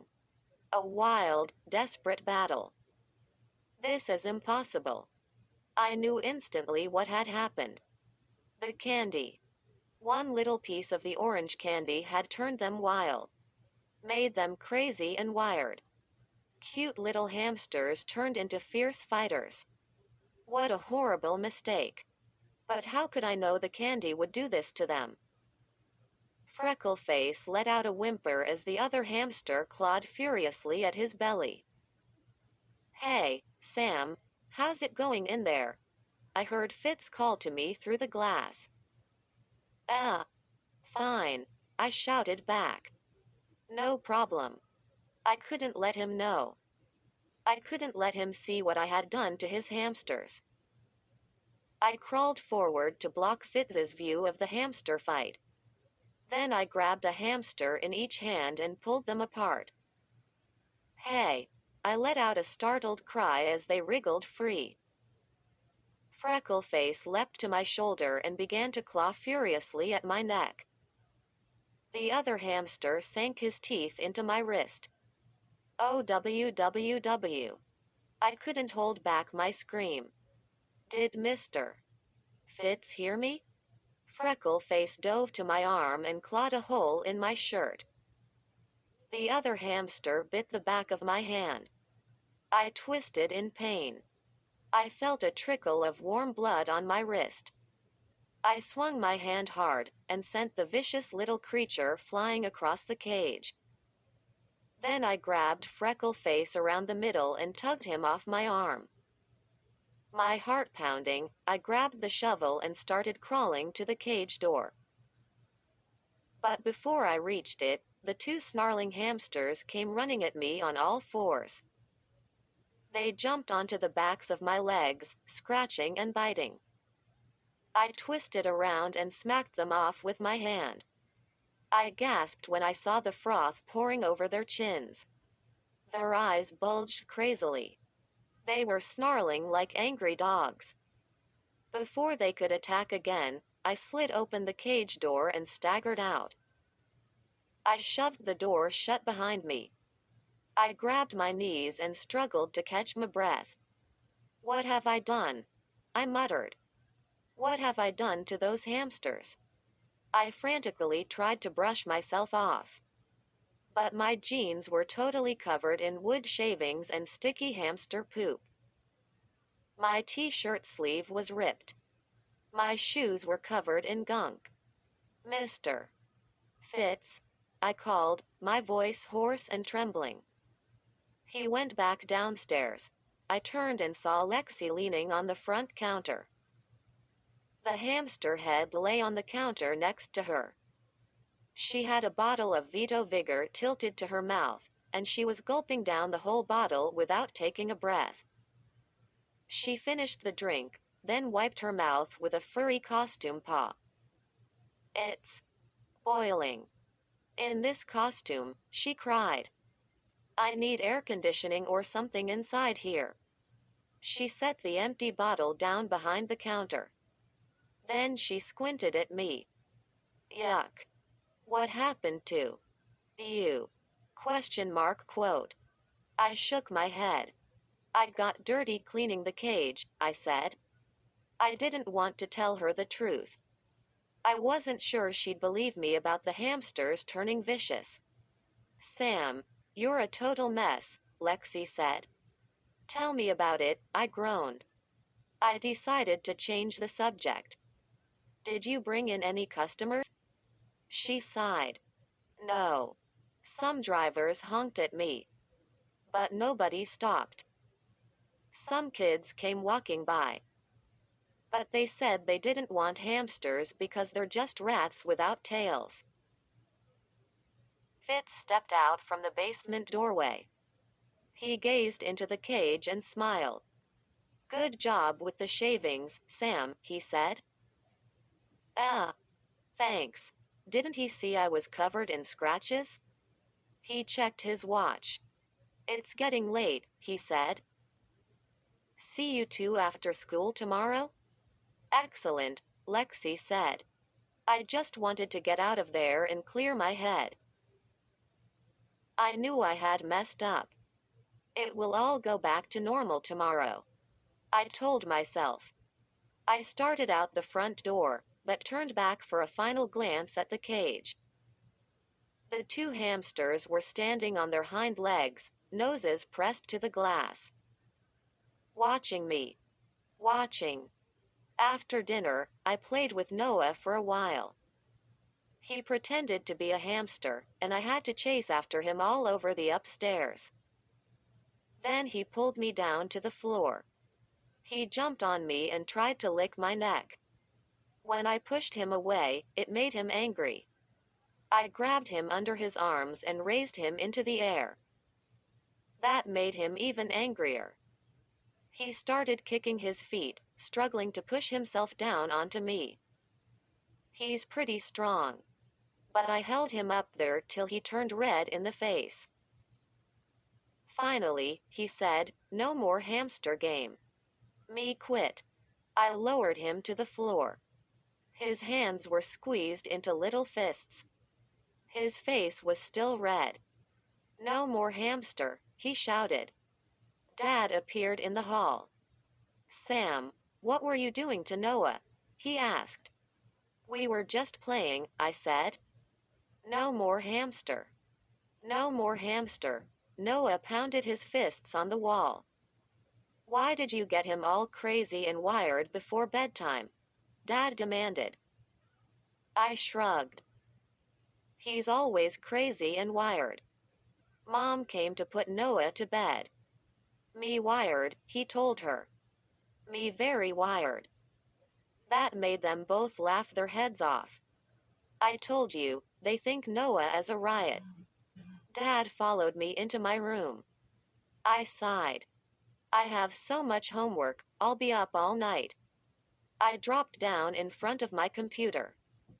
Dad squeezed my shoulders. "How's the job going?" he asked. "Good," I said.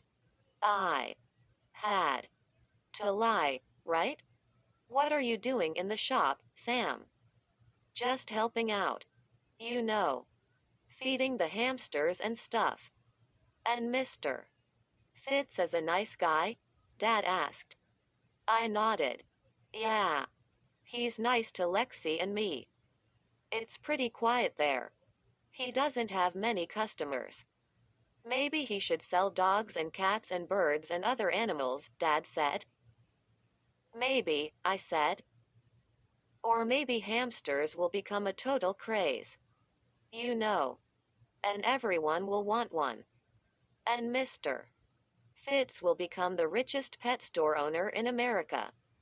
Dad laughed. "Maybe," he said. "Well, Mom and I are proud of you, Sam. If you keep this job and Mr. Fitz gives you a good report, we'll get you any pet you want." "Really?" I turned to my dad with a big grin on my face. "Can I have an elephant?" Dad laughed. "Do you really want to clean up after an elephant?" "Probably not," I said.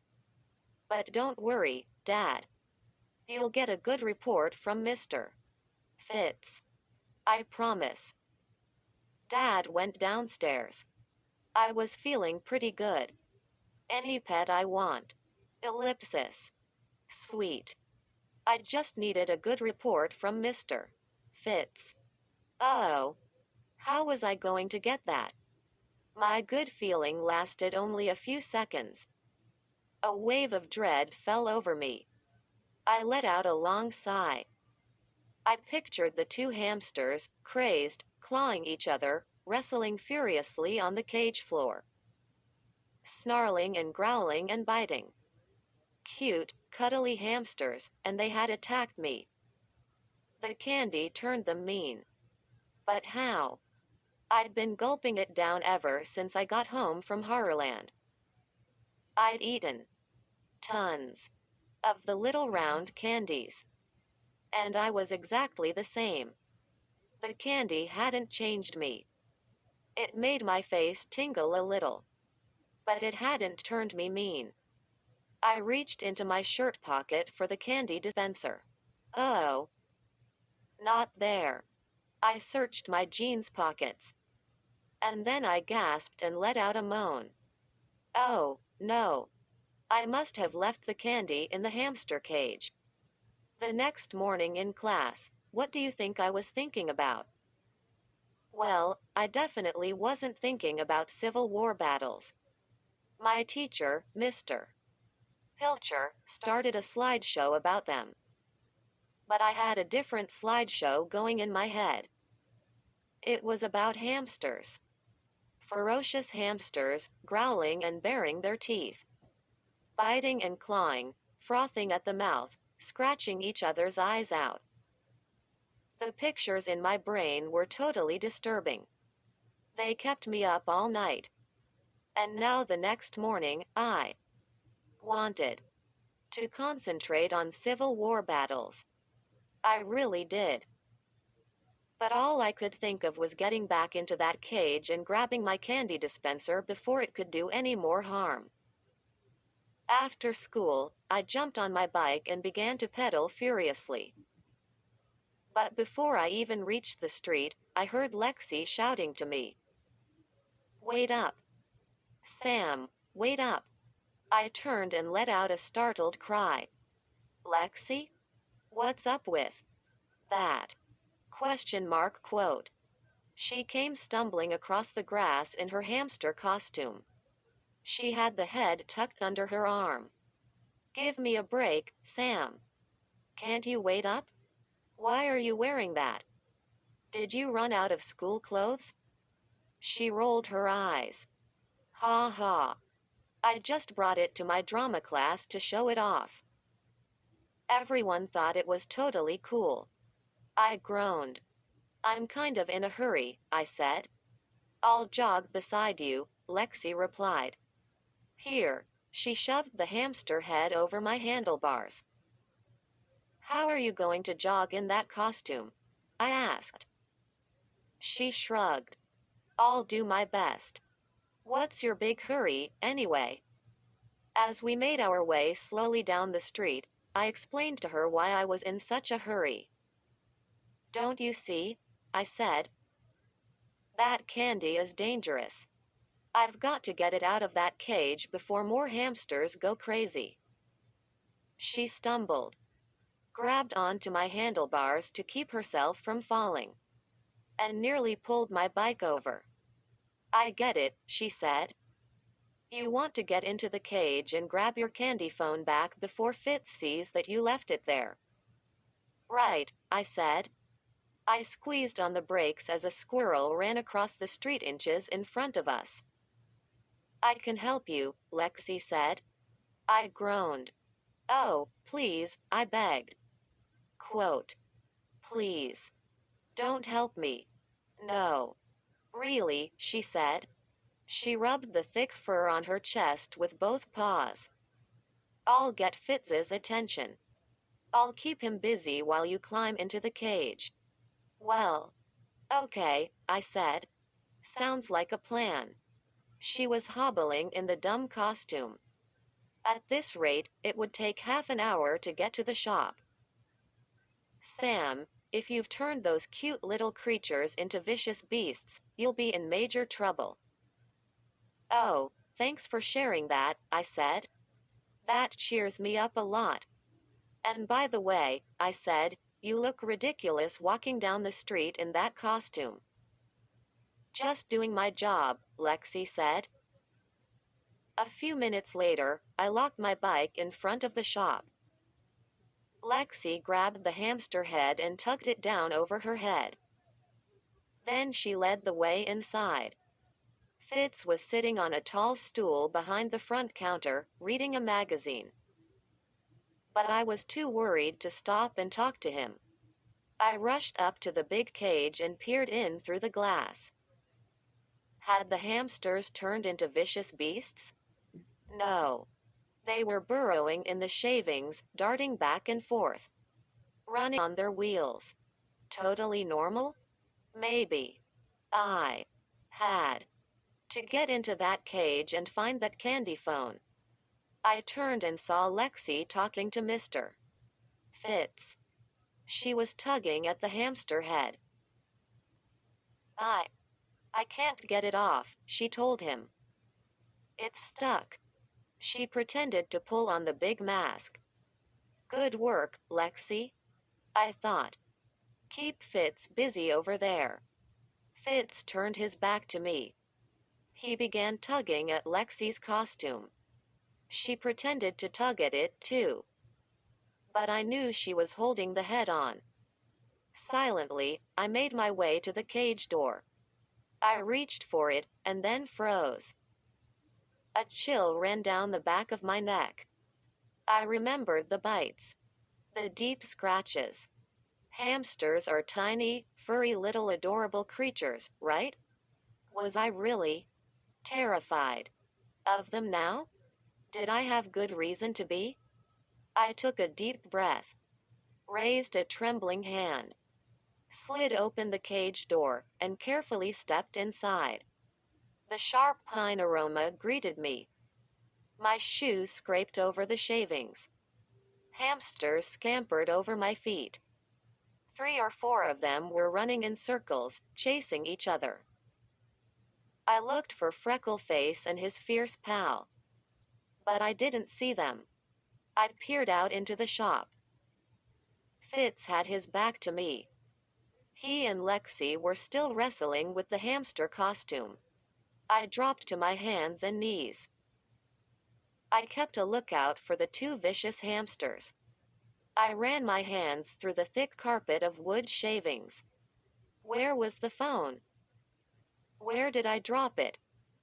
Maybe near the back wall of the cage, with all the food dishes and water. I crawled to that side and began to search. Carefully, I slid my hands along the cage bottom. I pushed shavings out of the way and kept my eyes low, glancing back and forth. I moved slowly from one end of the cage to the other. Then I started back again. No sign of it. Why couldn't I find it? Where was it? Where? The air grew stifling hot inside the cage. I could just barely hear Fitz and Lexi talking over the squeal of the whirling hamster wheels. My heart was pounding hard, and I was drenched in sweat. I began to search more frantically. I tossed shavings out of my way. I crawled slowly from one end of the cage to the other. No sign of the candy dispenser. Suddenly, I stopped with a gasp. What was that sound? Was that a growl? Question mark. A hamster growl? Take it easy, Sam. I scolded myself. Don't lose it now. I peered out through the glass. I saw Fitz pull Lexi's hamster head off. Lexi's face was bright red. She took a bottle of Vito Vigor, raised it to her mouth, and began to drink it down. Fitz had his back to her. He was staring at the cage. His eyes went wide when he saw me on my hands and knees inside it. He slid open the door and leaned in. Sam? What on earth are you doing in there? I had to think fast. Ah, just cleaning up a bit, I said. Good, Fitz said. I like it that you go right to work and don't have to be told. Very responsible, Sam. Thanks, I said. I want to do a good job. My eyes were still searching for that candy phone. Be sure to fill all the water bowls and food dishes, Fitz said. I have to go out for a while. No problem, I said. I watched him say goodbye to Lexi. Then he pulled on a jacket and hurried out the front door. As soon as he was gone, Lexi hurried to the side of the cage. Did you find it? She shouted. I shook my head. Not yet. It's got to be here somewhere. Keep looking, she said. She slid the hamster head down over her face. Then she turned and hurried outside to do her job. I moved up and down the cage, searching desperately. Sweat poured down my forehead. My arms and legs ached from being down on the cage floor for so long. Where is it? Where is it? I started to mutter to myself. 2 or 3 hamsters turned to stare at me. Did they think I was talking to them? I heard another growl. Hamsters. Growling. I could hardly believe it. I bent down to scoop away wood shavings. A hamster leapt onto my back. Then he instantly jumped back to the cage floor. I heard another soft growl, almost like a warning. I have to get out of here, I thought. And then my hand bumped something hard. I wrapped my fingers around it and pulled it up. The candy dispenser. I found it. I let out a victory cry. Yay! I was happy, but not for long. I held the phone close to my face and shook it. It was empty. I sat up. I shook the phone again. No. No candy. I don't believe it, I cried. I jammed the phone into my jeans pocket. Did they eat it all? I looked down. A bunch of hamsters had lined up in front of me. They sat on their haunches, very still, staring up at me. Their round black eyes glowed. They sniffed the air. Boo! I waved both arms and shouted at the top of my lungs. I figured that would scatter them. But they didn't move. There were at least 10 of them. One made a snarling sound and bared his teeth. Another one uttered a low growl. This isn't happening, I told myself. 3 or 4 more hamsters joined them. I realized they were forming a circle around me. 2 hamsters growled. The sound came from deep in their chests. A tiny brown and white hamster snapped his jaws. Give me a break, guys, I said. Pick on someone your own size. I meant it as a joke. But my voice trembled. My chest felt all fluttery. My sweat suddenly felt cold on my forehead. Something very weird was happening here. Something totally strange and frightening. And it was all my fault. It had to be the candy. It changed them. It changed their personalities. It definitely turned them mean. I stared down at the circle of growling hamsters. How many of them had eaten the candy? Had I ruined Fitz's hamsters? Forever. If he knew I poisoned his hamsters by leaving the stupid candy in their cage, he'd kick me out of the shop. Fire me. My parents would find out. And I'd be 50 years old before I ever got a pet. I looked down. Hamsters bared their teeth and snapped their jaws. Several raised up on their hind legs. Fear sent a chill down my body. They were seriously starting to creep me out. I recognized Freckleface. He stared up at me coldly. He clawed the air with both paws. Sam? What are you doing? The voice startled me. I gasped and stumbled back against the cage wall. I blinked, spun around, and saw Fitz poking his head through the half-open cage door. I've been calling to you. Is everything okay? He asked. Yeah, I said. Fine. Glad you're having fun in there, he said. But you haven't done your chores. Did you forget about the water and the fresh food? No. I didn't forget, I said. I was just, playing with them a little. A few hamsters growled. Did Fitz hear them? He stared into the cage. His eyes narrowed as if he was thinking about something. A hamster snapped his teeth at my ankle. I swept him off and stumbled to the cage door. I stepped out quickly and slid the door shut. The hamsters still stood in a circle on their hind legs, staring out at me. A feeling of dread tightened my throat. I stared at the growling hamsters. They clawed the air and snapped their jaws. It sounds crazy, I know. They were just little hamsters. But my whole body shuddered with fear. I really didn't want to go back in that cage. They were waiting for me. I knew it. After dinner, I hurried to my room. I opened my history book, but I couldn't read a word. My mind was spinning. My phone rang. It was Lexi. Sam, what happened? She asked. Why did you run out of the shop without doing your work? Are you okay? I. I told Fitz I felt sick, I said. And I really did. Something terrible has happened. Oh, wow, Lexi muttered. The candy? Yes. The candy, I groaned. They ate it all. The phone was totally empty. How much candy was in the dispenser? A lot, I said. And you really think it turned them mean? Lexi asked. I don't think it. I know it. They were growling and baring their teeth and snapping their jaws. They surrounded me, Lexi.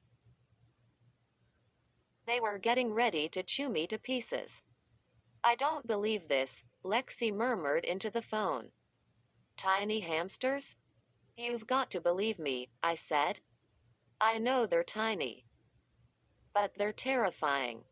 They were going to gang up on me and... Okay, okay, she said. Maybe I can help you. Oh, comma. No. I thought. Whenever Lexi tries to help me, it's a disaster. I'm desperate, I said. How can you help me? Well, I have an idea, she replied. Did you save the box the cell phone came in? The box? I thought hard. Maybe. I don't remember. If you have the box, Lexi said, you can find the email address or the phone number of the candy company. And you can contact them and ask them what to do. Huh? My mind started to spin. How can I ask them what to do? Easy, Lexi said. Ask them if anyone else ever complained about their candy turning pets or anyone mean. Ask if they know something you can give them to change them back to normal. That sounds a little crazy, I said. Worth a try, Sam. Really. It's worth a try. But, Lexi. I heard a loud clicking on the phone. I've got another call, Lexi said. Got to go. Bye. But wait. She clicked off. I stared at the phone in my hand. Maybe for once Lexi had actually come up with a helpful idea. But did I keep the box? I searched the bottom of my clothes closet where I always toss stuff. I found the little stuffed horror that gift shop guy had given me. It was leaning against the back wall next to a box of old CDs.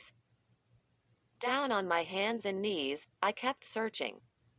And there was the box under a pile of dirty t-shirts. Phony phone. It had a picture of the phone on the front with a bunch of little red and blue candies popping out of the screen. Behind the phone, you could see a boy's face. His eyes were bulging out of his head, and he had a big grin from ear to ear. I turned the box over and read the tiny type on the back. Yes. I found the company name. Phony Phone Productions. Dot. And in even tinier type, a phone number. Will they know how to help me get the hamsters back to normal? I asked myself out loud. I punched in their number. After 2 rings, a recorded woman's voice came on. Thank you for calling Phony Phone. If you would like to buy a new phone, press 1. If you would like to order some candy refills, press 2. If you were having a problem with your phone. I didn't wait for her to finish. I pressed 3. Some jingly music came on. Like you hear in supermarkets. I sat down on the edge of my bed and waited with the phone pressed to my ear. After 3 or 4 minutes, a man spoke. This is Mr. Dover. How can I help you? Mr. Dover, I started. I'm having a little trouble with my candy dispenser phone. Is it jammed? He asked. When you shake it, can you hear candy rolling inside it? Well, my problem is a little different, I said. You see, I work in a hamster store. Excuse me? A hamster store? He interrupted. You mean a store that sells only hamsters? Yes, I said. And the hamsters ate the candy. And it turned them mean.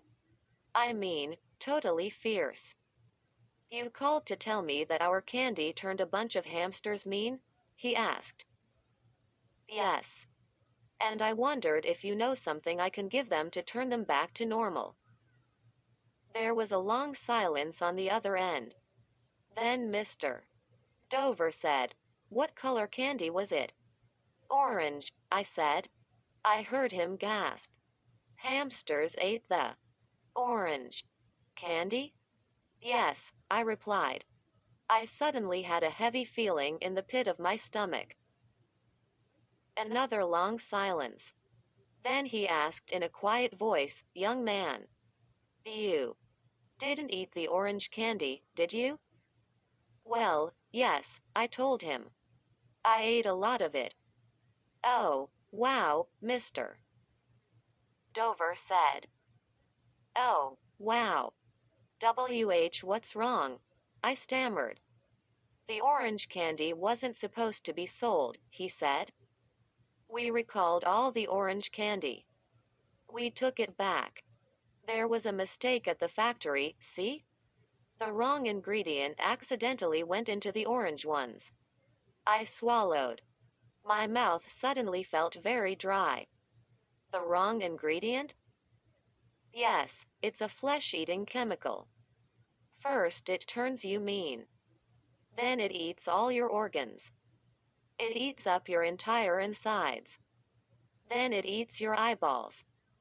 In less than a week, there's nothing left but skin and bones. It was my turn to be silent.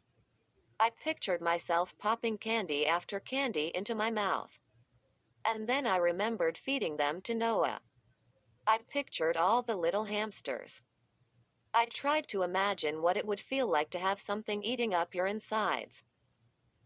The thought made my whole body shudder. And then I heard loud laughter in my ear. It took me a few seconds to realize it was Mr. Dover, laughing his head off. That was good, he exclaimed when he finally stopped laughing.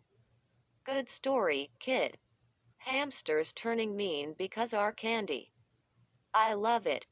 Really. You were joking. Question mark.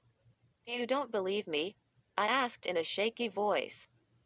Are you having a party with a bunch of your friends? Dover asked. Making funny phone calls, right? You're going to put this on the internet? No. No way, I said. I. He laughed again. He had a loud donkey laugh. Sort of, hee haw. I got you back, he said finally. I think maybe you believed that flesh-eating stuff. You're not the only joker in the world, kid. I took a deep breath. Please listen, I begged. I'm not a joker. The candy. Can I send you a free candy refill? Dover asked. You gave me the best laugh of the day. An all hamster store. Love it. Love it. You've got a great imagination, dude. But, give me your name and address. I'll send you a free refill. No thanks, I said. I hung up.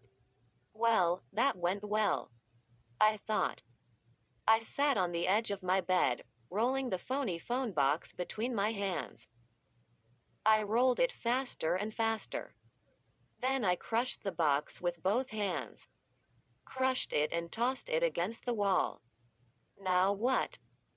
Was I really responsible for turning those fuzzy, cuddly little animals into vicious beasts? After school, I made my way to the little shop of hamsters. I didn't exactly hurry. It's impossible to walk fast when your stomach feels as if it has a bowling ball inside it. and your legs are as shaky as jelly. I walked with my head down, hands stuffed in my jeans pockets. I kept going over and over how I would tell Mr. Fitz what had happened. I stopped in front of the shop. Clouds rolled over the sun, sending a blanket of shadow over the store. The sky turned dark, dark as my mood. I took a deep breath. I tried to fight back the fluttery feeling in my chest. Then I pushed open the door and stepped inside. Fitz sat on a tall stool behind the counter. He was reading a paperback book. He looked up as I walked in. Mr. Fitz, I have to tell you something, I said. My voice came out shaky and high. My tongue felt dry and as big as a hamster. I lowered my eyes. I stared at the floor. I couldn't bear to look at him. Something bad happened, I said. I had this candy dispenser, which I accidentally left in the hamster cage. Before I could get it back, the hamsters ate all the candy. I kept my eyes down, avoiding his stare. And the candy changed them, Mr. Fitz. I know it's hard to believe about cute little hamsters. But the candy turned them mean. They growl and snarl now. And they bite and scratch. Really. I shut my eyes. Maybe you already noticed. Maybe you already saw the difference.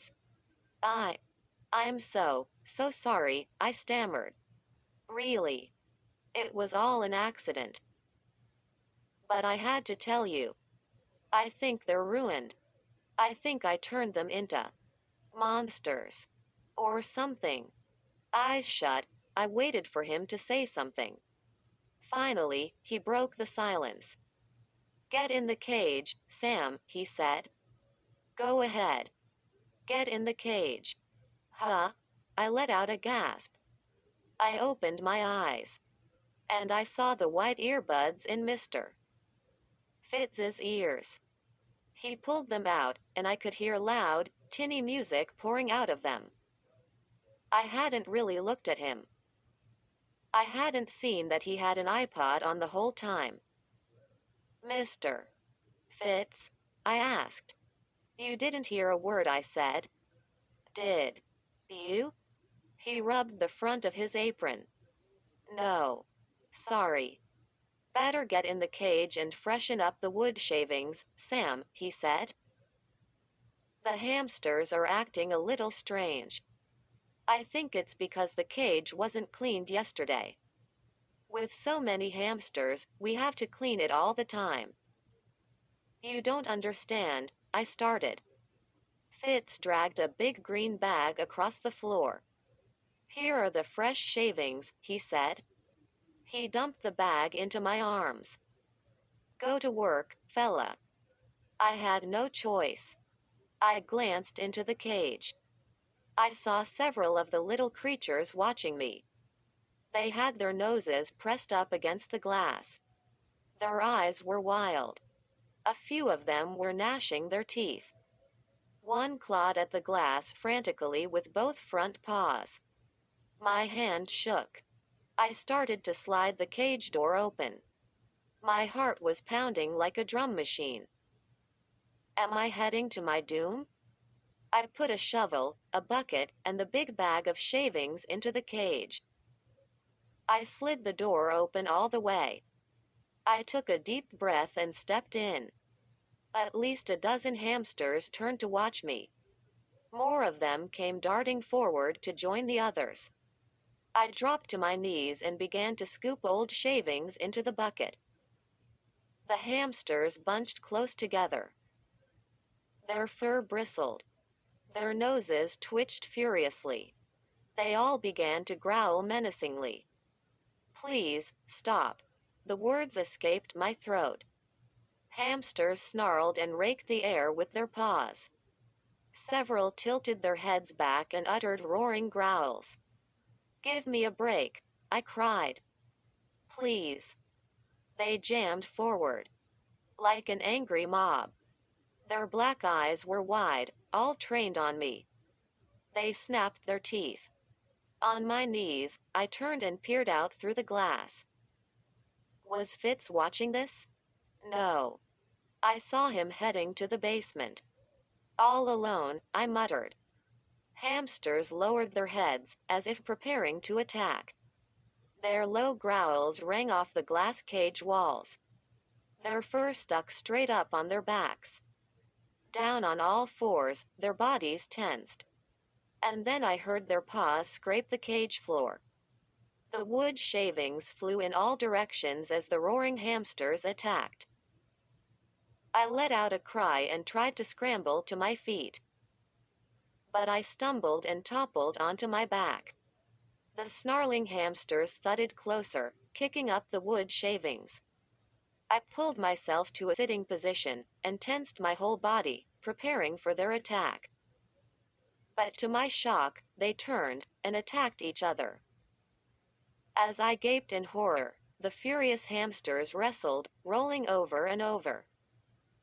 They clawed at each other's eyes. They scratched and bit and punched. This can't be happening, I murmured. Shrill wails of pain rose up over the snarls and fierce growls. A hamster lay on his back, kicking another hamster with all four paws. The other hamster dug his teeth into his opponent's belly. Shrieking, the two rolled over each other. Stop it! Stop it! I screamed. I pulled myself onto my knees. The whole cage rang with wails and cries and furious growls. Hamsters flew at each other, biting and clawing. Hamster fur floated in the air like blowing snow. My first thought was to get out of there. Escape from the cage as fast as I could. But I knew I had to stop this. If Fitz saw this, I'd be dead meat. He'd have to close his store. And it would be all my fault. Would he sue my dad? I couldn't run away. I had to break up this horrible battle. But how? I lurched forward and grabbed two wrestling hamsters. I pulled them apart. They clawed the air, squirming and twisting in my hands. I separated them. Set them down on opposite sides of the cage. Then I tugged two more battling creatures apart. I lifted them high. They screeched and clawed. OWWW. I uttered a cry as one of them dug his teeth into my wrist. The hamster slipped from my hand. I shook my arm. I saw a few drops of bright red blood on the back of my hand. In front of me, four snarling hamsters were in a raging battle. They were head-butting each other, ramming each other hard. They uttered squeals of pain. But it didn't stop their furious fight. I pulled one up off the cage floor. He clawed my hand. I felt a sharp pain at my ankle. OWWW. I spun around to see a hamster with his teeth dug into my leg. Another hamster leapt onto my shirt sleeve. A hamster climbed my leg and clung to my jeans pocket. Did he think the candy dispenser was in there? OWWW. I felt another bite on my leg. A hamster leapt onto the back of my neck. I felt him scratching at my head. I grabbed him with both hands and lowered him to the cage floor. I'm not going to win this fight, I murmured. No way I can break this up. There were too many of them. And they were too vicious. I had no choice. I had to get out of there.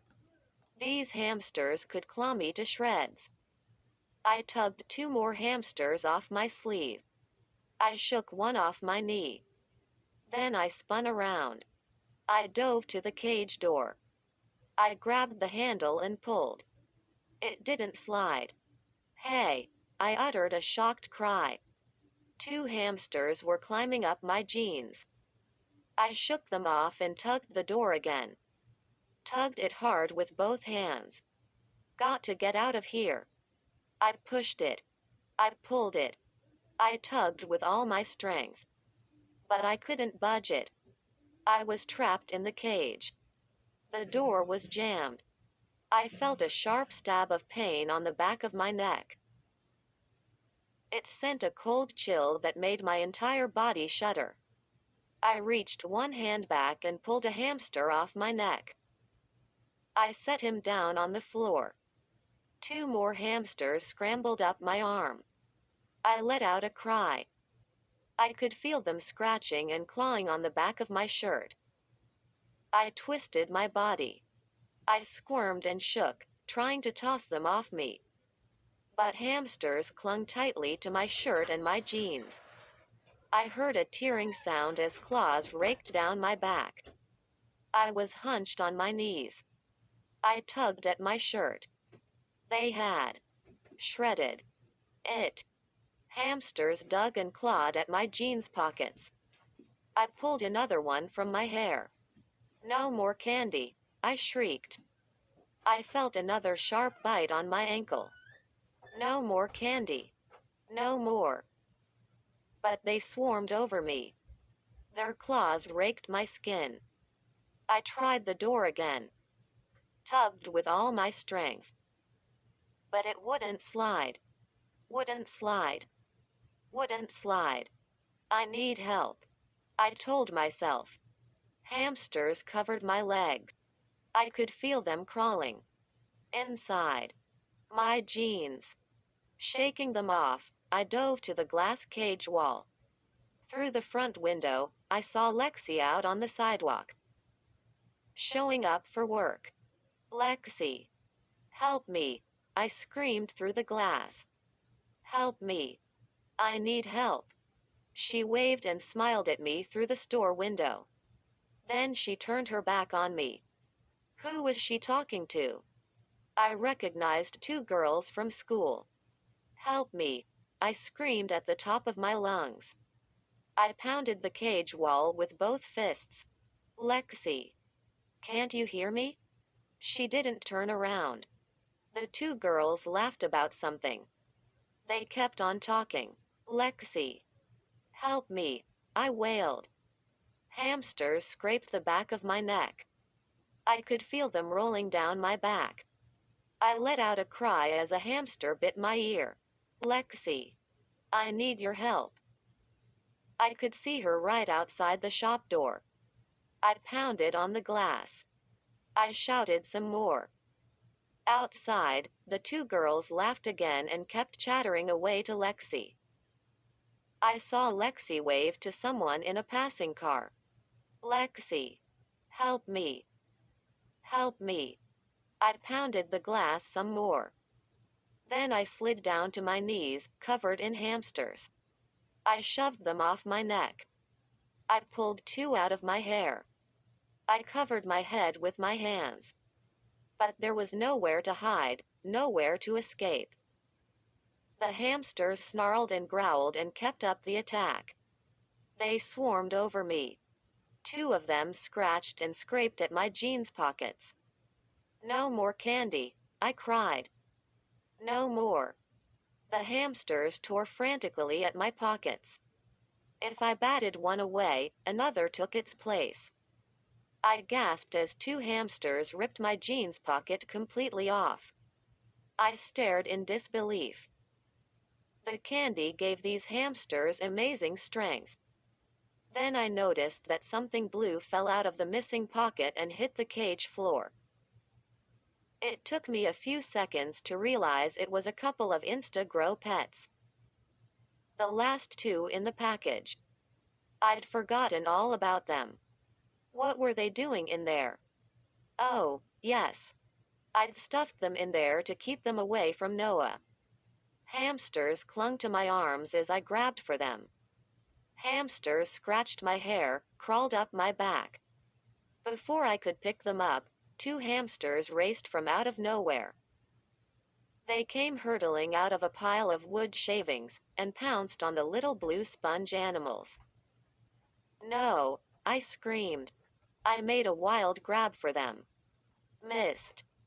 And then I stared in horror as one of the hamsters stuffed an Insta-Grow Pet into his mouth and began to chew. No. I let out another hoarse scream as the hamster instantly started to grow. In 2 seconds, he had ballooned to the size of a cat. I grabbed for the second hamster. But another growling hamster leapt up and bit my hand. Howling in pain, I toppled forward. I swung my throbbing hand out and grabbed the second hamster. I pulled the Insta-Grow Pet from his paws. I squeezed it tightly in my hand to keep it safe. Hamsters scratched the back of my neck and nipped at my hair and scalp. Hamsters swarmed over my arms, my legs. But I ignored them and stared at the growing hamster, bulging in front of me. As big as a German Shepherd now, he rose up on his hind legs. He scratched the air with enormous paws. Bigger, bigger. His belly bumped me hard and sent me flying against the cage door. The wire door unjammed. I quickly slid it open. The hamster stretched, bobbed in front of me, rose over me, at least 8 or 10 feet tall. Now, his eyes were the size of tennis balls, his paws as big as baseball mitts. And then, with a mighty heave, he shoved me out of his way and thundered to the open cage door. And squeezed out of the cage. He made a sick plop as his wide body hit the floor. I froze in horror. The creature was out!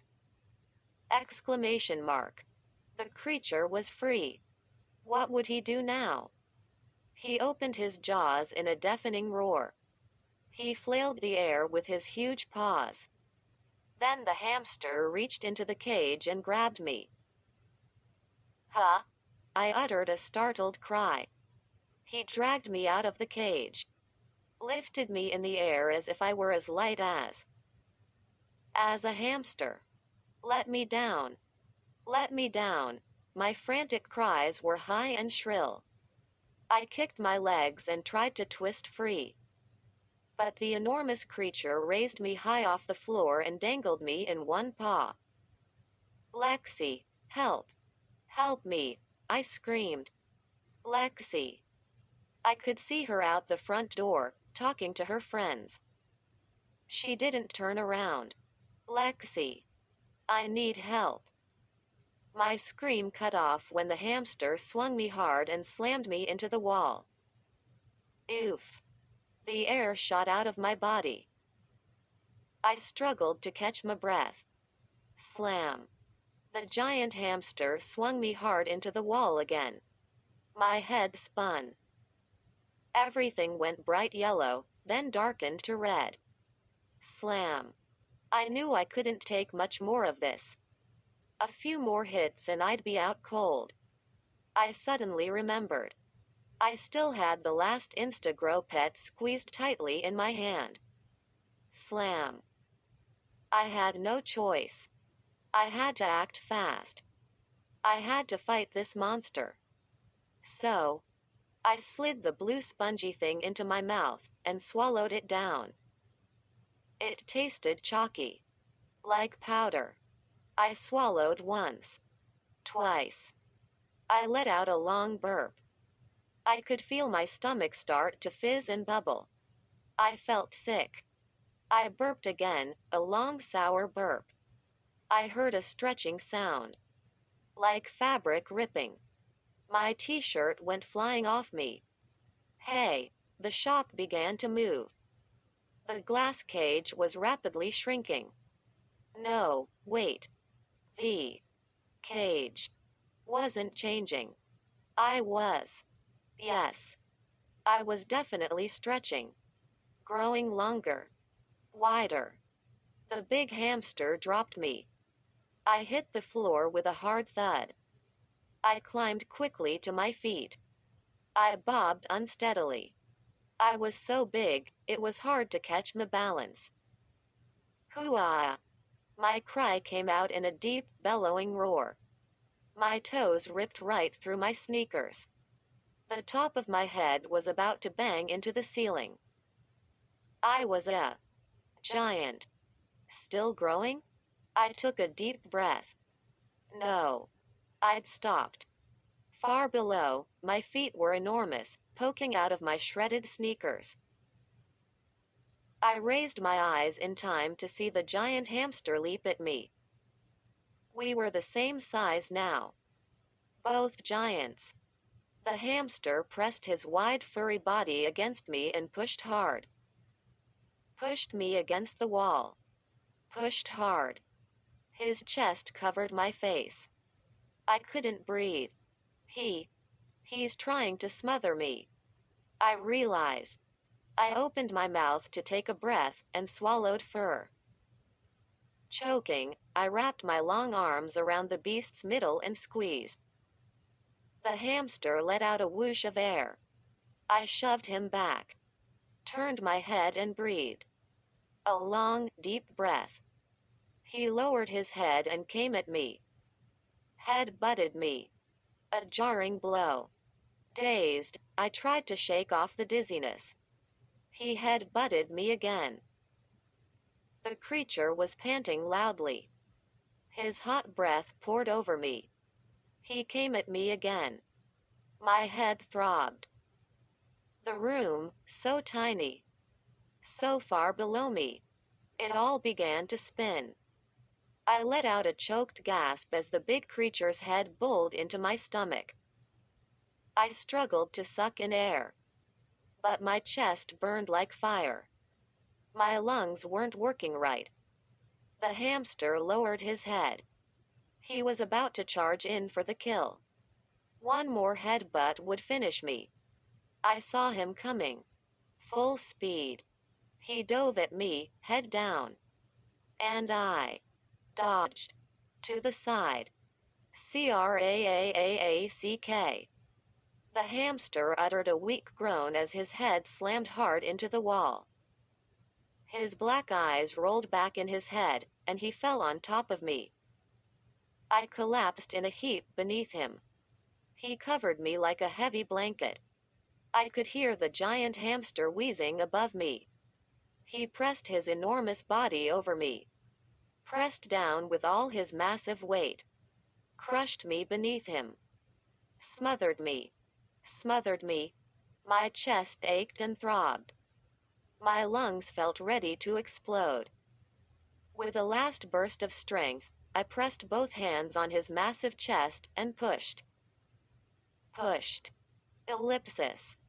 I shoved the hulking creature off me and rolled on top of him. I straddled him with my legs. He didn't fight back. He didn't try to get up. I sucked in breath after breath. And suddenly felt the creature move beneath me. Yes, my cry came out weak but happy. I knew what was happening. The monster hamster was shrinking. Shrinking back to his own size. I remembered the Instagrow pet on our dining room table. It stayed huge for only a few minutes. And now the Instagrow pet was wearing off. The hamster was shrinking. He was the size of a dog now. The size of a squirrel. Hamster size. I sat up, grabbed him, and lifted him between my two enormous fingers. He snarled and tried to swipe his claws at me. But I tossed him easily back into the open cage. I climbed unsteadily to my feet. I still felt dizzy. I had to duck my head so it wouldn't hit the ceiling. I took another breath. I could still feel the damp, hot fur of the giant hamster on my chest, smothering me. Oh! I uttered a cry as I felt myself start to fall. So dizzy. I grabbed my head with both hands. I bent my knees, struggling to stop from tumbling over. What was happening? The floor came flying up to meet me. The whole shop was moving crazily. I shut my eyes, but I couldn't stop the dizzying rush. My knees folded again. My legs quivered from side to side. My body felt as if somebody had grabbed both ends and was squeezing me like an accordion. But I didn't go down. I stayed on my feet as everything around me rose and fell. It took me so long to realize that I was shrinking. I heard a cracking sound. Was that my bones? My stomach heaved up into my throat. My legs bent and buckled. A powerful force pressed down on me. I could feel my head sinking into my neck. Oh, did that moan come from me? Still holding my head in both hands, I opened my eyes. I blinked several more times. My arms and legs twitched. My feet were tucked back into my ripped shoes. My t-shirt lay in shreds on the floor. But I was me again. The right size. I hugged myself tightly, trying to stop my twitches and shakes. I was back. Back. I heard an angry growl. I glanced into the cage. Hamsters were growling and baring their teeth again. The cage door was gone. They moved toward the opening. I spotted a big sheet of wood against the wall. I grabbed it and leaned it against the cage opening. Thank goodness Fitz didn't see any of this, I said out loud. And then I heard footsteps on the basement stairs. And Mr. Fitz appeared in the doorway. He stood there with his arms crossed in front of him. He looked at the cage, then stared at me. Just stared, with the strangest expression on his face. Mr. Fitz, I can explain, I cried. I can explain everything. It was the candy. The candy. Finally, he moved.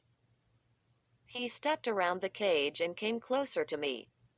He brushed his mustache with one hand as he stared at me. I can explain, I said. It was the candy. I accidentally left my orange candy in the cage. They ate it all, Mr. Fitz. They ate all the candy. And it turned them mean. His eyes narrowed. I held my breath and waited for him to react. I had ruined his hamsters, destroyed his shop. What was he going to do to me? To my surprise, a smile crossed his face. That was fabulous, he cried. I got the whole thing on video. I swallowed hard. Excuse me? I cried. Fitz pointed to a tiny camera over the counter. I got it all on video. That was amazing. Sam. But, I sputtered. What was amazing? Why was he so happy? I decided to try explaining to him again. I'm so totally sorry about the candy, I said. He laughed. His mustache bobbed up and down when he laughed. You got it wrong, Sam, he said. It wasn't the candy. I squinted at him. Huh? The candy didn't turn the hamsters mean, Fitz said. It was the Vito Vigor. I opened my mouth, but no sound came out. My brain was spinning. I struggled to understand what he was saying. The Vito Vigor water is actually an anger drink I've been testing, Fitz said. I've been giving it to them for weeks, waiting for it to work on them. You've been trying to turn the hamsters mean? I stammered. He nodded. Not just mean, he said. Vicious. I've been trying to turn them ferocious! Exclamation mark quote. I shook my head. But why would anyone want to buy a ferocious hamster? Behind us, snarling hamsters threw themselves against the glass, trying to escape. Hamsters gnashed their teeth and clawed the cage wall. I've been waiting so long, Fitz said, watching the angry hamsters. Waiting for the anger chemical to work on them. He slapped me on the back. This is a great day, he cried. Thank you, Sam. This is an important day.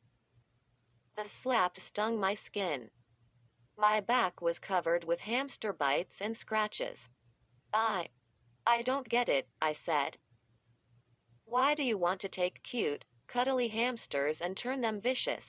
I asked again. A dozen reasons, Fitz said, grinning happily. A dozen reasons, and they will all make me rich. I waited for him to go on. His grin grew wider. Sam, can you imagine the excitement when I announced the WHWL? The what? I cried. The Worldwide Hamster Wrestling League, Fitz said. People will jam stadiums and arenas to watch ferocious hamsters battle. I'll have TV contracts. All kinds of angry hamster t-shirts and jackets and caps and WHWL video games. It's going to be huge. But, Mr. Fitz, I started. He clamped a hand over my mouth. And what about watchdogs, Sam? You know, a lot of people can't afford to keep a dog. It's very expensive.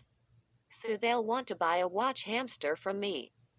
A ferocious guard hamster to protect their houses. He jumped up and down. A fortune. I'm going to make a fortune selling guard hamsters. And, Sam, what about the U.S. Army? He cried. I took a step back. The Army? He poked me in the chest with one finger. You don't think the military will be interested in fierce fighter hamsters? Of course. They will. Hamster soldiers can go where no humans can go. I'll have whole squads of fighter hamsters in the army, Sam. Whole fighting squads. All mine. Mine. He's crazy. I told myself, taking another step back from him. He's totally stark raving nuts. I grabbed the front door. I've got to go, I said. I pulled the door open. I took a step, and I felt his hand grab my shoulder and tug me back hard. Don't try to leave, Fitz said, his voice lowered to a growl. You're not going anywhere, Sam. He dragged me to the wall. His eyes burned into mine. Let me go, I said. What do you want? You're not going anywhere, Fitz said, until you tell me the formula to make the hamster grow so enormous. I swallowed. Huh? Formula? I can turn them mean, Fitz said. But you know how to make them. Gigantic. Quote. He pressed me against the wall with both hands. Tell me, he said. Tell me how you did it. You're not going anywhere till you show me how to do it. He was breathing noisily. His chest heaved up and down. Sweat ran down his face. He's totally crazy, I thought. I don't want to tell him about the Instagrow pets. Besides, I don't have any left. Tell me, he insisted, his voice hoarse with excitement. Tell me how you did it, Sam. His eyes gleamed. Can you imagine? An army of giant hamsters? Hundreds of them. As big as grown men? I could rule the world with an army of giant hamsters. No one could defeat me. No one. Mr. Fitz, I said softly, you have to let me go. Not till you tell me the secret, he cried. I'll put you in the hamster cage, Sam. How would you like to spend some time in there? I gazed into the cage. Hamsters were snarling, snapping their jaws, frothing at the mouth. Tell me the secret, Fitz screamed. Or I'll put you in the cage. The bell jangled. The front door swung open. Lexi came bouncing in. Hi, everyone, she called. Fitz turned to look at her. That was my chance. I pulled free of his grasp. I dove to the cage and pulled off the sheet of wood that covered the opening. I tossed the wood away. Growling hamsters came bursting out. They leapt to the floor and began running in all directions. The front door was wide open. 2 or 3 hamsters went darting out onto the sidewalk. No. Stop them. Catch them, Fitz shrieked. He began running in wild circles, pulling escaped hamsters up off the floor. Lexi turned to me. "Any way I can help?" she asked. "Help?" I cried. Quote, "Help? Now you ask if you can help?" Fitz was down on the floor, covered in growling, snapping hamsters. I grabbed Lexi by the arm. "Let's go. We're out of here." She pulled back. But, "I'll explain later," I cried. "Hurry. This is our chance." We ran out of the shop.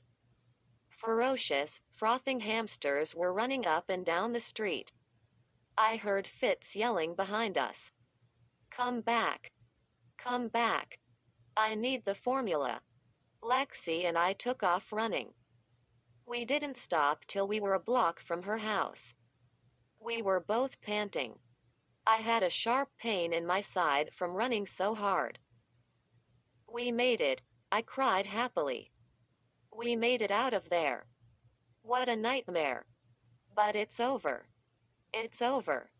Lexi mopped her forehead with her hand. "I'm so thirsty. I wish I had a bottle of Vito Vigor," she moaned. "Oh, wow." I squinted at her. "Vito Vigor? Lexi, how much of that stuff did you drink?" She shrugged.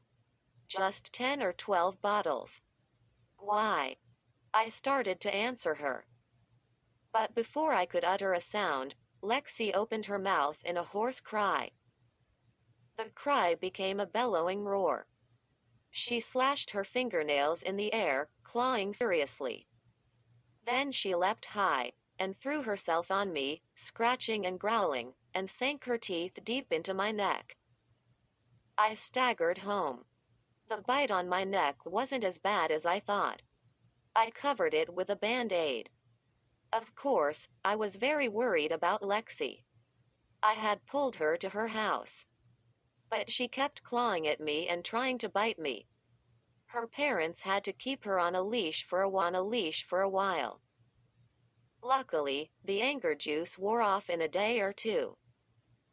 I slumped down on the edge of my bed. I'll never get a pet now, I told myself. But maybe I don't want one. This whole hamster thing turned me off pets. Besides, why did I need a pet when Noah was around? He was a perfect pet. I knew I had to change my clothes before my parents came home. I opened my closet door. Huh. I let out a gasp of panic when I saw the glow of light from the floor. Fire? Was my closet on fire? No. The glow was soft and yellow-green. I had dirty clothes strewn over the closet floor. I pulled away a shirt and a pair of cargo pants, and stared at the little horror the Horrorland shopkeeper had attached to my souvenir box. The horror was gleaming, a steady light. I felt myself drawn to it. Pulled to it. Whoa. I tried to push back in the other direction. I tried to propel myself out of the closet. But the glowing horror was like a powerful magnet. I couldn't resist it. It pulled me closer. Pulled me into the glowing yellow-green light. Pulled me. Pulled hard. The closet walls vanished. My room disappeared. I sailed through the yellow-green glow. Sailed as if blown by a powerful wind. The glowing light formed soft tunnel walls. Soft and smooth. Suddenly, the light flashed. And went out. I felt myself land. My feet touched solid ground. I blinked in total darkness. And then the lights went back on. I saw shelves of weird objects and souvenirs. I knew where I was. I was back in Horrorland. Back in that strange little shop. Chiller House. And Jonathan Chiller stood at the counter, smiling at me. Jonathan Chiller in his old-fashioned suit and vest, gazing at me through those square eyeglasses perched on the end of his long nose. How did I get here? I stammered. His smile didn't change. Welcome back, Sam, he said in his croaky old man's voice. His gold tooth gleamed. You remember my name? He nodded. I hope you enjoyed your souvenirs, he said. His smile faded. Now it's time for you to pay me back. I felt a stab of fear run down my body. Pay you back? Time to pay me back for all the fun you've had with your Insta-Grow pets, Chiller said. But I didn't have any fun, I cried. It was horrifying. Exclamation mark quote. Chiller's smile returned. Don't worry, Sam. The fun is just beginning. He raised his eyes and gazed over my head. But first, we have to wait for the others.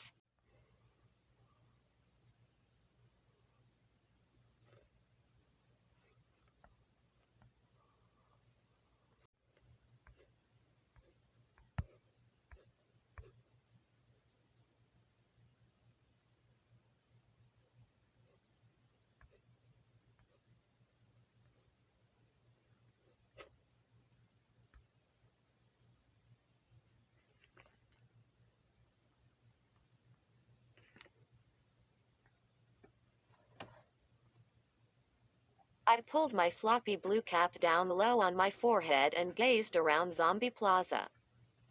It was a hot, sunny day, and Horrorland theme park was jammed with kids and families. This is so awesome, I said to my friend Ryan Chong. Can you believe we finally made it here? Ryan just nodded. He's the quiet type. I could see my reflection in his round, silvery sunglasses. He never takes the sunglasses off.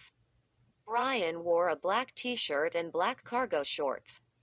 He always wears black. Ryan is the shortest, shrimpiest kid in our class, but he's totally cool. I think that's the magic store over there, I said, pointing across the plaza. And a harsh, croaky voice rasped in my ear. Don't point, Jessica. It's not polite to point. Huh? I spun around. No one there. I blinked. And then I figured it out. Ryan laughed. I got you. No way, I said. I gave his shoulder a hard shove. I knew it was you. Ryan can throw his voice. So can I. We're both really excellent ventriloquists. We're into magic tricks, too. Ryan rubbed his shoulder. He straightened the shades over his eyes. Pick on someone your own size, Jessica, he muttered. That's one of our little jokes since I'm nearly a foot taller than him. Ryan and I have a lot of little jokes. I guess it's because we've lived next door to each other since we were 3. We're 12 now, and it's like we're brother and sister. Sometimes we fight like a brother and sister. And sometimes we drive our other friends crazy by constantly playing tricks on each other. But most of the time we're cool together. My name is Jessica Bowen, and you're probably wondering why Ryan and I are so into tricks and ventriloquism and stuff like that. Well, the answer is easy. My dad, sometimes known as the amazing Billy Bowen, is a birthday party ventriloquist and magician. He does 3 or 4 birthday parties a week. He's very popular. Sometimes he's even on TV. Dad taught us how to throw our voices when we were 5. Ryan and I used to put on magic shows when we were in 2nd grade. And that's why the magic shop was our first stop at Horrorland. We took off across the plaza and almost ran into a green and purple food cart. The sign on the side read, Chihuahua Tenders. Made with real Chihuahua bits. That's sick, I said. We have two Chihuahuas at home named Abra and Kadabra. They are part of Dad's magic act. He pulls them out of his coat sleeves. The dogs love it. The magic shop stood next to a big theater. In dark, ghostly letters, the marquee read, The Haunted Theater. Mondo the Magical, now appearing. Opening parenthesis. And disappearing. Closing parenthesis. Awesome. Let's see when the next show goes on, I said. But Ryan was already hurrying into the shop. I pulled open the door, and two kids rushed out. One of them was holding a huge deck of cards. The other had one of those fake little guillotines in his hand. The kind where you put your finger in. Then you push down on the blade, and it looks like it slices off your finger. It's a pretty good trick. I think Ryan and I learned it when we were 4. The shop looked small on the outside, but it stretched really far back. I could see 2 long aisles with shelves and shelves of magic tricks. A shiny suit of armor stood at the end of one aisle. It had a magic wand gripped in its metal glove. A stuffed rabbit poked out from the open visor. Jessica, check out these chains and padlocks, Ryan said. He tugged at a heavy silver lock, and it popped right open. Perfect for quick escapes. He turned to me. Does your dad ever do an escape from a locked trunk? No way, I said. That's too scary for kids. Dad has to be careful. If he makes the kids cry, he won't be invited to perform at many birthday parties. I picked up a pair of Chinese puzzle rings. I slapped them together, then pulled them apart. Easy. I turned and saw Ryan pick up a metal cuff. It looked like it had sharp teeth. This is a mean-looking handcuff, he said. I opened a box of playing cards. I pulled out the deck and examined it. Every card in the deck was the ace of spades. I started to put the cards back when I heard a deafening snap. Then I heard a scream. I turned and saw the metal cuff clamped around Ryan's wrist. Jessica, help me, he shrieked. It hurts. It hurts. Oh, help. My hand is broken. Of course, I didn't fall for it. Ryan is a good actor. But he's tried this kind of gag too many times to fool me. I didn't even flinch. Really? Where's the blood? I asked. Ryan shrugged. Hey, I almost got you. No, you didn't, I said. I grabbed his arm and pried the metal cuff off. I snapped it a few times between my hands. Sweet. Ryan backed away from me. I didn't like the grin on his face. What? I said. Come on. What's so funny? He didn't answer. Instead, he reached into his back pocket and pulled out a pink cell phone. My phone. You thief. I cried. You pickpocket. How did you get that? His grin grew wider. It's easy if you're good. Quote. I could see my reflection in his silver sunglasses. I looked angry. Give it back, I said. He started to hand the phone to me. Then, as I grabbed for it, he swung it out of my reach. Hey.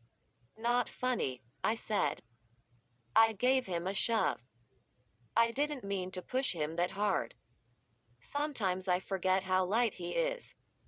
He went flying backward and tumbled right into a big man just entering the shop.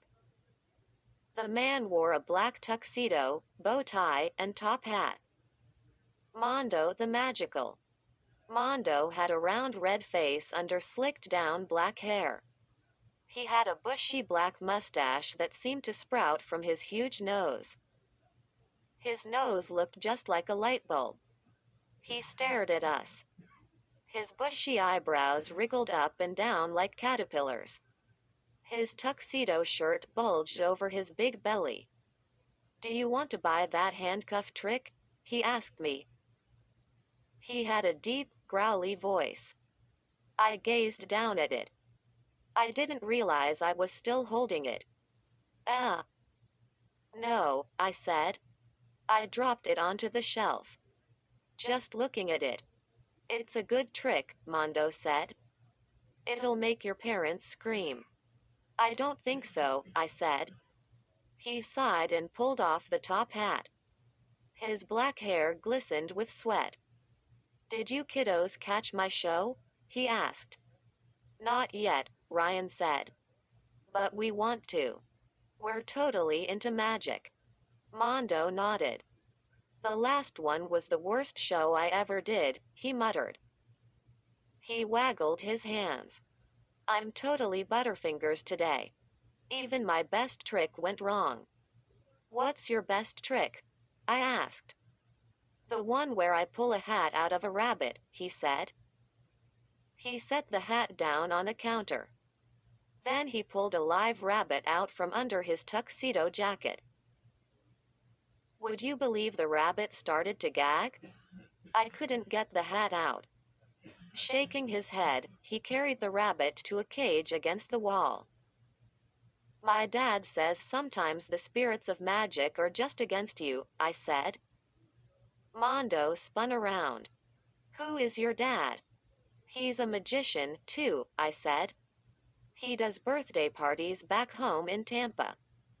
Mondo's eyes flashed, and his fat eyebrows rolled up and down. "Maybe you'd like to buy your dad a new magic trick? I've got some tricks you kiddos have probably never seen before. I collect them from all over the world, and some from other planets." I glanced around at the shelves of tricks.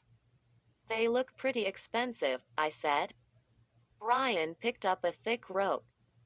One end was tied in a loop. Ryan is totally into rope tricks. He ties knots in a rope. Then he shakes the rope and the knots magically disappear. "That's a very good rope trick you've got there," Mondo said. "One of my best. This trick was handed down from the ancient first Raja of the Kingdom of Gold." He took the rope from Ryan's hand. "Bet your dad doesn't know this one," he said to me. "How does it work?" Ryan asked. "Watch." Mondo lowered the loop around his big waist. Then he tightened it like a belt. "Here. Take this," he told Ryan. He handed Ryan the other end. "See? I've got the loop around me.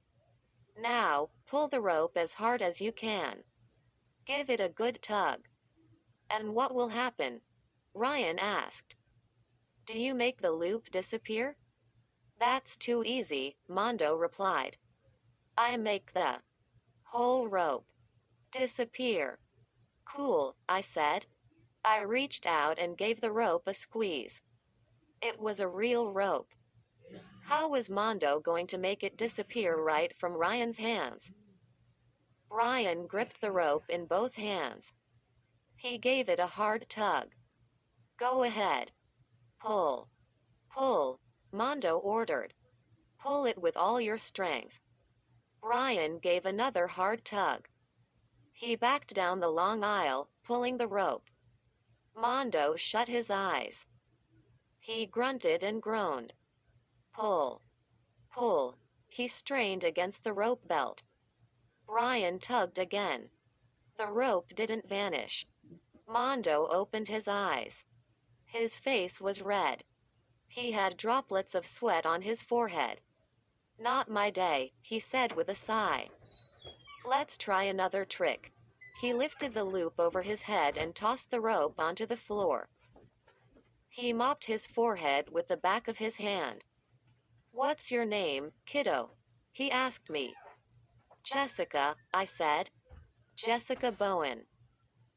"Well, you're right, Jessica," he said. Some days the spirits of magic are against you. He turned and started down the aisle. His tuxedo pockets bulged. I could see he had a lot of stuff hidden in them. I know I have some tricks you will love, he said. I noticed a long box lying flat on the floor. The lid was decorated with hand-painted red and yellow flowers. What's this wooden box? I asked. It looks like a coffin. It's called the Forever Box, Mondo said. He lifted the lid. The inside of the box was lined in red velvet. If you lie in this box and I close the lid, you disappear. Forever. Quote. How does it work? I asked. Show us, Ryan said. He jumped into the box. He settled onto his back. He's so small, he fit with room to spare. You sure? Mondo asked. Sure, Ryan said. Mondo started to lower the lid. He gazed at me. Say goodbye to your friend, forever. Ryan and I both laughed. We didn't know that was the beginning of all the horror. Mondo leaned down and spoke to Ryan. Cross your arms tightly over your chest, he said. You were about to take a long journey. Do you have any last words? Live long and prosper, Ryan cried. What a goof. Excellent last words, Mondo said. He kept his eyes on me as he slowly lowered the lid. It shut with a soft whomp. Mondo pushed back the tails of his tuxedo jacket. Then he leaned over the box and muttered some magical words. Vano. Vano. Vanish. Exclamation mark quote. He's so cornball. I thought. My dad would think this was a riot. Go ahead, Jessica, Mondo said, stepping back. Pull open the lid of the Forever Box. I gripped the edge with both hands and raised the lid. Sure enough, Ryan was gone. I bent down and tapped the sides of the box. Solid wood. Sweet, I said. I stood back up and turned to Mondo. He had a toothy grin under his mustache. The box has a fake bottom, right? I asked. No. Not right, Mondo said. The back panel is fake. It slides open. Go ahead. Slide it. Your friend is behind it. I leaned over the front of the box. I saw a little handle down low on the back panel. I grabbed it and slid the panel open. No Ryan. Mondo and I both stared at the empty hidden compartment. I laughed.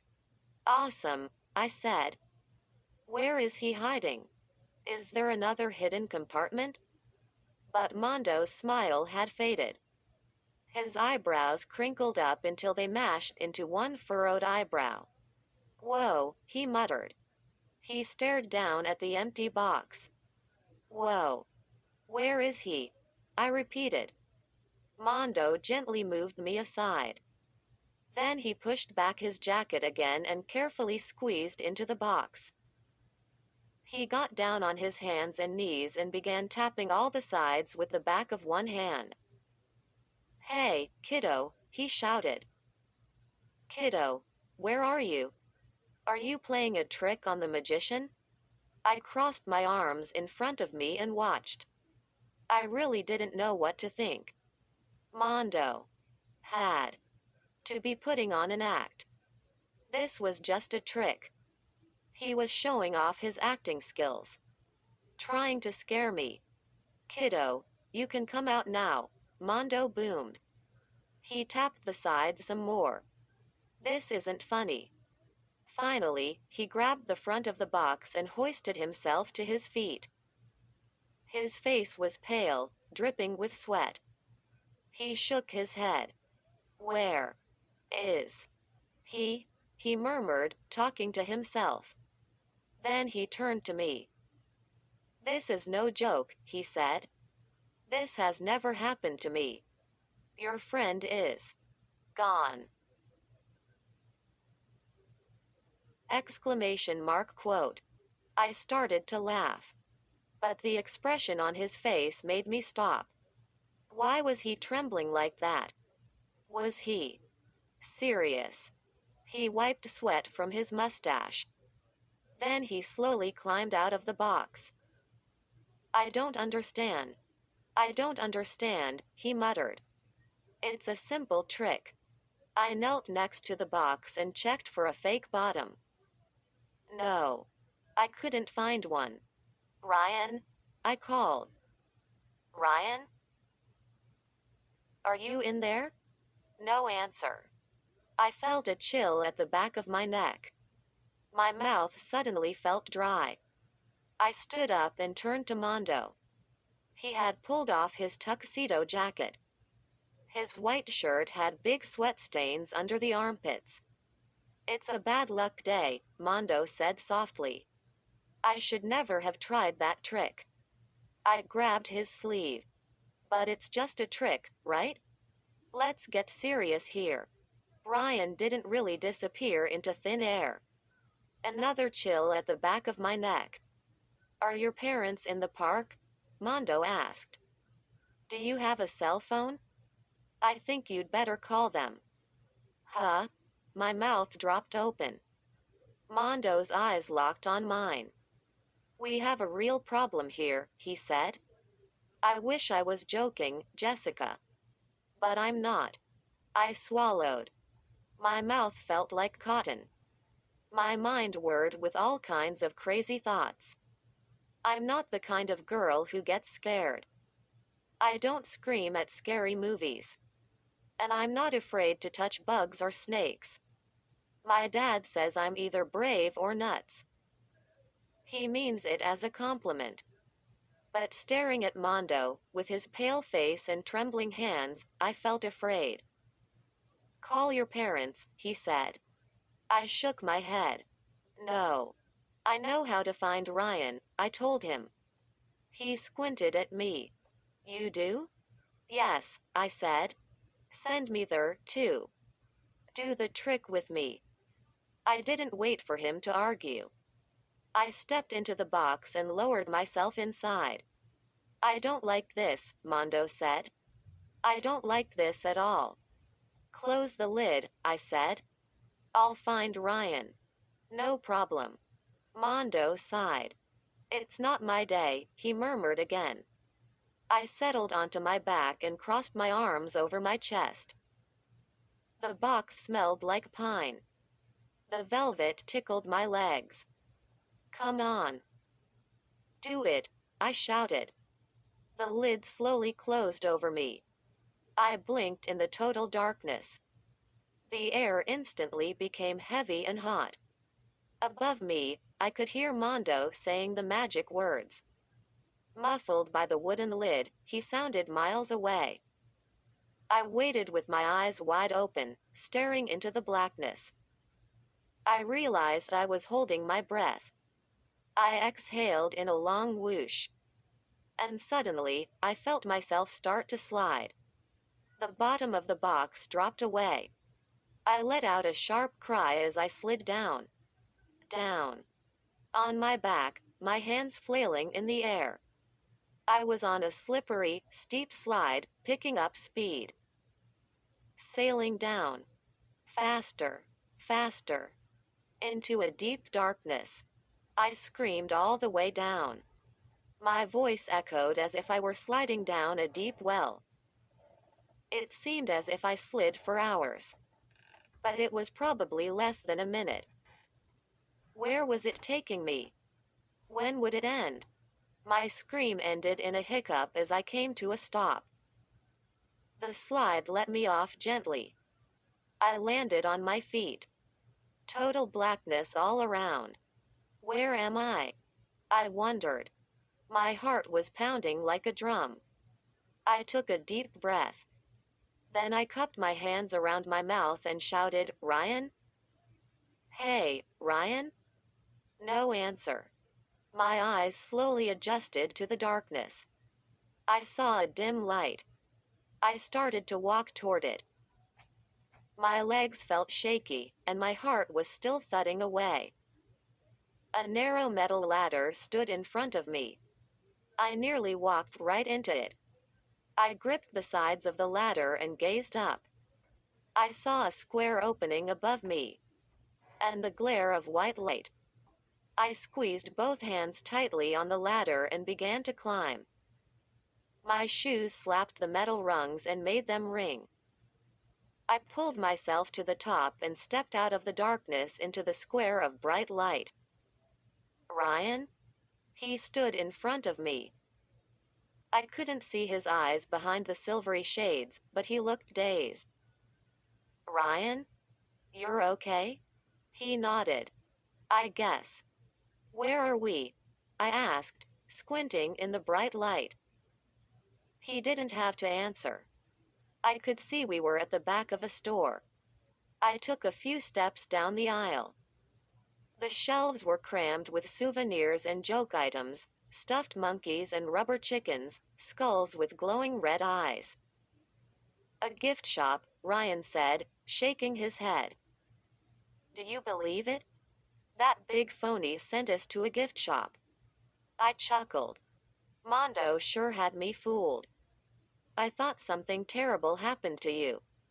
He may be a lousy magician, but he's a terrific actor. I really thought he was scared. He just wanted to sell us stuff, Ryan grumbled. I picked up a cute brown and white stuffed puppy. Put me down, it screamed. Startled, I dropped it back on the shelf. Ryan laughed. Cool. Pick it up again. I picked up the little puppy. I'll bite your face, it shrieked. We both laughed. I picked up a greenish skull. It was made of wax or something. Hey, I think it's a candle, I said. A skull candle. Do you like that? A voice asked. I turned to see an old man in an old-fashioned suit and vest. He had thin gray hair swept back off his forehead. Square eyeglasses perched on the end of his long nose. He looked a lot like the picture of Benjamin Franklin in my history textbook. Yes, it's nice, I said. I started to put it down, but it stuck to my hand. It's a very special skull, the old man said in a croaky voice. It's actually a man-trap. It was used by a long-lost tribe of island warriors. Sadly, they took the secret of making the wax with them. I struggled with the candle. The wax was melting and sticking to my hand. It was growing hot. I tried to push it off my hand with my other hand. But the wax spread and tightened over my skin. The old man chuckled. Don't fight it. The more you struggle, the more you heat it up. Well, what do? I cried. Get it off me. He adjusted the square spectacles on his nose. His blue eyes flashed. You have to know the secret cure, he said. Just blow on it. I didn't hesitate. The hot wax was covering my hands like tight gloves. I blew on my hands as hard as I could. And the green wax let go of me and rolled up into a tight ball the size of a golf ball. That is so awesome, Ryan exclaimed. He took the little ball from me. We have got to buy one of these and spring it on Boomer. Boomer is a big bully of a kid who is always in our faces. Boomer likes to pound us and take our lunch money and give Ryan and me a hard time. I rolled my eyes. For sure, Ryan. We'll give him one of these. And then what will Boomer do to us? Turn us into wax skulls? Messing with Boomer was always a mistake. We both had the bruises to prove it. Allow me to introduce myself, the old man croaked. He straightened his floppy black bow tie. My name is Jonathan Chiller, and this is my shop, Chiller House. Nice place, I said. My hands still throbbed a little from the hot wax. May I show you some interesting souvenirs I think you will like? Chiller asked. He gazed over the shelves and picked up a very real-looking bat. Its eyes glowed red, and its mouth was open as if ready to bite someone. He moved his hand up and down rapidly, and the bat's wings flapped. It's actually a kite, he said. But you can't see the string. When the wind blows through it, it shrieks. Fly this into a crowd and you can terrify people. It's so real. Sweet, Ryan said. He rubbed the bat's stomach. Feels like real fur. I searched a low shelf and found something I liked. Ryan, check it out, I said. I rolled it in my hand. A two-headed gold coin. About the size of a quarter. It had a man's face on both sides. I didn't know who it was.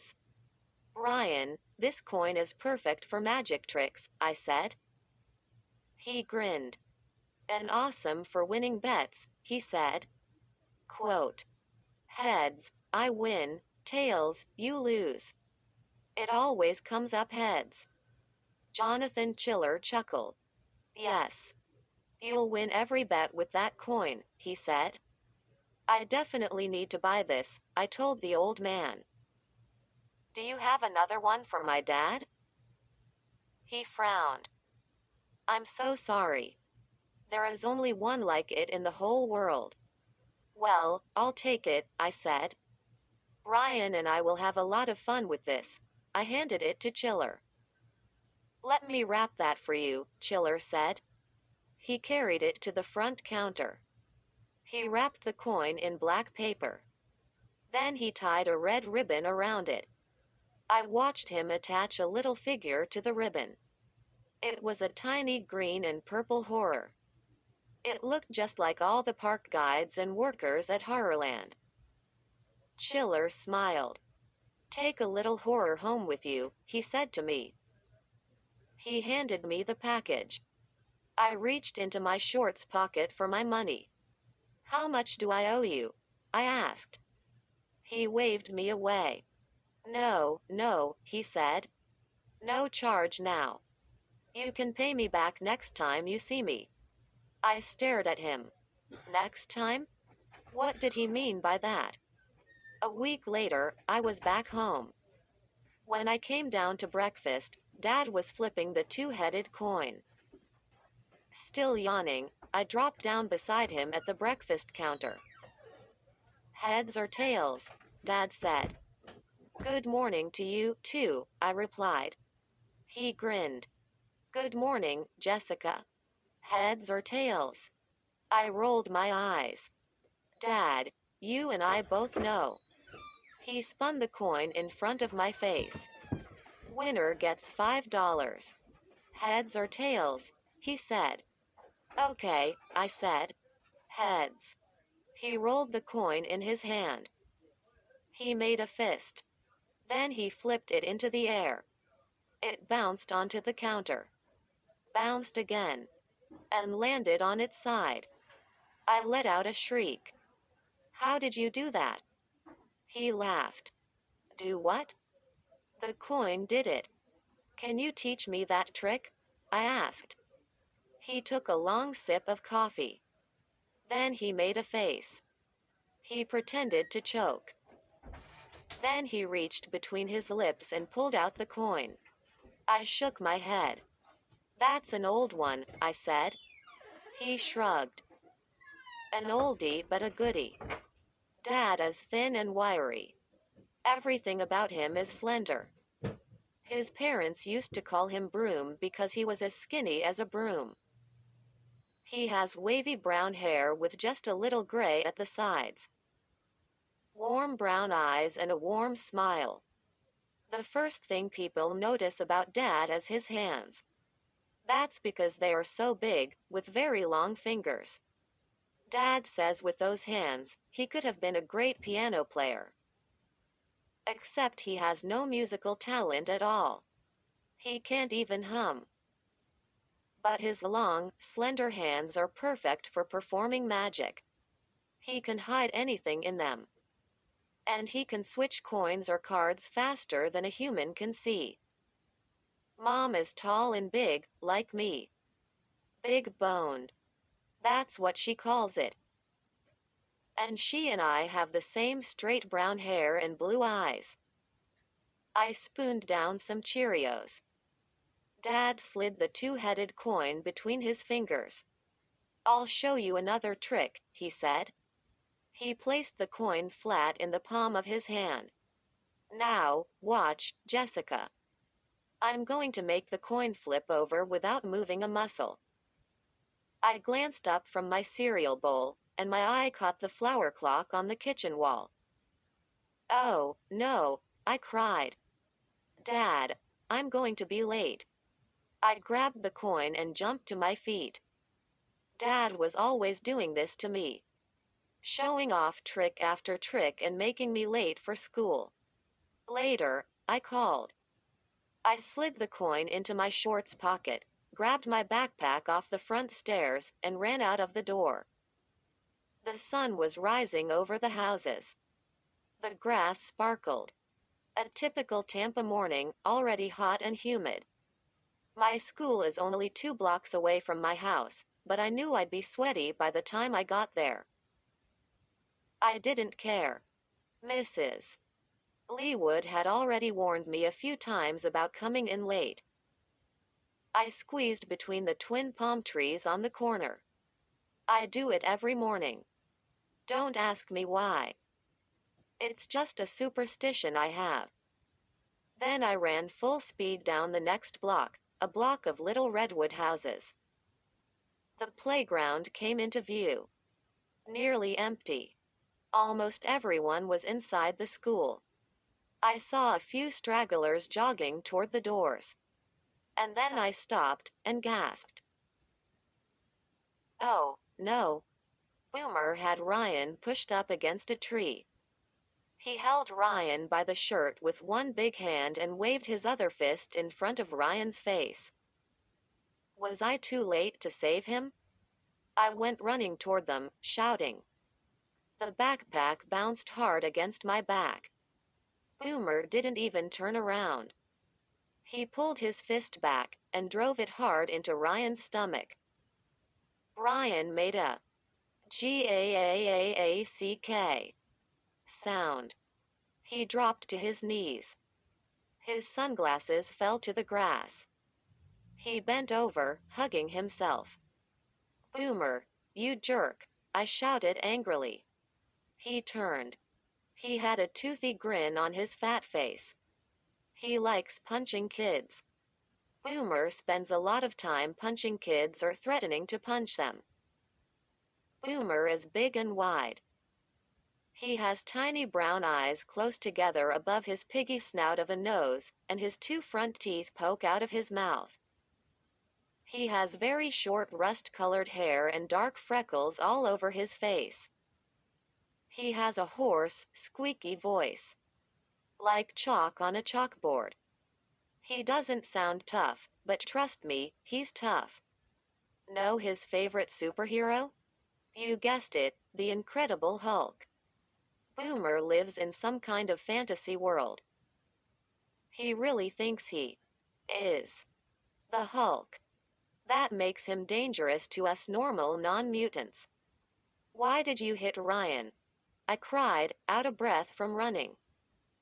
He made a joke, Boomer said. I don't like jokes. Your parents made a joke, Ryan said. It's you. Why does Ryan have to make Boomer mad? Why can't he just hand over his lunch money like everyone else and keep his mouth shut? All Boomer wants is money. That, and to see kids shake when he struts by doing his Hulk imitation. Everyone is afraid of him, too afraid to report him to Mrs. Leawood, our teacher, or Mr. Green, the principal. Funny, Boomer said. He pulled Ryan to his feet. I told you, I don't like funny. He raised his fist and got ready to deliver another punch. I dove forward and grabbed his hand. Wait, Boomer. He spun around. His face turned bright red. What's your problem, Jessica? He squeaked. You don't want to get in the way of my fist. Do you? I have an idea, I said. My heart started to pound. I have an idea, too, Boomer said. He stuck out a hand. Pay up. Give me a second, I said. You'll like this. It's cool. We'll flip a coin. Boomer wiped spit off his chin. Maybe I'll flip. You. He growled. We'll flip a coin, I repeated. One toss. If you win, Ryan and I will give you lunch money every day for a week. And if I win, you'll let Ryan and me go. He stared at me with his tiny brown eyes. I could see his big freckled forehead crinkling. I knew he was thinking hard. Come on. Let's try it, I said. I slid the gold coin from my shorts pocket. One toss. If you win, it's money for a whole week. What can you lose? You can lose some teeth, Boomer muttered. He's like a bad cartoon. A scary bad cartoon. I held the coin up. It gleamed in the sunlight. Want to give it a try? I asked. I hoped he didn't see my hand trembling. Ryan had his eyes on the coin. He knew what was happening. I could see him struggling not to smile. Boomer nodded. Go ahead, Jessica. Toss it. Here goes, I said, raising the coin higher. Heads, I win. I flipped the coin high in the air. It came down quickly and bounced twice on the playground grass. The three of us leaned over it. Heads, I said. You lose, Boomer. I started to shove the coin back into my pocket. Boomer grabbed my wrist. Again, he said. That was just practice. Now let's do it for real. I hesitated. Come on, Boomer. You agreed. He clapped his sweaty hand over my mouth. Again, he said. I backed away from him. Okay, okay. Here goes. I flipped the coin even higher this time. Heads, I win, I said. Tails, you lose, Ryan muttered. It landed in front of Boomer's huge sneakers. He squinted down at it. Heads. Ryan and I cheered. Boomer muttered some nasty words. His face turned bright red again. He spit on the grass. Then he spun around and stomped away toward school. Ryan and I waited till he was in the building. We didn't dare laugh or say anything. What if Boomer decided to come back for a third coin toss? Finally, we couldn't hold it inside any longer. We let out a victory cheer. I heard the bell ring inside the school. We're late, I said. Better hurry. I bent down to pick up the coin. I didn't see it. I began to crawl, searching the grass with both hands. No coin. Where is it? I cried, starting to panic. Did Boomer take it? I don't think so, Ryan said. He was squatting with his head down, searching, too. Hey, that shiny thing. We spotted the coin at the same time in a thick clump of grass. We both dove and made a grab for it.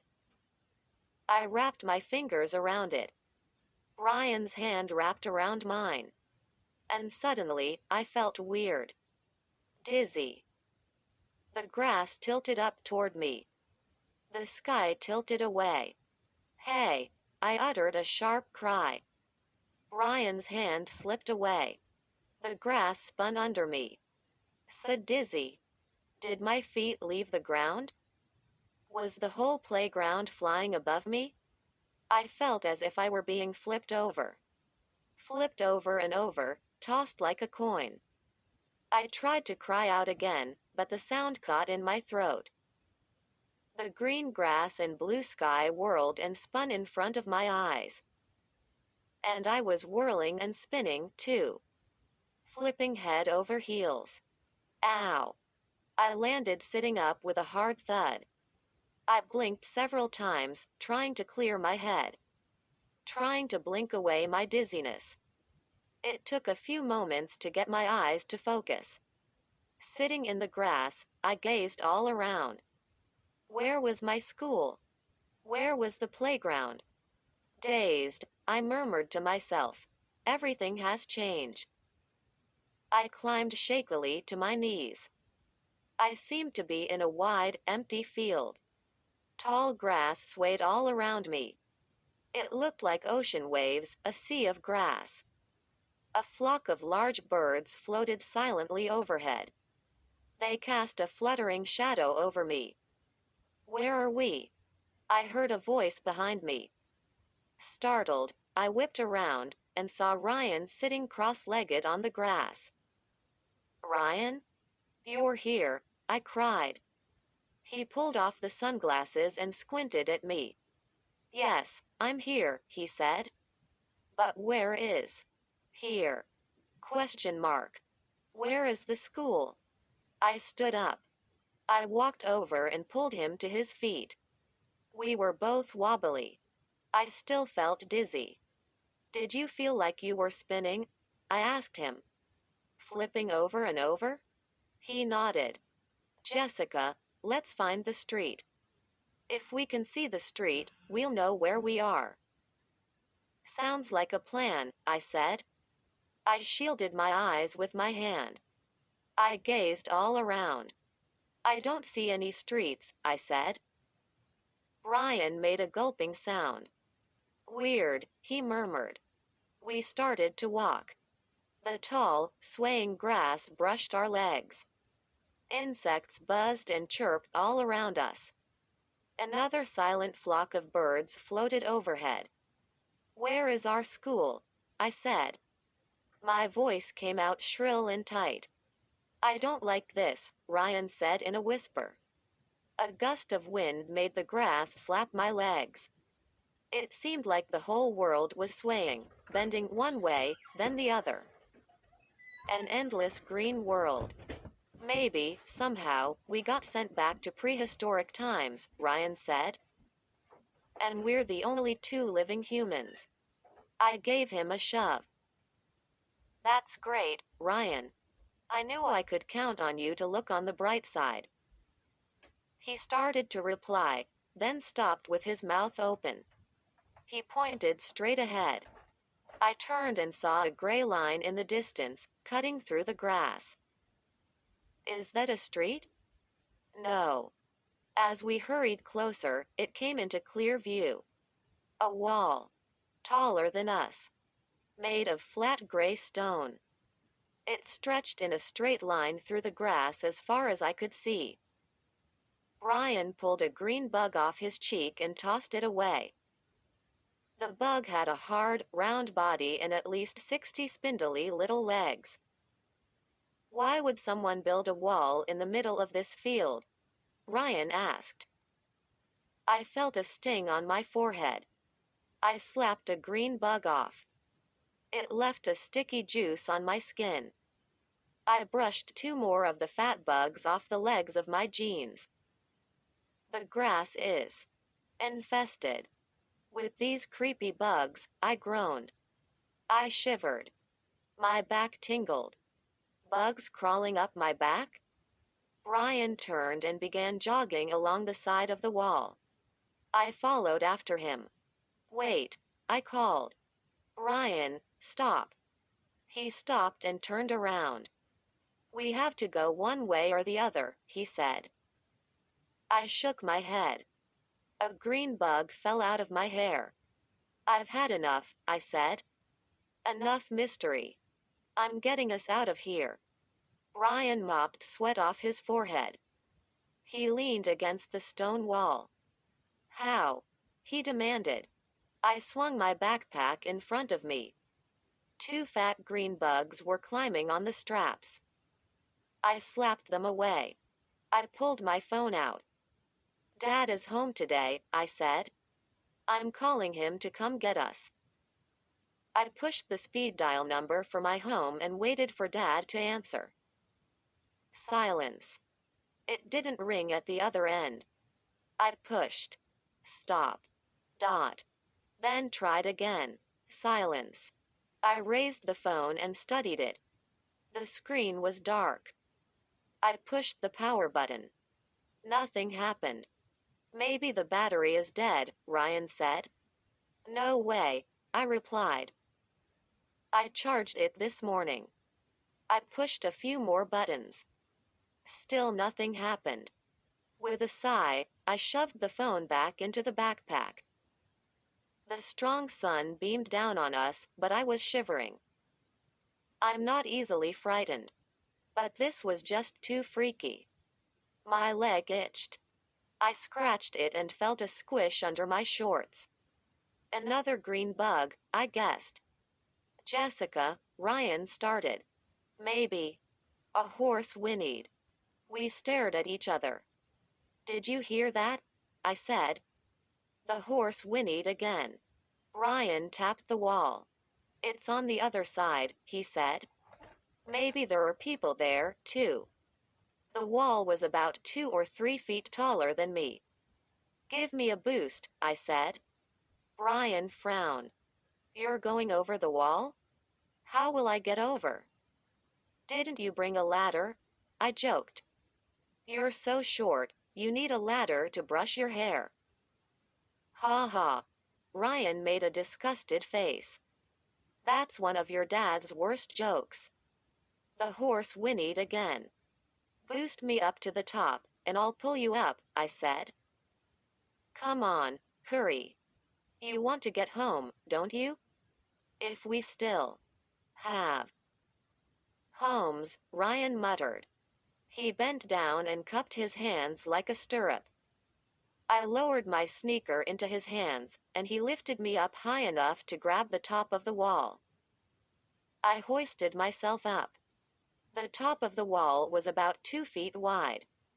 I balanced on my knees. Then I bent and helped Ryan scramble up beside me. On our knees on the wall, we both turned and uttered cries of shock. Ryan, where are we? A castle, I cried. I pointed into the distance. A steamy mist clung to the ground. The building shimmered over the mist, pink and purple, like a fairy tale castle. A wide yellow path led to the castle doors. A huge black and red banner fluttered on a tall flagpole high over the entrance. The building seemed to stretch for a mile, with pointed spires and tall towers on each end. It looks like the castle at Disney World, Ryan murmured. Unreal. Unreal is the word, I said. How can this be happening? What happened to our school? Our neighborhood? Our houses? We gazed at the shimmering castle. Then we turned and lowered ourselves to the ground. In front of us, a narrow wooden bridge arched over a thin sliver of water. On the other side of the bridge, I saw a row of small shacks. The shacks appeared to be slapped together with boards and gray mud. They had thatched roofs.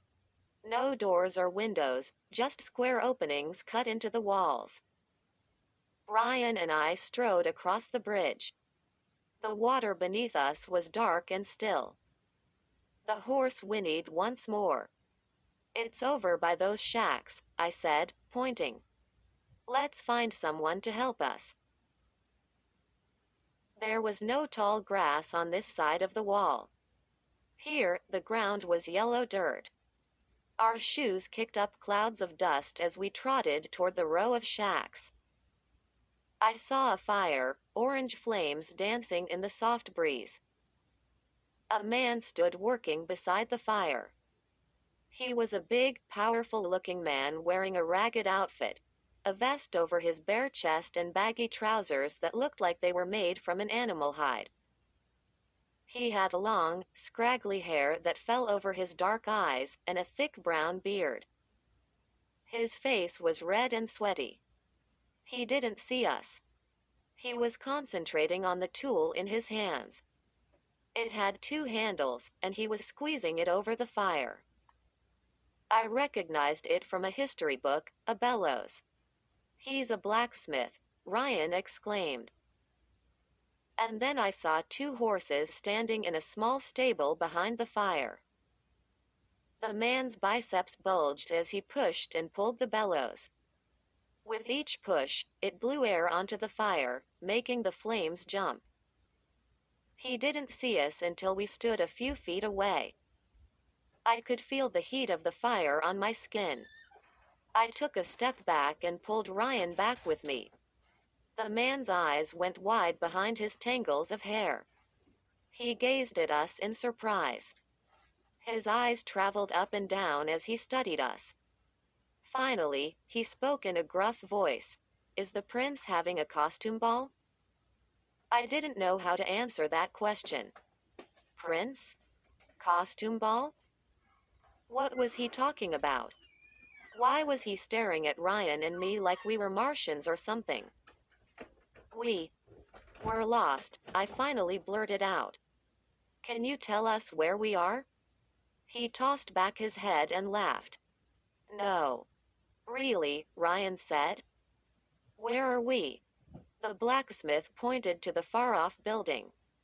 Doesn't the castle give you a clue? The fire crackled. He picked up a huge pair of tongs and began heating them in the flames. You cannot be lost if the castle is in front of you, he said.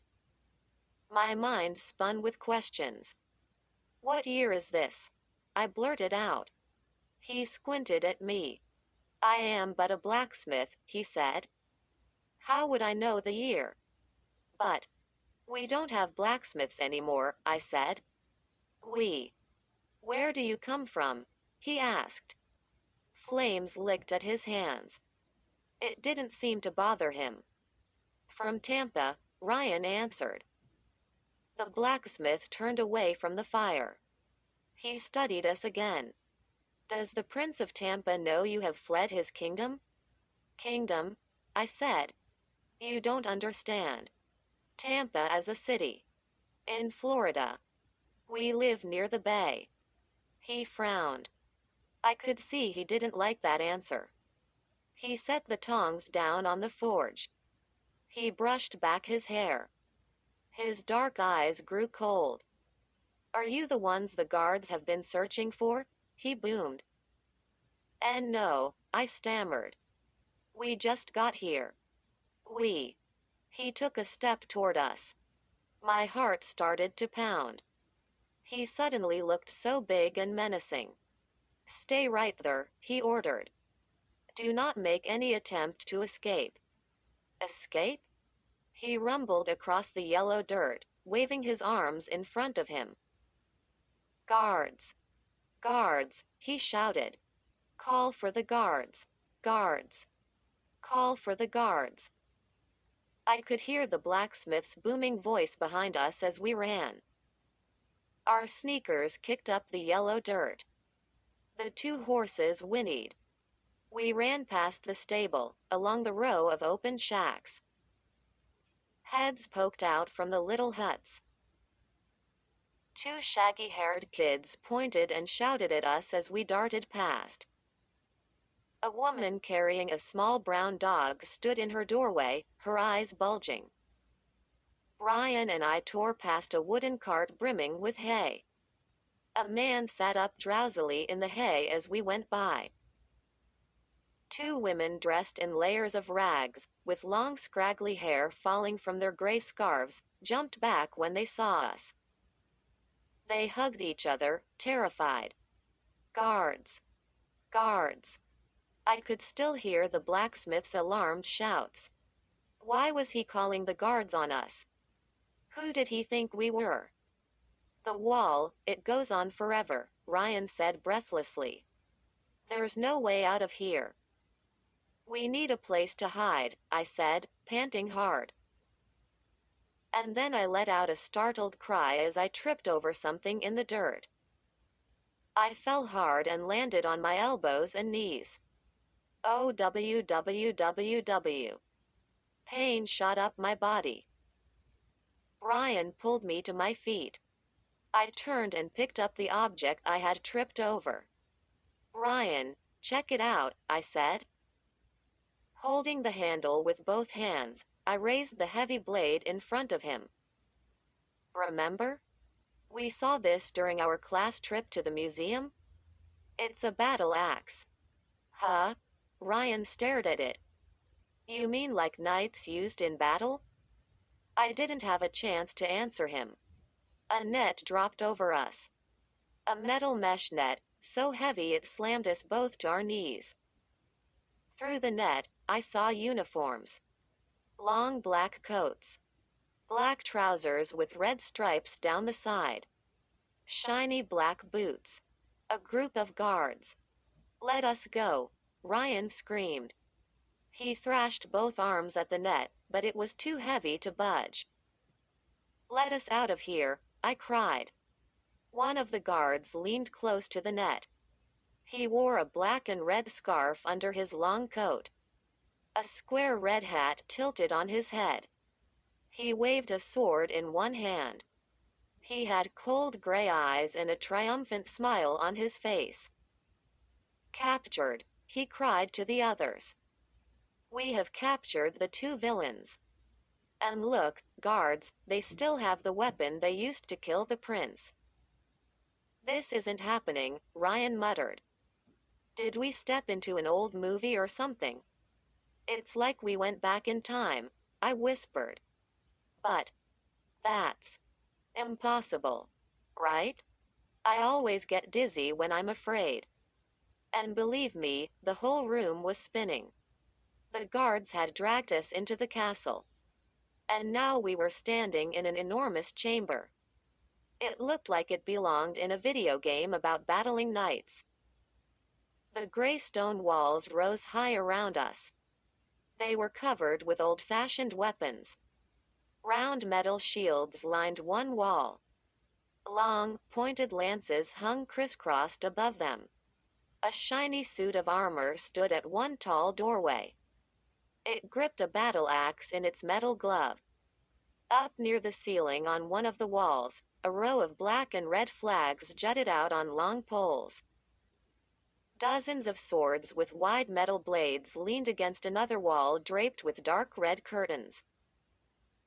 Flickering wall torches made the light dance over us. The guards surrounding us kept disappearing into the shadows.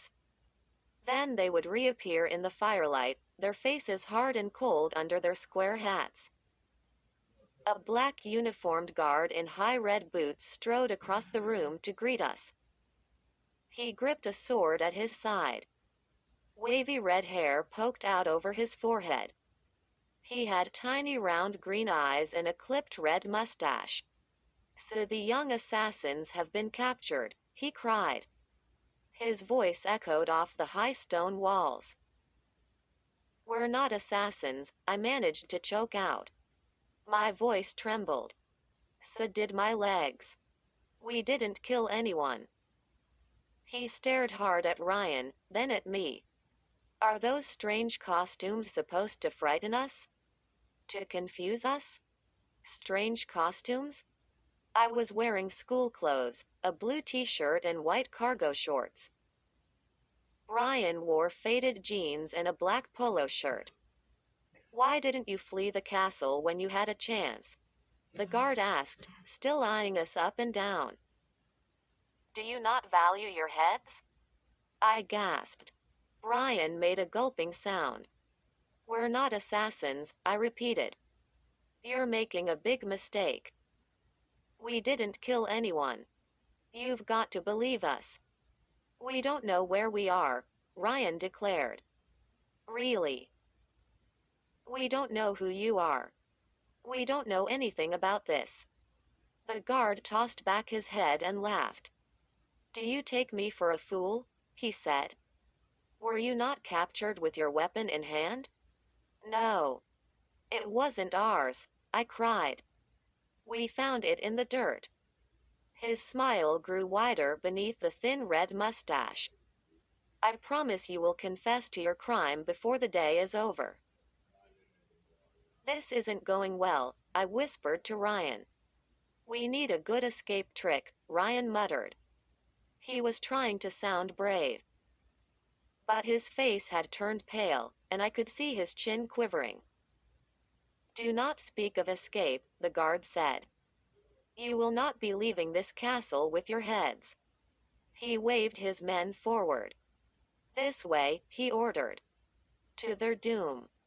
The torches along the wall flickered and danced as we marched under them. In the dim light, I saw a scrawny rat scamper under the heavy red drapes. Chill after chill rolled down my back. These men weren't kidding. They really believed Ryan and I were assassins. It should be easy to prove that we're not killers, I thought. But will they believe us? Will they even listen to us? The guards forced us into another chamber. A smaller room with dark green walls. A huge chandelier hung down from the ceiling. It cast bright light from hundreds of candles. Flames danced in a tall fireplace. Torches blazed along the walls. Beneath the chandelier, two men were seated in tall chairs at a long table. They were eating lunch. Their food was piled high on round silver plates. They were drinking from tall metal goblets. They stood up as we walked in. They both wore long purple robes. The tall one was completely bald. His head glowed under the bright candles. He had coffee-colored skin, dark eyes, a long, pointed nose, and a deep scar that ran down one side of his face. Bow your heads before the Duke of Earl, the guard ordered us. I didn't think about it. I bowed my head. The man beside the Duke had the hood of his robe pulled over his head. His long white Santa beard came halfway down his chest. His dark eyes studied us. His hands were clasped tightly in front of him. Bow your heads to Henway, the prince's wizard, the guard ordered. Ryan and I bowed our heads again. Henway's hood fell back. He had flowing white hair to match his beard. The Duke turned to the wizard. I shall bet you the girl confesses first, he said. Would you like to bet 5 Dumas? Henway frowned and shook his head. No more betting, Alfred, he said sharply. Your constant gambling has gotten you into much trouble before. Alfred, have you not learned your lesson? The Duke shrugged. An innocent bet. To pass the time. You have the betting sickness, Henway scolded. The Duke smiled at that. Not a sickness. An enjoyable game. Henway made a disgusted sound. He stepped up close to Ryan and me. His robe smelled bad, as if it had never been washed. He rubbed a hand through his thick beard and stared at us. Henway waved the guards back. They retreated to the doorway and stood there stiffly alert. You assassins will be brought to a quick justice, he said. But you're wrong, I cried. We are not assassins. The Duke snickered. Then why have you disguised yourselves in those strange costumes? He demanded. Strange costumes? I stammered. This is what we wear to school every day, Ryan said. Both men snickered at that. They exchanged glances. We're telling the truth, I cried. My voice came out high and shrill. Why did you sneak onto the castle grounds? The Duke asked. We didn't sneak, I said. We don't know how we got here, Ryan exclaimed. Henway scratched his beard. The Duke laughed. Surely you can come up than that, he said. Why don't you say you arrived on a cloud? Or rode on the back of a dragon? They both laughed at that. How did you get here? Tell us, the Duke insisted. Really? I cried. We don't know. Where do you come from? Henway asked. Tampa, Ryan and I said together. A fantasy kingdom, Henway said. The prince has a whole library of maps. And in all those maps there is no kingdom of Tampa. Can you not give an honest answer to a single question? The Duke demanded. Must I conjure a spell to draw the truth from you? Henway asked. Ryan turned to me. I think we're in major trouble here, he whispered. Ryan was right. They didn't believe a word we said. Every answer we gave dug us deeper into trouble. I took a deep breath. Something strange has happened, I told them. Ryan and I come from a different time. I think we've gone back in time. The room began to spin. I felt dizzy again. I realized I was terrified. Was I really talking about time travel? We really don't know how we got here, Ryan said. But look at us. We're just kids. No way. We are assassins. We didn't kill anybody. More lies, the Duke said softly. Very clever lies, Henway said. But lies just the same. Very clever disguises, too, the Duke said. They really do look like children. He rubbed the scar on the side of his face, thinking hard. Then he turned back to the wizard. Would you care to bet on how old they really are? 3 Dumas? Henway waved the Duke away. No betting, Alfred. Please try to control yourself. Henway turned away from the Duke and frowned at us. His dark eyes went cloudy. Your violent act has tossed the kingdom into sorrow and chaos, he said. Prince Warwick shall have his revenge. Huddled close to me, Ryan made another gulping sound. My whole body suddenly went cold all over. No one likes to hear the word revenge. My mind spun with ideas. I thought about my dad's best escape trick. No way it could help Ryan and me. You need a tall mirror to do it. I struggled to think of a way to explain to them what had happened. But what would make them believe us? One last try. I I picked up the battle axe from the ground, I stammered. Actually, I tripped over it. I was running, and I tripped over it. That's right, Ryan chimed in. We were both running, and Jessica tripped over that weapon. I saw her pick it up and... Why were you running? Henway asked. Because you were guilty, the Duke answered for us. And you were trying to escape. You will not escape your fate, Henway said, lowering his voice. Would you like to make a small bet with me? The Duke asked. I bet that Prince Warwick will have your heads off before nightfall. No. Please, I cried. They motioned the guards forward. The guards moved quickly and grabbed our arms, holding us tightly. Henway and the Duke of Earl turned, walked through a door, and led the way into a long, dark hallway. The guards forced us to follow. Where are you taking us? I demanded. To see your victim, the prince, Henway replied. I don't understand, I said in a trembling voice. My legs were shaking so hard, I could barely walk. Our victim? The prince? What do you mean? They didn't answer. The guards pulled us forward. Our shoes scuffled across the hard floor. Flickering light danced over us from a long row of wall torches. Enormous paintings lined the walls. Dreary portraits of grim-looking kings and queens wearing gray crowns and dark fur robes. Their expressions were all stern and cold. None of them smiled. At the end of the hall, the Duke and the Wizard stepped aside as the guards pushed open a door. Then the two men led the way into a bright chamber. The sudden light made me blink. When my eyes adjusted, I gazed around quickly. The walls appeared to be made of gold.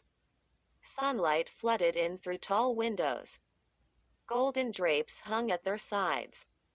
Dark, heavy furniture filled the center of the room. "Here we are, Prince Warwick," the Duke announced. Against the back wall, a man sat at a long writing table. My gaze stopped at the writing quill in his hand. And then I raised my eyes. And Ryan and I both opened our mouths in screams of horror. The prince had only a lumpy stub on his shoulders. He was headless. My knees buckled. I started to fall. But two guards held me up. Beside me, Ryan screamed again. "No. It's impossible." I wanted to look away. But I couldn't take my eyes off the headless man. He wore a ruffled white shirt. The collar was pinned shut. Above the collar, the stub of his neck was pink. A dark scab had formed over the top. I shut my eyes. I felt my stomach lurch. I struggled to hold down my breakfast. "He has no head, but he's alive." "This has to be a fake," Ryan whispered. "Some kind of magic trick." I lowered my eyes to the ruffled shirt. Was the neck stub a fake? Was he hiding his head under the shirt? "No. It's real," I choked out. I swallowed again and again. My stomach churned. If only I could look away from that dark, ugly scab. The Duke and Henway stepped up to the prince. I tried to stay back, but the guards pushed Ryan and me closer. "The prince's magic is more powerful than your axe," Henway said to me. "He learned magic from me. Studied his entire life. And his magic is more powerful than anyone dreamed.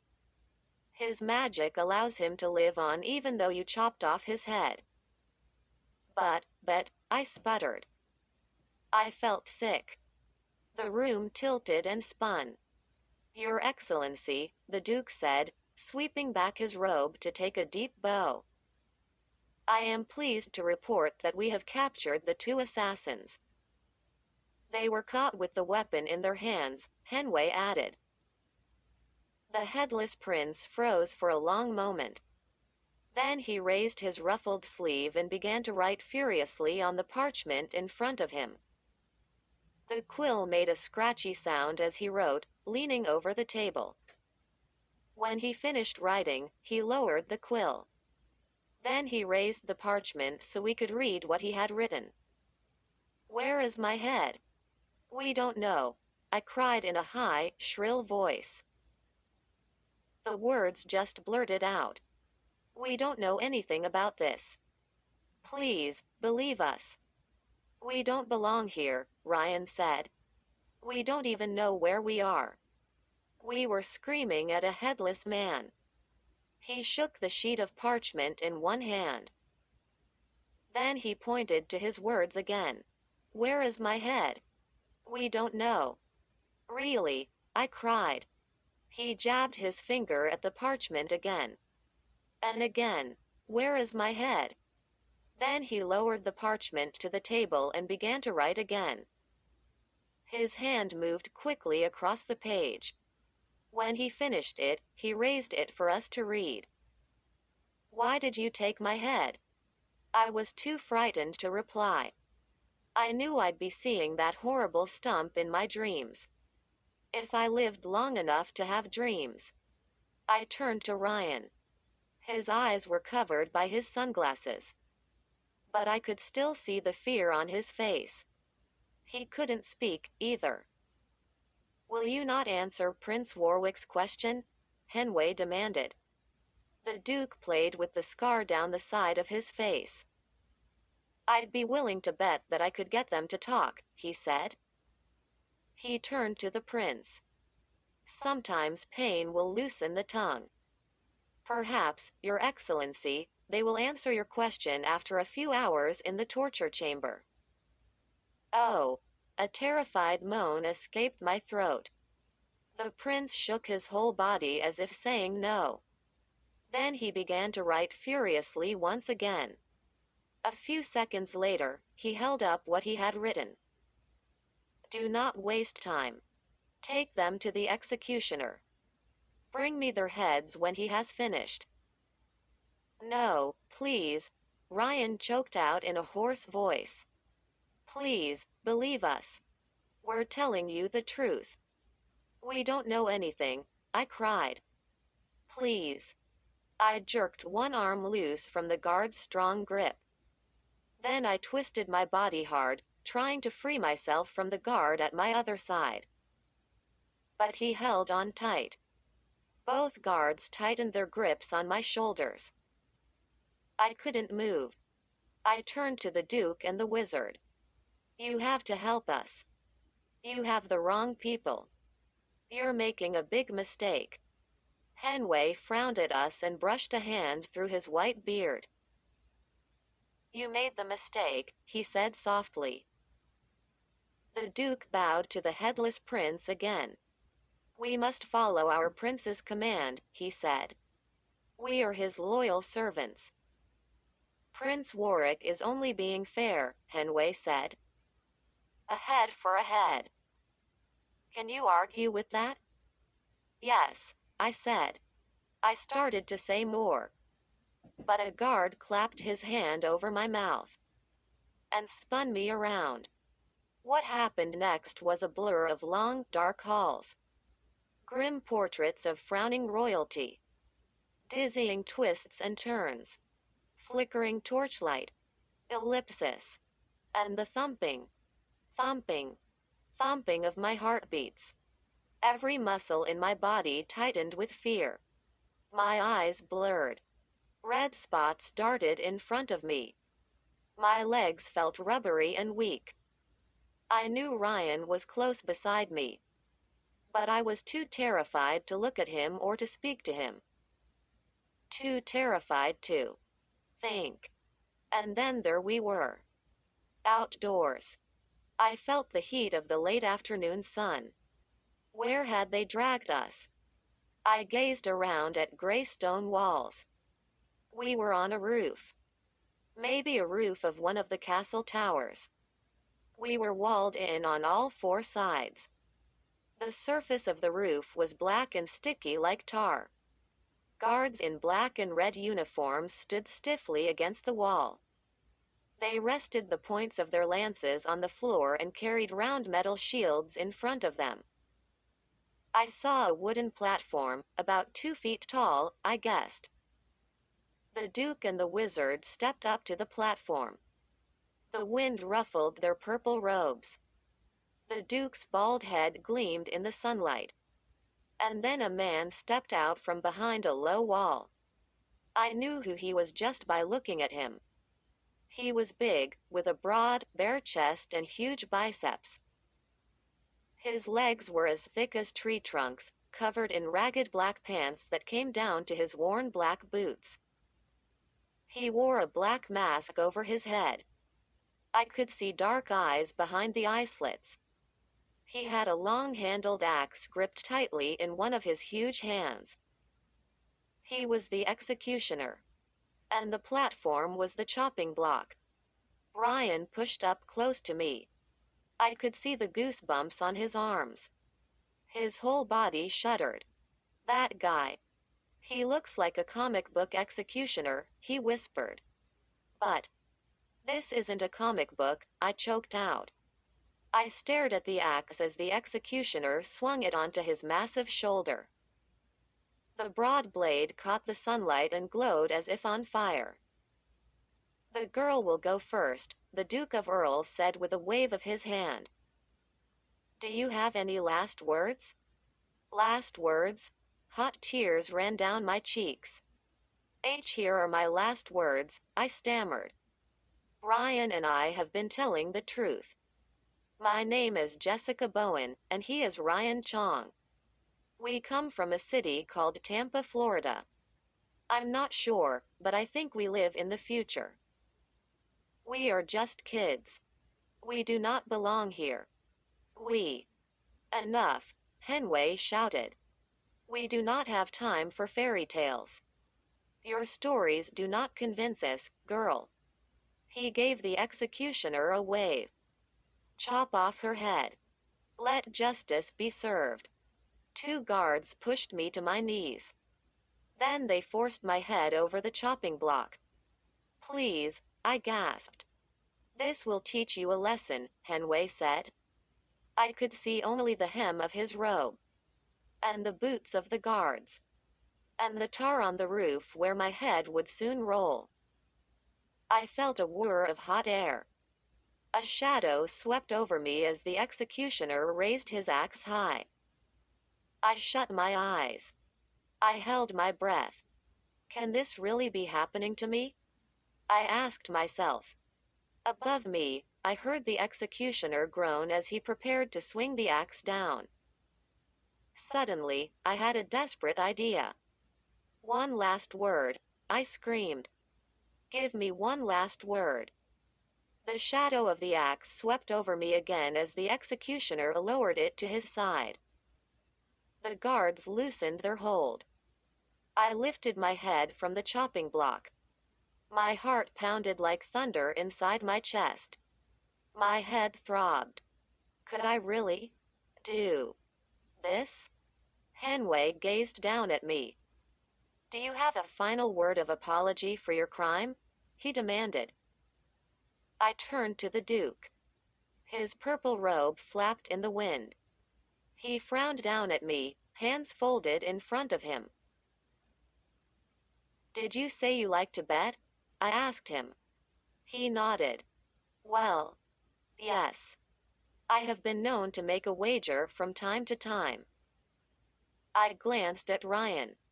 Did he catch on to my plan? I couldn't see his face. He was surrounded by guards. There will be no gambling while we are carrying out the prince's orders, Henway said sternly. Alfred, you have been warned about your gambling again and again. I ignored him and kept my eyes on the Duke. He stepped closer. I could see that I had grabbed his interest. Have you ever bet on a coin toss? I asked him. A thin smile played over his lips. Perhaps, he replied. I took a deep breath. Could this plan actually work? I knew I'd have to use my best acting skills. I enjoy betting, too, I said. Would you like to bet on a coin toss? The wizard grabbed the Duke's sleeve. Alfred, stop this at once, he snapped. The Duke stepped closer. He pulled me to my feet. His eyes gazed into mine. A coin toss? He said softly. I can never resist a coin toss. But I should warn you, I seldom lose. The prince will not approve, Henway scolded. Your endless gambling must stop. The Duke gave him a gentle push out of the way. And what is the nature of this bet? He asked me, eyes flashing. Simple, I replied. If you win the toss, carry out the execution. Chop off our heads.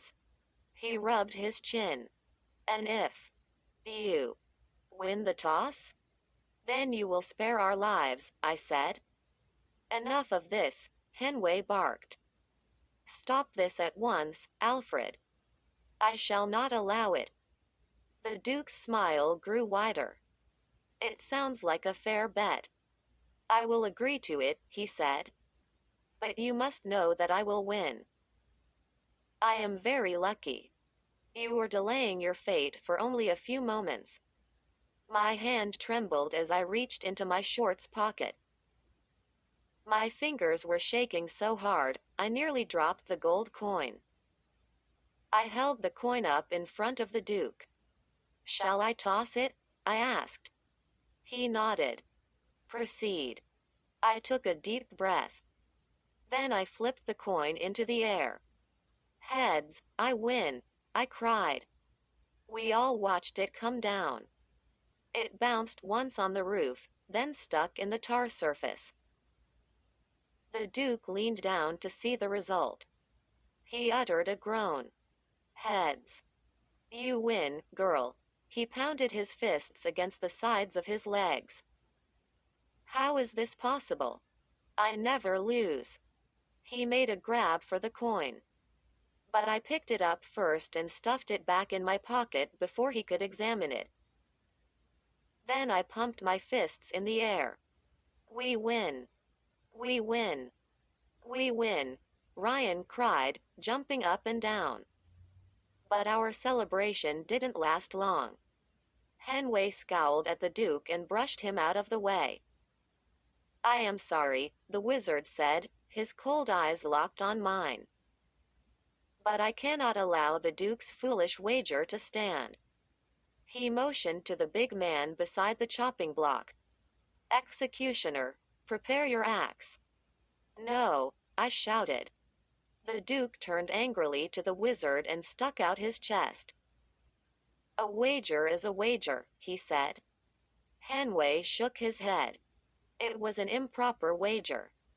I do not care, the Duke shot back. My honor is at stake. I must keep my word.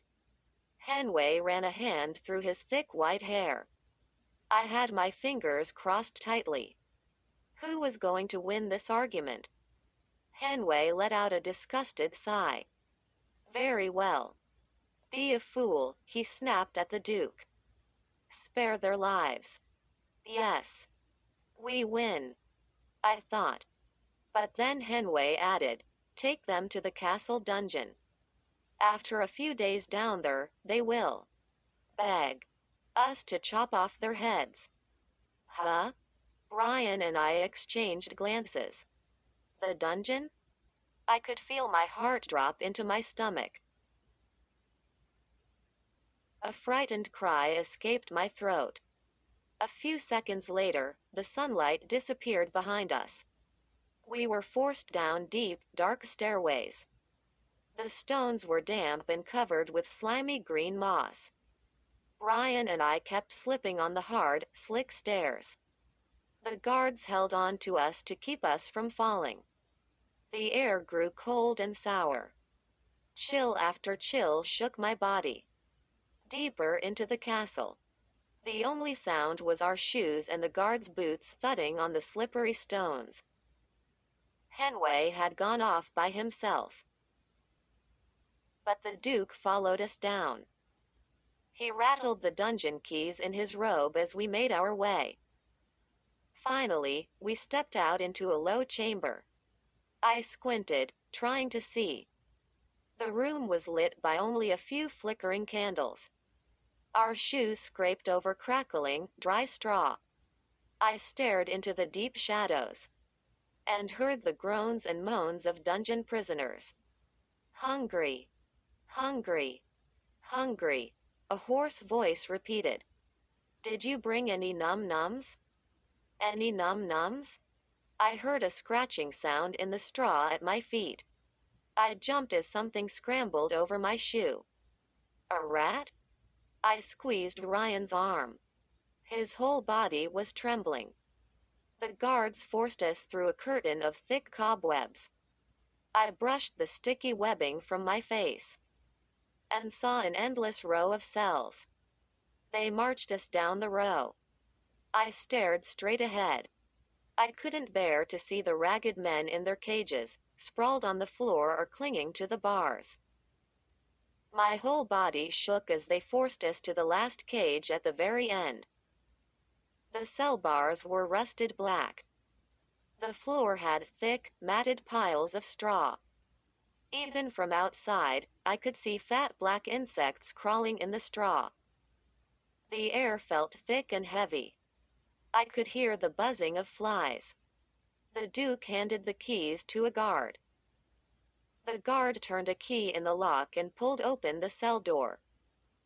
The door squeaked as it slid open. The guards gave Ryan and me a hard push into the cell. Ryan tumbled into the wooden bench.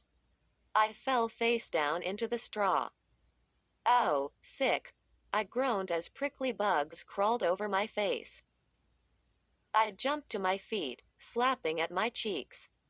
I brushed bugs off the front of my t-shirt. My whole body started to itch. The cell door slammed. I turned and watched the Duke leading the guards away. "Hey, come back," Ryan shouted. He grabbed the bars at the front of the cell and poked his face out. "Come back. How long do we have to stay in here? You won your bet. We spared your lives. Why are you complaining?" the Duke called. Then he disappeared into the darkness. All around us, men howled and shouted. In the corner of our cell, I saw the skeleton of a small animal. Bugs swarmed over the bones. "Hungry. Johnny is hungry," a man moaned from somewhere down the long row of cells. "Johnny is hungry. Who will feed Johnny?" We can't stay here," I stammered. "We have to get out."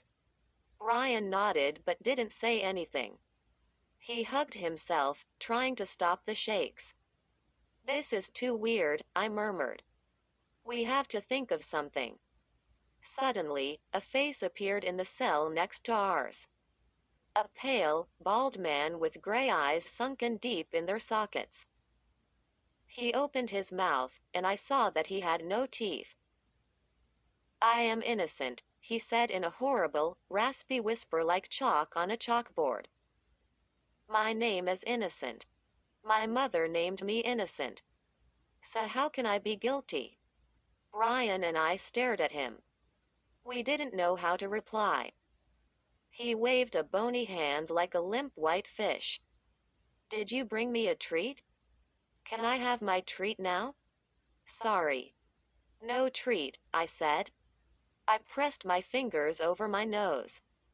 The man smelled like rotten meat. "But my name is Innocent," he rasped. Then he spotted a fat black spider on the dungeon floor. He grabbed it and popped it into his mouth. "Thanks for the treat," he said. He sank back into the shadows of his cell. I shivered. Ryan was still hugging himself. I could see my reflection in his silver glasses. My hair was totally messed up. I had a smear of dirt down one cheek. "We have to think hard," I said. "Some kind of magic brought us to this awful place. Maybe some kind of magic can help us escape." Ryan nodded. "Maybe," he said in a tiny voice. "The coin," I said. It was the two-headed coin. Down the row, a man began to sing. His voice kept cracking. His song had no melody. And the words made no sense. The singing made other prisoners shout and howl. One prisoner meowed like a cat. The noise echoed off the low ceilings. "The coin brought us here," I said. I had to shout over the deafening howls. "Don't you remember?" Ryan blinked. "You're right, Jessica. It was in the grass. On the playground. And we both grabbed for it at the same time." "Yes," I said. Our hands both wrapped around the coin and then we began to flip over and over. "So maybe if we both grab the coin again," Ryan said. My heart began to race with excitement. Maybe it would work. Maybe the coin would flip us out of here.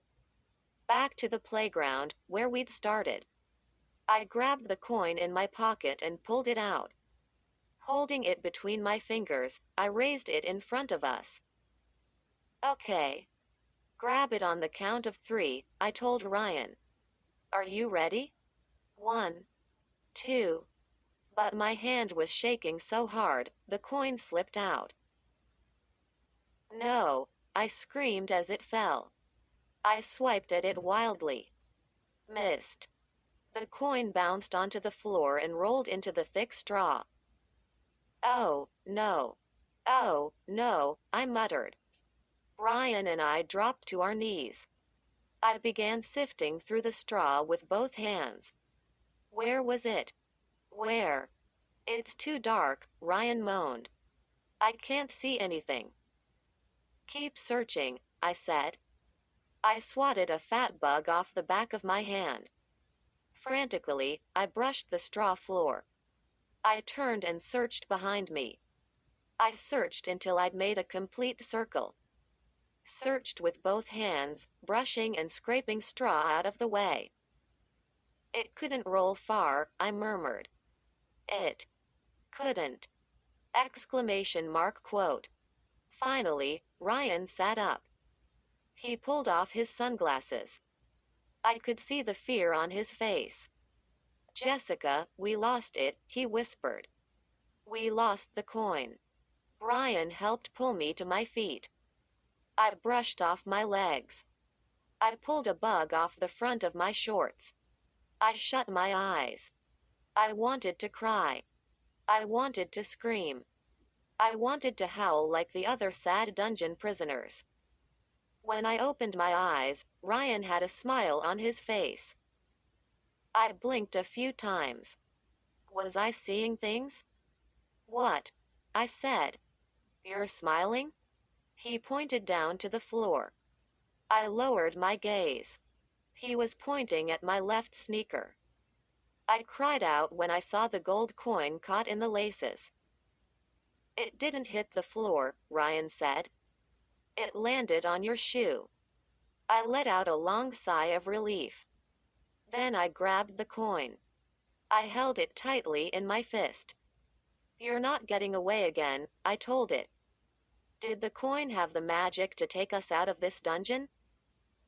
All around us, prisoners began to shout and cheer. They banged on their cell bars until the noise was so loud, I covered my ears. I saw a ragged man with long, stringy white hair moving from cell to cell. He stepped up to our cell door. He carried a flat wooden tray stacked with metal bowls. He set it down and pulled out a small ring of keys. He put one of the keys in the door and opened our cell. Just wide enough to shove in 2 bowls filled with gray muck. It looked like wet plaster. Feed time, the man muttered. My last stop. Ryan stepped to the door to pick up the bowls. What are we having for lunch? He asked the man. The man squinted at Ryan. Lunch? What is lunch? He asked. Did you find that word in a book? Ryan just shook his head. Don't we get spoons? The man rolled his eyes. Crazy prisoners, he muttered. Spoons? Making up your own words? He slammed the cell door shut. We watched him walk away, swinging the tray at his side. Ryan set the 2 bowls down on the wooden bench. The soup or whatever it was smelled like sour buttermilk. Was this our only meal of the day? I felt sick. I grabbed my stomach. When I turned to Ryan, he was grinning again. What's up? This time? I demanded. His grin grew wider. He reached behind his back and pulled something out of his pocket. I gaped at it in amazement. The food man's keys. Despite my fear, I burst out laughing. I slapped Ryan on the back. Wow. You haven't lost your touch. When you're good, Ryan said. He raised the keys and we both stepped to the cell door. Let's get out of here, I said. I didn't realize how hard that would be. The keys clattered on the key ring. Ryan leaned against the bars and fumbled a key into the lock. He tried to turn it. No, he said. Wrong key. There were at least 10 keys on the ring. Ryan took the key out. The space between the bars was narrow. His hand barely fit through. He tried the next key. Then the next. My heart pounded harder with each try. One of them has to work, I said. We saw that guard open the door. The cell door popped open on the next try. Yes, Ryan whispered. I glanced at the man in the next cell. Was he watching? No. He was flat on his back, sound asleep. We were in the very last cell. No one else could see us. I slowly pushed the rusted door open. It squeaked as it swept across the straw floor. Good work, Ryan, I said. Let's go. I didn't think about where we would go. I just wanted to leave that horrible cell. We both hurried out. Ryan tossed the keys back into the cell and slammed the door shut. Which way? He asked. I glanced from one side to the other. In the dim light, I could see only the endless row of cells. We've got to find the stairs, I said. The first thing is to get away from this dungeon. Ryan pointed to the left. I think we came that way. We started to run. Our shoes scraped the straw. I squinted hard into the darkness, trying to find the stairway. Prisoners shouted at us and howled. Let us out, someone yelled. Set us free. Freedom. I want freedom. Johnny is hungry. Johnny is hungry. We ran until we reached a wide aisle. I saw a break in the row of cells. Ryan turned. Let's try this way, he said breathlessly. We took off, then stopped. I heard heavy footsteps. The thud of boots on the floor. A man coughed loudly, a booming cough that echoed off the walls. I grabbed Ryan and pulled him behind a cell. It's a guard. He's coming this way. He'll see us, Ryan gasped. Hurry, I said. Back to our cell. We'll wait for him to leave. We both spun around, our shoes slipping in the straw. The other prisoners shouted and howled and begged as we hurtled back to our cell. Freedom. I demand freedom. Let us out. Let us out. Johnny is hungry. I glanced over my shoulder. The guard was taking long strides, heading our way. His sword swung against his leg. He wore a loose black cape that flapped behind him as he walked. We both were gasping for breath by the time we made it back to the cell. My head throbbed and my throat ached. Hurry, he's coming, Ryan's voice cracked. Get back in the cell before he sees us. I grabbed the bars and pulled. The door didn't budge. It's locked. I gasped. Ryan grabbed the door. He pulled hard. Then he pushed it. No way. The door was locked. I stared into the cell. Stared at the keys on the straw floor where Ryan had tossed them. We were locked out. Trapped. The guard was moving fast, swinging his arms as he walked. He had a sour look on his face. His eyes were locked straight ahead. I pressed my back against the bars. I pulled Ryan beside me. We tried to flatten ourselves against the cell. Maybe if he kept staring straight ahead, he wouldn't come all the way down the hallway. I held my breath as he strode closer, down the long row of cells. Suddenly, he stopped. His eyes bulged in surprise. You there, he shouted. I let out a gasp. He sees us. Too late to run. The guard gripped his sword handle as he began to charge toward us. He narrowed his eyes at us, and his expression turned angry. You there. Do not move. I felt Ryan tremble beside me. My throat tightened in fear. I struggled to breathe. The guard drew his sword. He raised it in front of him. His cape billowed behind him. Prisoners. You have been captured, he boomed. We're doomed, Ryan whispered, pressed against the bars. The guard stopped a few yards in front of us. He was a big man, way over 6 feet tall. Powerful looking with broad shoulders and a huge chest under his uniform jacket. He swung the sword in front of him. The blade glimmered in the flickering candlelight. And a girl's voice behind him called out, "Hey, you jerk. Watch where you're going." Startled, he dropped the sword. It clattered to the floor. He spun away from us. "Who goes there?" I gave Ryan a shove. "Move." I pushed myself from the cell bars and took off running. We ran side by side down the long aisle of dungeon cells. I glanced back.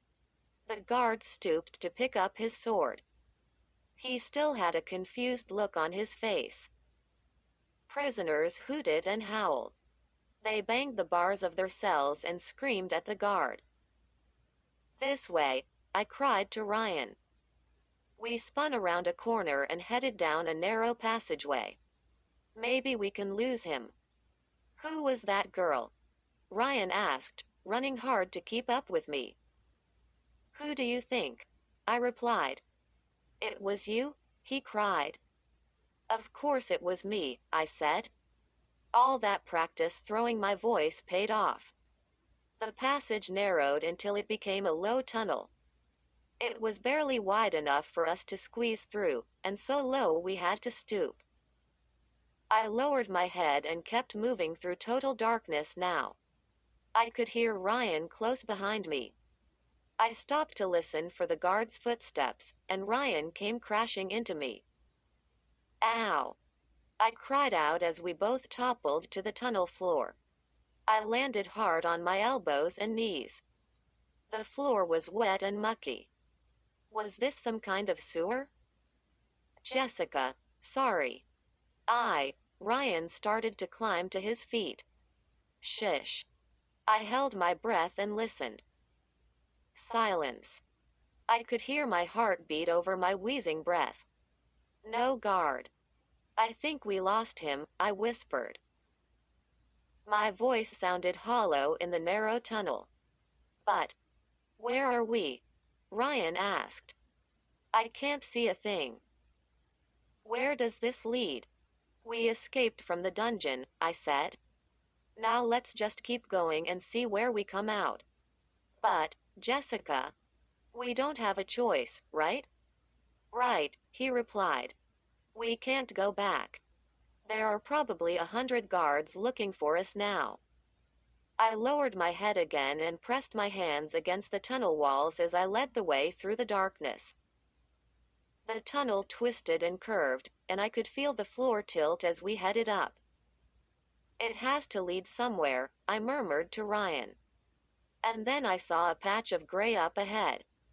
Just a small square of brightness in the distance. "The end of the tunnel," I cried. It glimmered like a light. I ducked my head and ran toward it. Was that the sky? "We can do this," I told myself. "We can find the end of this long black tunnel." But then I let out a moan as my hopes all faded. I staggered to a stop. I sobbed and stared at the tall guard standing in the center of the tunnel opening. Watching us, waiting for us, blocking our escape.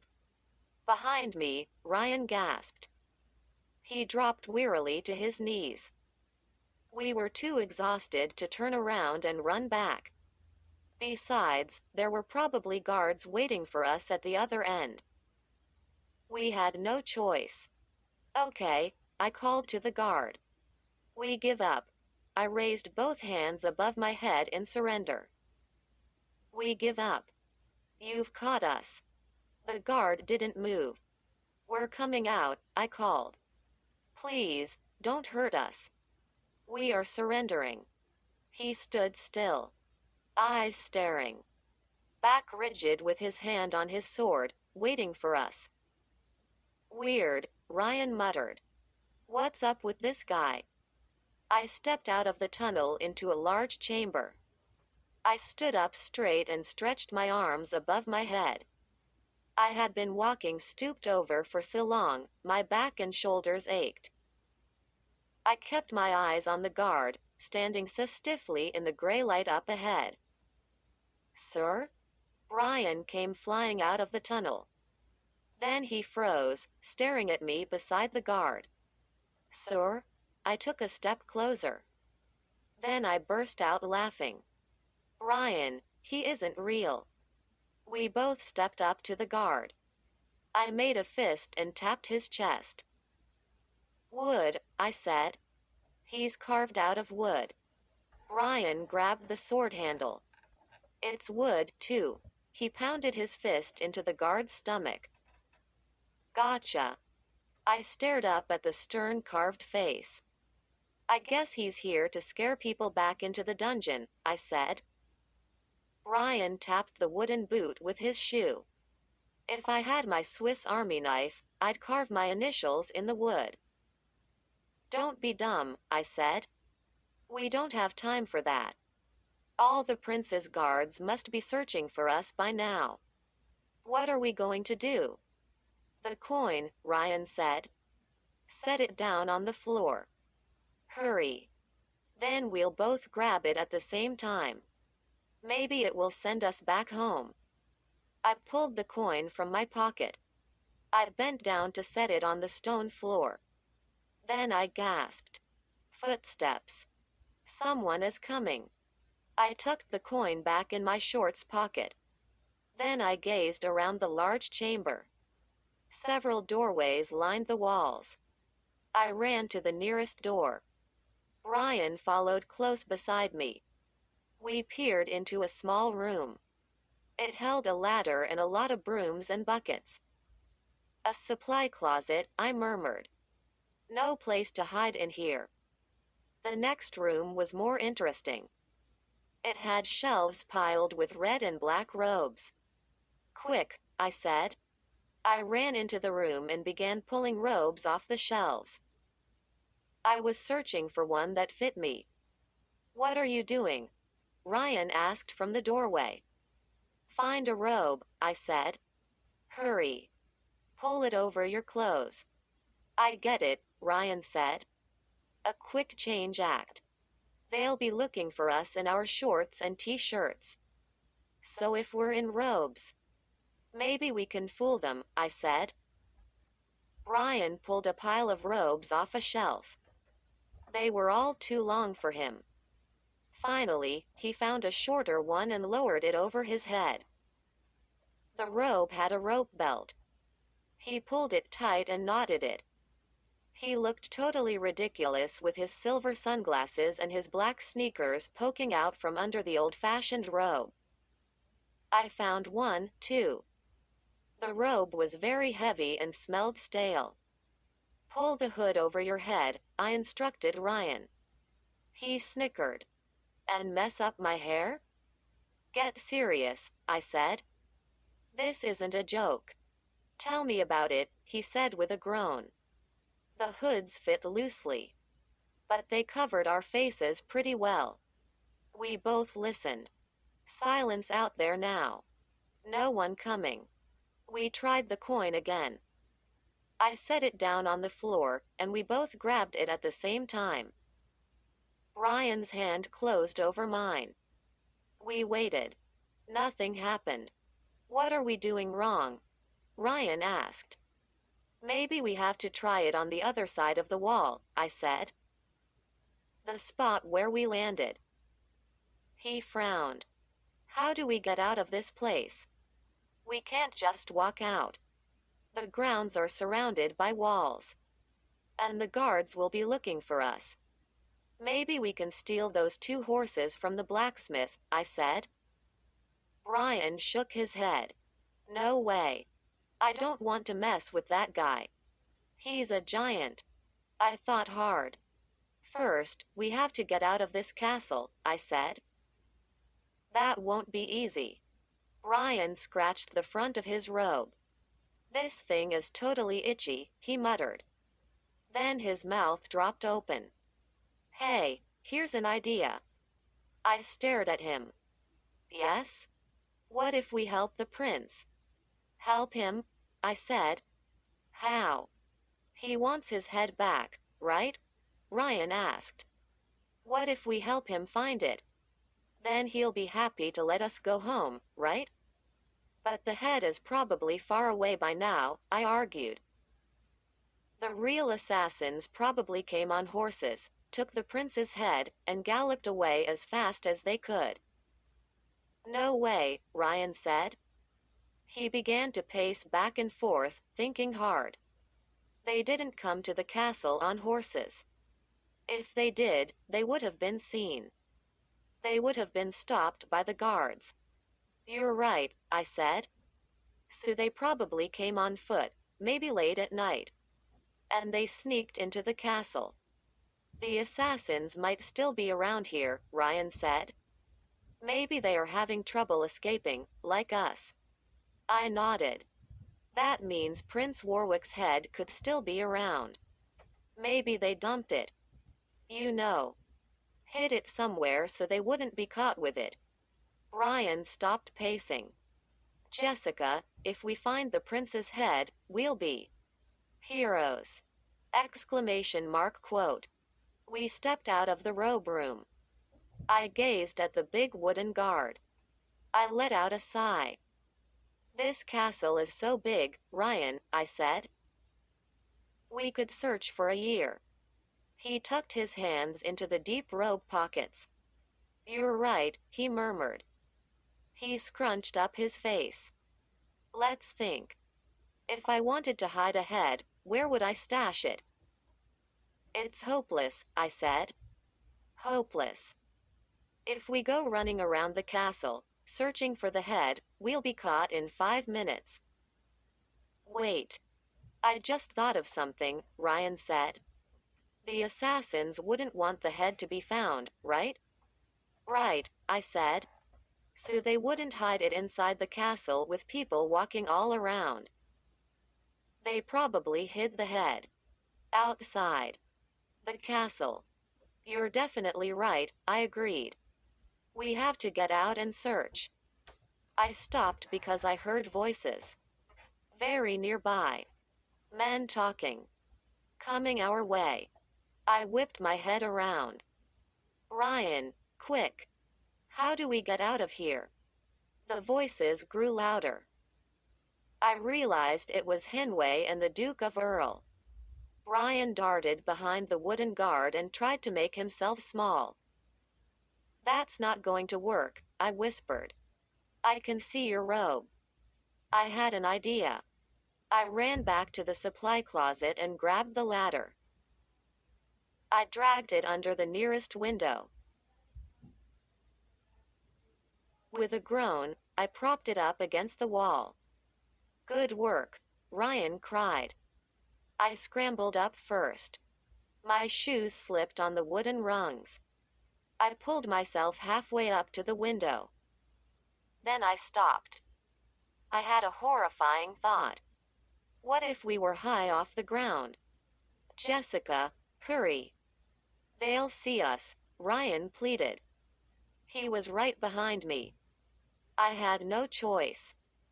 I climbed to the top and dove out the window. Thud. Dot. I landed on my side and rolled in the dirt. A short fall, only a few feet. Phew. I let out a relief sigh. I turned and watched Ryan land hard on his hands and knees. He quickly scrambled away from the castle wall. Behind us, I could hear the men's voices inside the castle. Ryan pulled me to my feet, and we began to run. Our shoes kicked up the yellow dirt. We lowered our heads and tore away from the castle, and ran straight into a squad of marching guards. We stopped so fast, we nearly knocked each other over. My hood slipped off my head. I grabbed it and pulled it back into place. The guards held swords in front of them. They marched in a double line. Their red hats caught the light of the late afternoon sun. Their eyes were fixed straight ahead. Walk normal, I whispered to Ryan. He swallowed. Huh? Normal? We pulled our hoods as low as we could. And we walked slowly, side by side.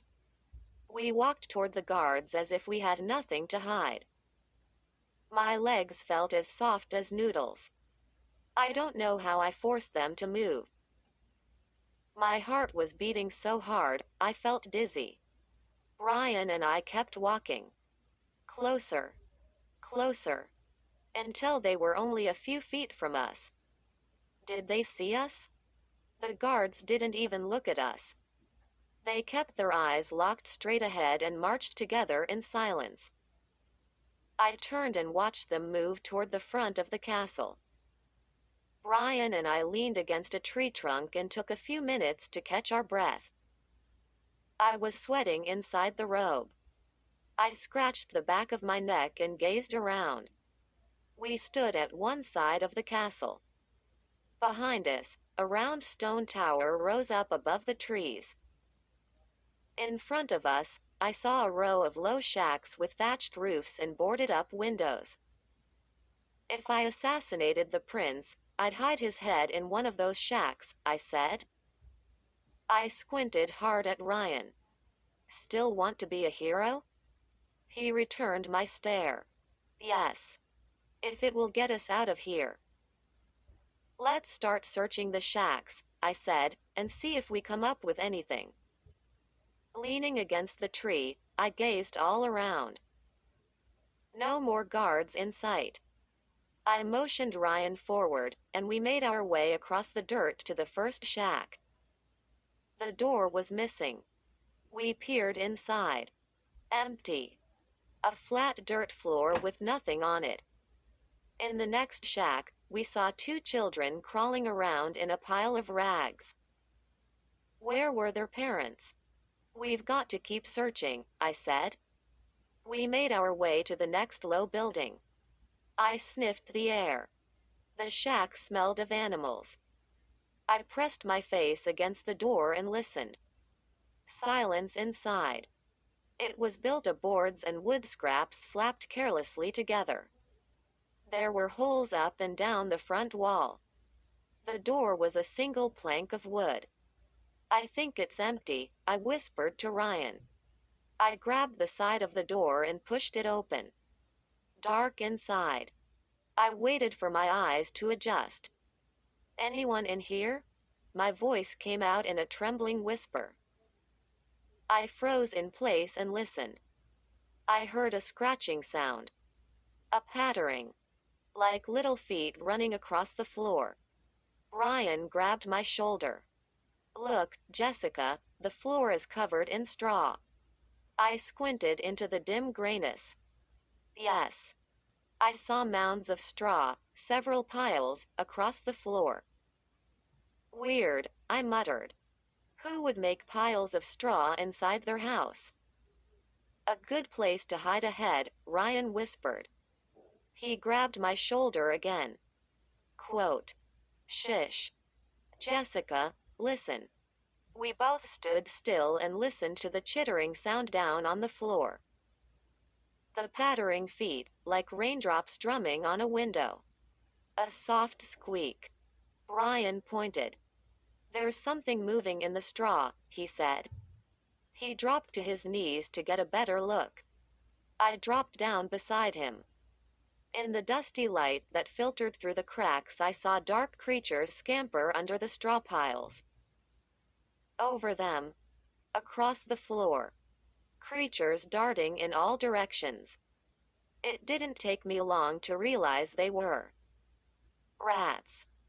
Dozens of rats, skittering over the straw, dragging their tails over the floor, squeaking and chittering. Oh, I hate rats, I cried. I jumped to my feet. Straw clung to the front of my robe. I didn't bother to brush it away. I backed up to the shack wall, trying to move away from the darting, running rats. Let's get out of here, Ryan shouted. We both lurched toward the door. But before we could get there, it swung open. I gasped as a ragged-looking man appeared in the doorway. He had a curly brown beard. He wore a long robe that hung down to his bare ankles. He stepped inside and slammed the door shut behind him. Ryan and I pressed ourselves against the shack wall. I watched in shock as rats began to scamper to the man. He bent down, and they climbed up his legs. Squealing and squeaking excitedly, they swarmed over him. They covered his arms and legs and clung to the front of his ragged robe. "So, you're glad to see Simon," the man cried in a deep voice. He laughed a booming laugh. The rats perched on his shoulders and held on to his arms. Rats swarmed over his whole body. He laughed again. "Well, Simon is glad to see you, too," he cried. And then his eyes stopped on Ryan and me. He jumped to his feet, sending several rats toppling to the floor. "Well, well," he said. "And who might you be?" My brain did flip-flops. What should I tell this man? How could I explain what Ryan and I were doing in his house? We, we are visitors from a faraway land," I stammered. He brushed rats off his sleeves and took a lumbering step toward us. "And what might you be doing in the prince's rat house?" he demanded. "Rat house? Well, we got lost," Ryan spoke up. "We were looking for someone to show us the way." The man studied us for a long moment. He tugged a rat that had become tangled in his heavy beard and set it down gently on a straw pile. "You came to the wrong house," he said, frowning at us. "I am Simon, the prince's rat tender." Rats circled his bare feet. He brushed several more off the front of his robe. "Why does the prince have a rat tender?" I asked. "The prince likes his rats," Simon replied. "Because he feeds them to his cats." We both stared at him. "Cats?" Simon nodded. "The prince has 500 cats. They get very hungry. That's why he needs me to tend the rats." He snickered. "The poor things think I am their friend because I feed them every day. They don't realize I am only fattening them up." He stepped up to Ryan and me. "Here. Have some rats," he said. He scooped up a bunch of them. Then he dropped them onto my shoulders. They clung to the front of my robe. "Get them off of me," I screamed. I turned and saw Simon drop 2 or 3 rats into Ryan's hands. Ryan fumbled with them. He juggled them as if he were doing a circus act. "Yes, the prince likes his rats," Simon boomed. He tossed back his head and laughed. More rats climbed up the front of my robe. A couple of them slipped inside my hood. I felt their warm bodies rub against my face. "Help. Please. They're clawing my scalp," I shrieked. "Help me. Get them out of my hair." Simon didn't move. The rats all began to screech. A rat tail brushed over my forehead. I tugged at the rat, but it clung to the inside of my hood. Ryan spun around to me and pulled the hood down to my shoulders. Then he grabbed the rat and tossed it to the floor. I wrapped my fingers around another rat and tugged it off my head. The screeching was deafening. Rats raced back and forth over our feet. Simon just stood watching the whole thing with a broad smile under his curly beard. The rats were no longer in my hair, but I could still feel them. My scalp tingled and my skin itched like crazy. I pushed Ryan toward the door. "Let's go." We bolted past Simon. Ryan lowered his shoulder and pulled into the door. It burst open, and we tore out of there. "Do not let the rats escape," Simon boomed behind us. The prince likes his rats. He slammed the door hard. Ryan and I didn't look back. We lowered our heads and ran along the backs of the shacks. I could still hear the rats screeching behind us. We ducked around tall bales of hay. A group of ragged kids was playing some kind of kickball game with a small round rock. They stopped as we charged past them. "Slow down," Ryan said, holding me back. "No one is chasing us. If we keep running, we'll look suspicious." I stopped and leaned over with my hands on my knees, trying to catch my breath. "Where are we?" I asked. We both glanced around. I was surprised to see we were back at the blacksmith's stable. Flames danced into the air from his fire. But he wasn't at the fire. Ryan and I peered around the side of the stable and saw him through the entrance. He was shoeing a horse. The hot tongs glowed red as he pressed the burning horseshoe onto the horse's hoof. Another horse looked on from the back of the stable. At the side, I saw a tall pile of straw. The horseshoe sizzled as the powerful man attached it to the horse's hoof. Ryan and I ducked out of the doorway. I knew we both had the same thought. The stable was the last building on the castle grounds. If we could get past it, maybe we could run to the wall. Maybe we could get back over to the other side. And then we could try the coin again. Ryan scratched the sleeve of his robe. "Still itchy," he whispered. I motioned toward the wall.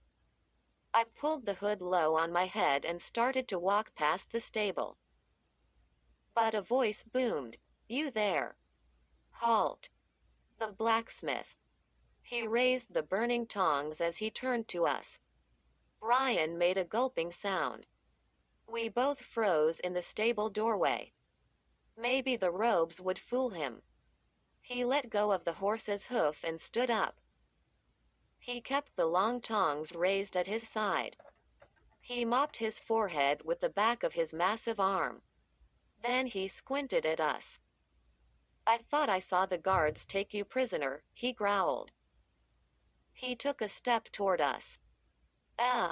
No," I stammered. "It was a mistake. We are guests of Prince Warwick." He stared at Ryan, then at me. I could see him thinking about that. Then he motioned with the tongs. "Come into the stable," he said. I knew we couldn't outrun him. Ryan and I obeyed. I led the way inside. The horse raised its head and let out a soft whinny. The blacksmith waved us closer. "Back to the wall," he said. Ryan and I stumbled into the tall pile of straw. "Keep going," the blacksmith ordered. "Back to the wall. Then sit down in the straw." "Why?" I asked in a trembling voice. "What are you going to do?" "I am going to summon the guards," he replied. "I will quickly find out if you are telling the truth." Ryan and I backed through the straw. Ryan frantically scratched at his hood. Something was definitely bothering him. "Sit down," the blacksmith shouted. "Now." We both sat down hard. We sank into the straw. The blacksmith waved the heavy tongs at us. "Do not move," he ordered. But, I sputtered. "If you would just let us be on our way." And then Ryan whispered, "I'm sitting on something." He reached deep into the straw. Then he uttered a cry as he pulled up a human head. A man's head. Cut off neatly at the neck. Eyes shut. Scraggly black hair flowing down the back. The prince's missing head. My breath caught in my throat. I started to choke. Ryan's face turned kind of green. He had a sick expression on his face.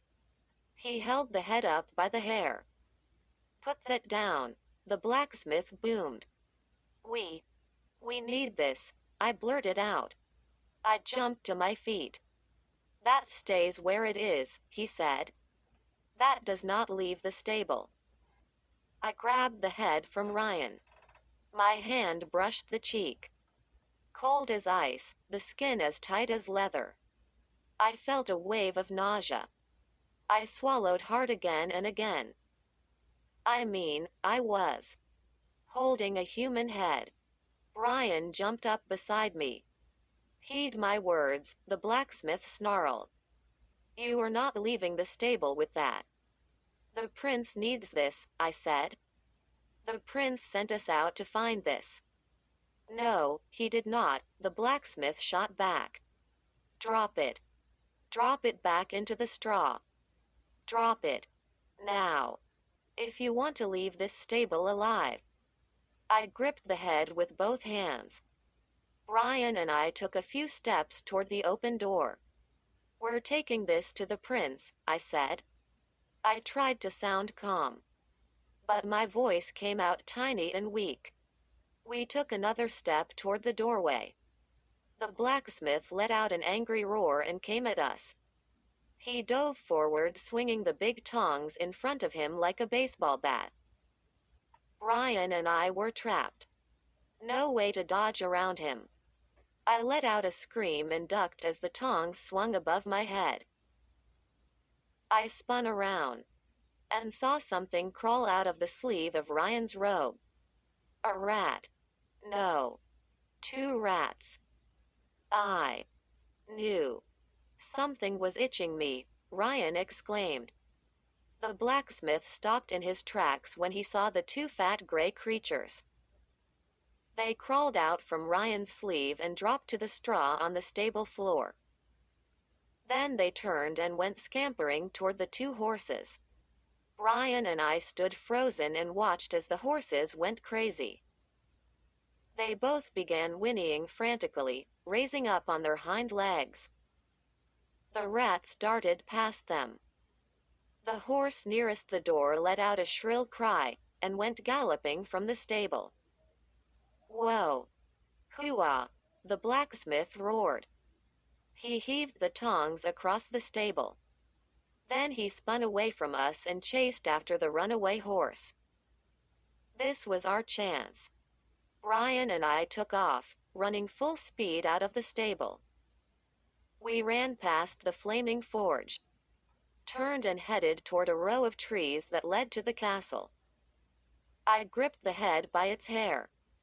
It swung in front of me as we ran. We hid behind a fat white tree trunk. We were both panting like dogs. I stuck my head out from behind the trunk and saw a squad of guards marching past the stable. What are we going to do? Ryan stammered. He gazed down at the head. We have the prince's head, Jessica. But how will we ever find the prince? I thought for a moment. Then I said, easy. I know how. I hid the head under my robe. Then I stepped into the open and shouted, guards. Hey, guards. Here we are. Come capture us.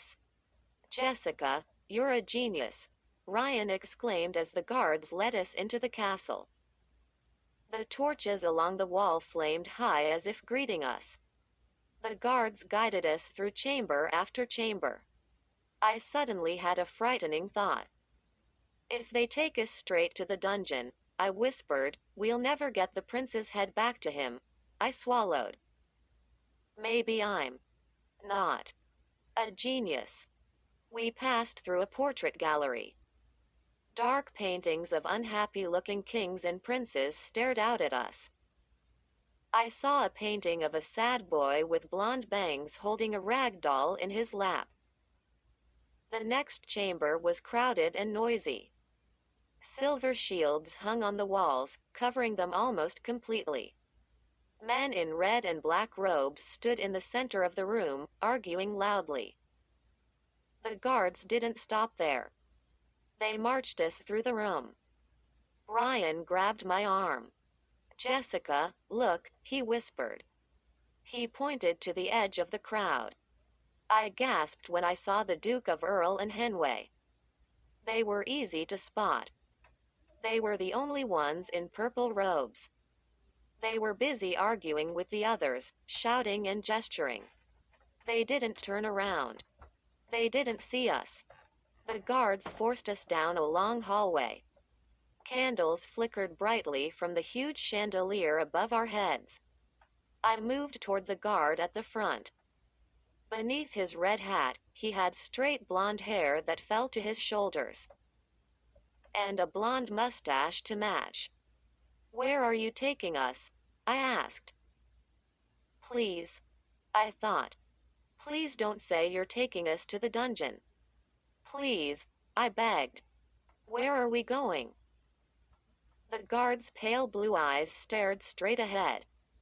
"The prince wants to see you," he said. I let out a sigh of relief. A few minutes later, we entered the prince's chamber. He sat at his writing desk. His quill moved quickly over a long sheet of parchment. I stared at the stump of a neck poking up from his ruffled shirt collar. The guards marched us right up to his table. "Your Excellency," the head guard said, "we have captured the assassins." The prince kept writing for a few moments. Then he set down his quill. He turned his headless body toward us. "Excellency," said the guard, "do you want these prisoners put to death?" I didn't give the prince a chance to write a reply. I burst free of the guards and pulled the head from under my robe. "Prince Warwick, Ryan and I have returned your head," I shouted. The prince's whole body jerked in surprise. He shuddered so hard, he nearly toppled off the tall-backed chair. I reached the head up to him. "Here. Here it is. I'm putting it in your hands," I said. He grabbed the head eagerly. He wrapped his fingers around it. Then he smoothed the cheeks with one hand.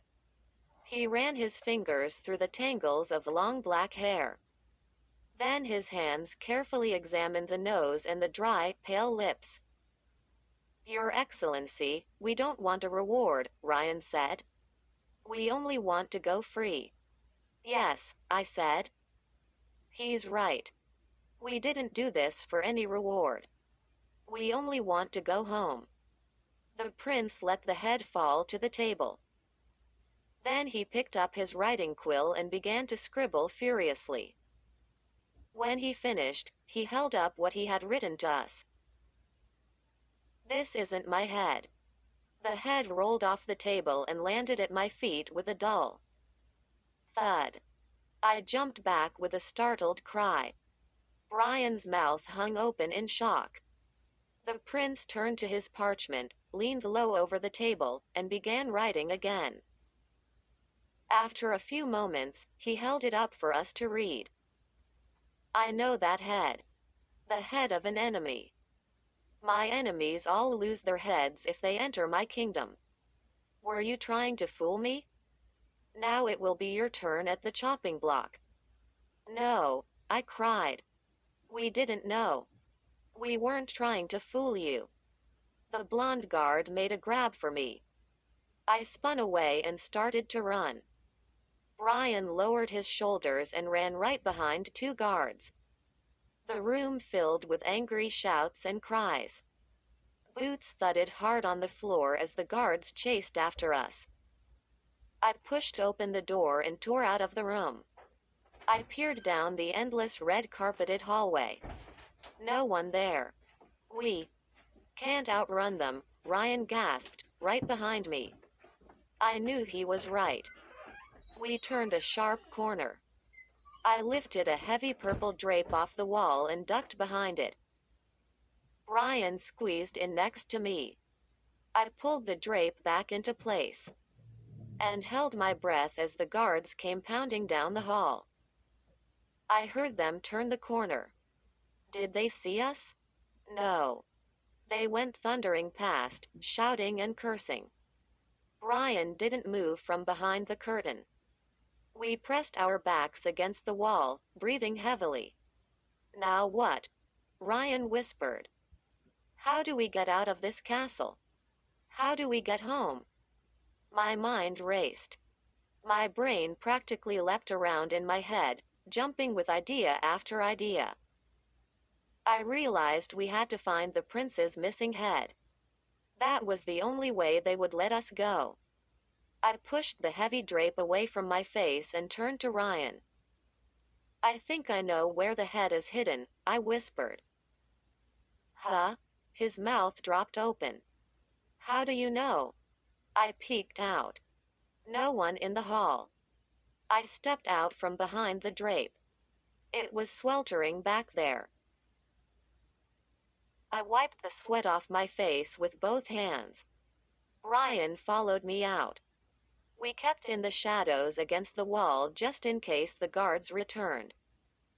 Look around, I whispered. Do you see any cats? Ryan scrunched up his face at me. Jessica, are you totally losing it? He demanded. Why do you want a cat? I shook my head. I don't want a cat. Just look around. Do you see any cats? No, he replied.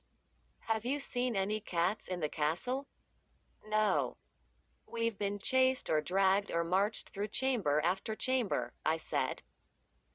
We've been in the prince's private chamber twice. And we haven't seen a single cat, right?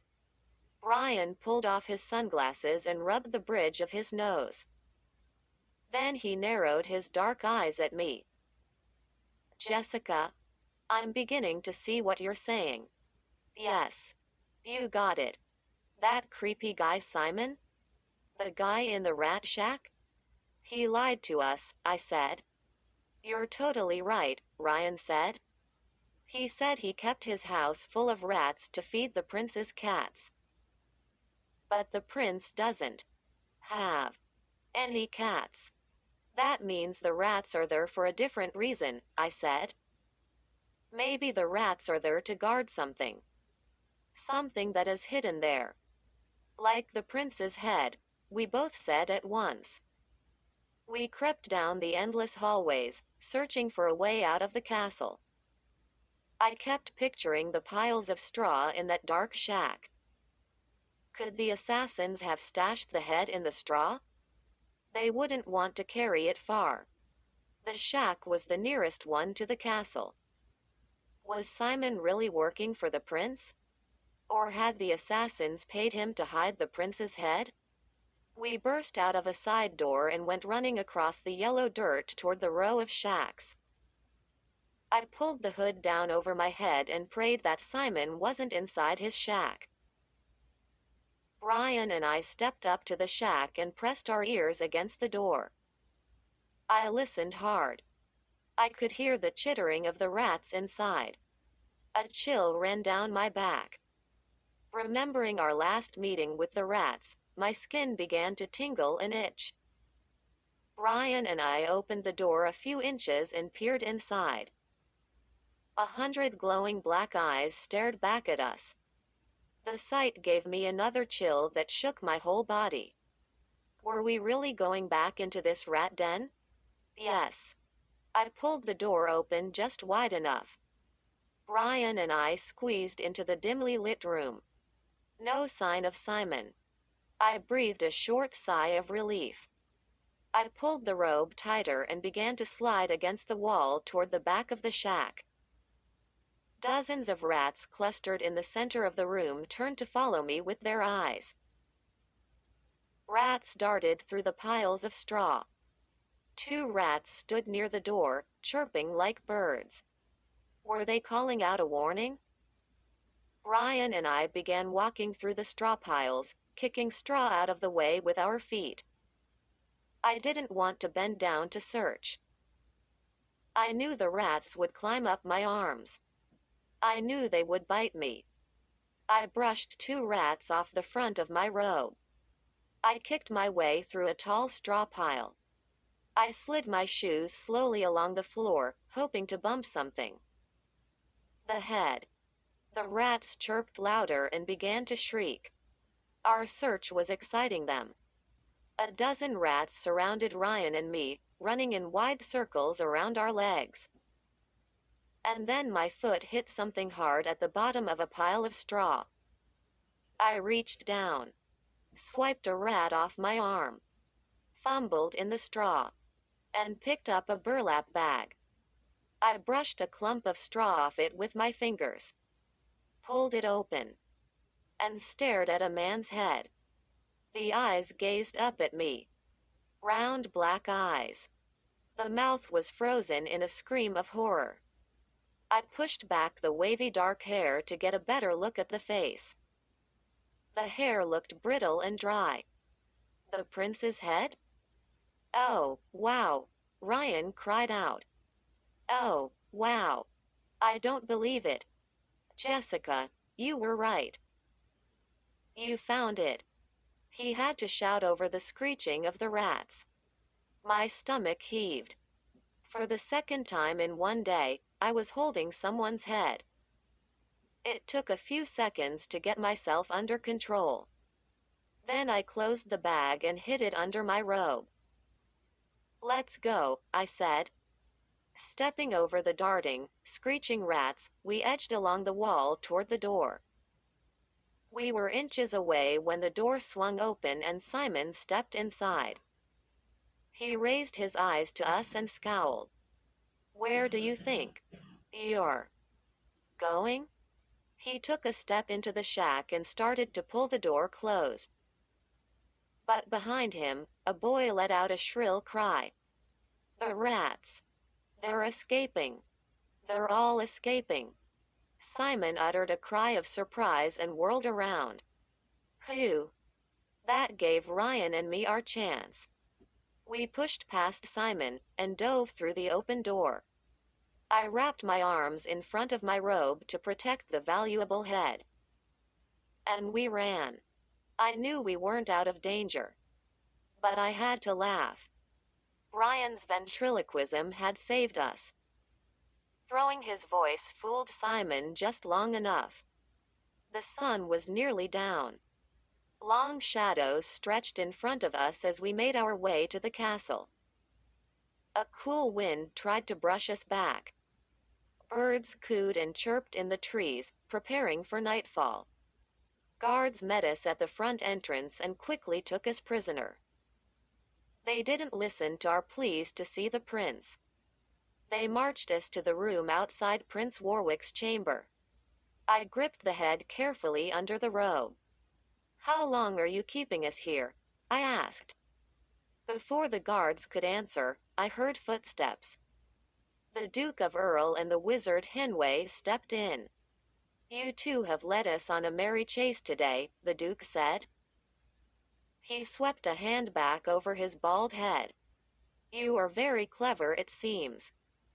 Yes, we are, I said. I couldn't keep a smile from spreading over my face.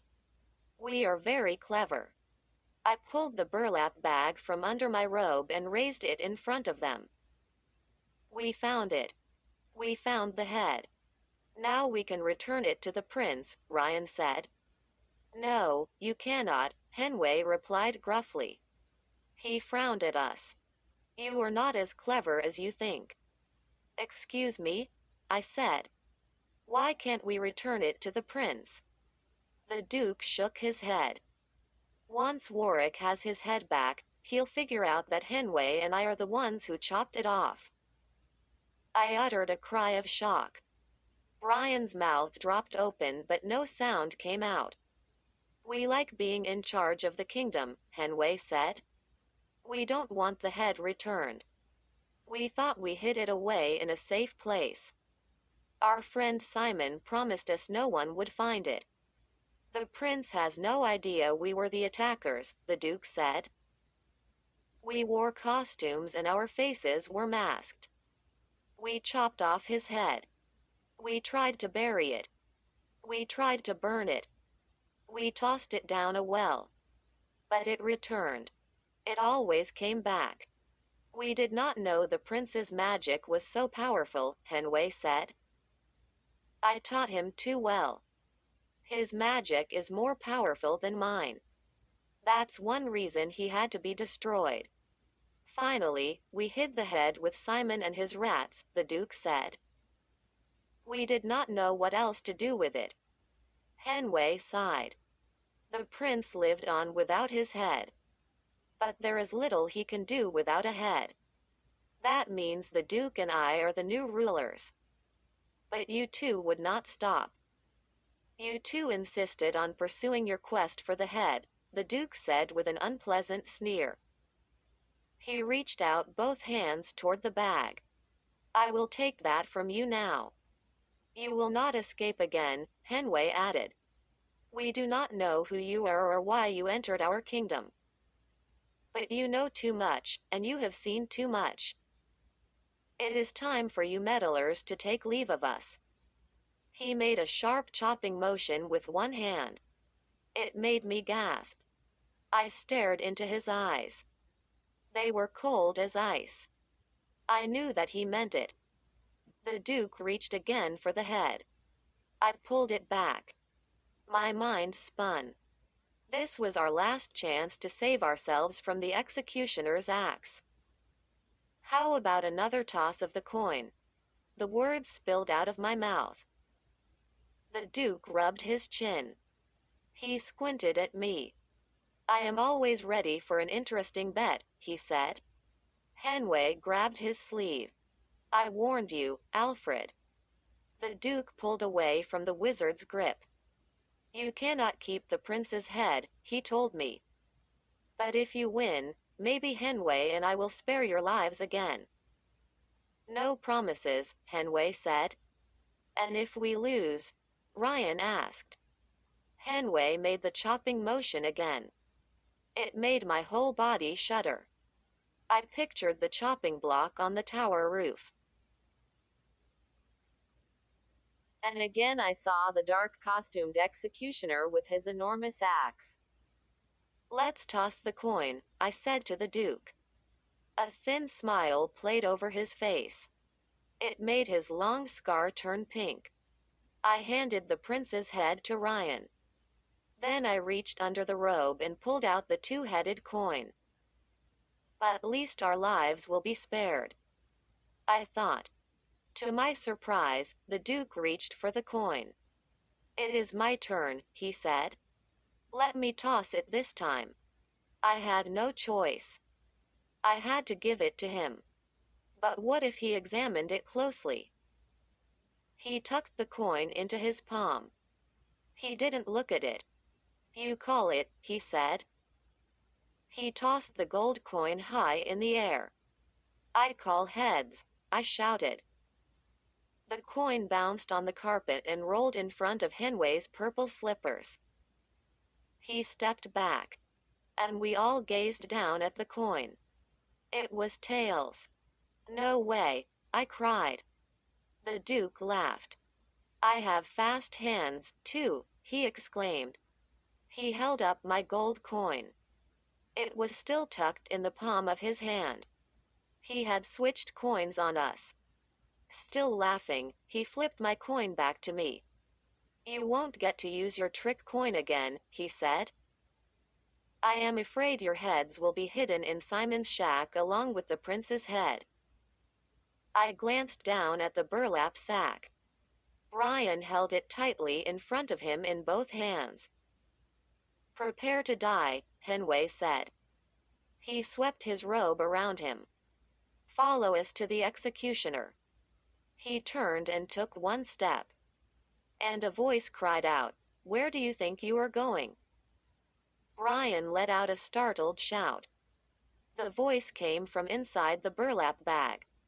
Ryan turned to me. Did you just throw your voice? No, I cried. Ryan pulled open the bag. We stared at the head. The lips. The colorless lips. They moved. And the eyes blinked. I have ears, the prince's head said in a dry, croaky whisper. Do you think I cannot hear you? But, Henway and the Duke both began to sputter. Their eyes bulged in horror. Even from inside this bag, I heard your confession, the head continued. I heard you both admit your guilt. No, Your Excellency, the Duke said in a panicked whisper. No, we were teasing the children here. We. We would never harm our prince, Henwei chimed in. Silence, the head commanded. Both men shrank back. When I am reunited with my body, the head said, I shall send both of you liars to the chopping block. That's why that will never happen, Henwei told the head. He leapt at Ryan and wrapped his hands around the bag. Ryan tried to pull the bag free, but the wizard kept his grip. The two of them groaned as they had a fierce tug of war battle. The Duke stepped forward to help Henwei. I pointed my finger wildly behind the two men and screamed, No. Please. Put down that battle axe. Henwei's hands slipped off the head. The two men spun around. No one there. Just a desperate trick on my part. Ryan tossed the head to me, and we both lurched right past the two startled men. Ryan pulled open the door to the prince's chamber. He held it for me as I ran in carrying the bag with the prince's head. Then he followed me as we sprinted to the writing desk. Here it is, I cried breathlessly. Prince Warwick, here is your head. And then I gasped. He was gone. Oh, no, I moaned. Behind us, Henwei and the Duke came clattering into the chamber. Stop right there. Both of you, Henwei shouted. Ryan and I saw an open door. We darted toward it. Out into the night. We found ourselves on an outdoor balcony. The air felt fresh and cool. A pale half-moon hung low above us, and the headless prince stood leaning against the stone railing. Here is your head, I cried breathlessly. I pulled it from the bag and shoved into his hands. The prince gripped it by the cheeks. He ran his fingers over the nose, the mouth, the forehead. Then he placed the head on his stump of a neck. He twisted it from side to side. All the while, he murmured strange words, magical words, I guess. He pushed the head down hard, twisting it, murmuring softly. A few seconds later, the head was attached. He blinked his eyes several times. He opened and closed his mouth, testing the head. Then he stepped past us, back into the chamber, and shouted for his guards. He gave Henwei and the Duke a quick bow. Thank you so much for confessing to your crime, he said. You made my job much easier. He turned to the guards who came bursting into the room. Take these two traitors to the dungeon. But, Henwei and the Duke began to sputter again. They begged and pleaded as the guards dragged them away. The chamber door closed behind them. The prince adjusted his head on his neck. He tilted it one way, then the other. He moved his eyebrows up and down. When he finally turned to us, he had a smile. Jessica, he said, tell me about the coin. The coin you tossed in your wager with the Duke. What is so special about that coin? It's just a joke coin, I said. It's a fake. I handed it to him. See? It has two heads. He studied the coin carefully, turning it between his fingers. Then he smiled. That is ME on both sides, he said. Huh? I stared at him. The face on the coin, it's you. Question mark quote. He nodded. Yes. It's true. I thought hard. That must be why the coin brought us here, I said.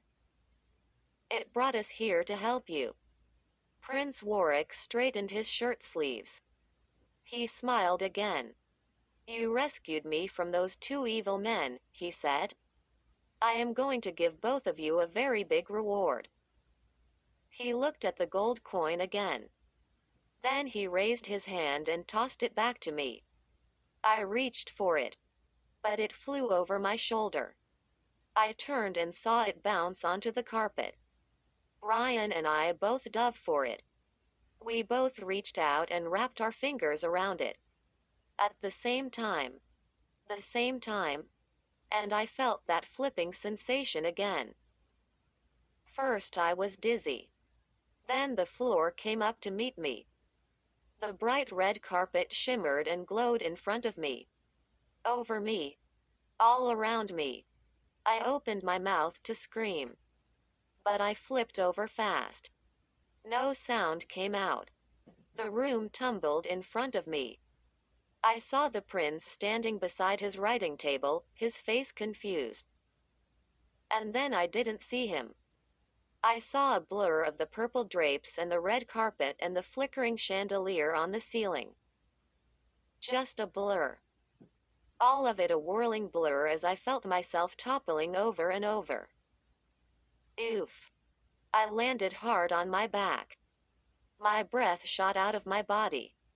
I gasped for breath and realized I was staring up into a bright blue sky. I was flat on my back on grass, staring up at the sky. Daytime again. Slowly, I sat up. I saw the school building up ahead. We're back on the playground, Ryan cried. Jessica, check it out.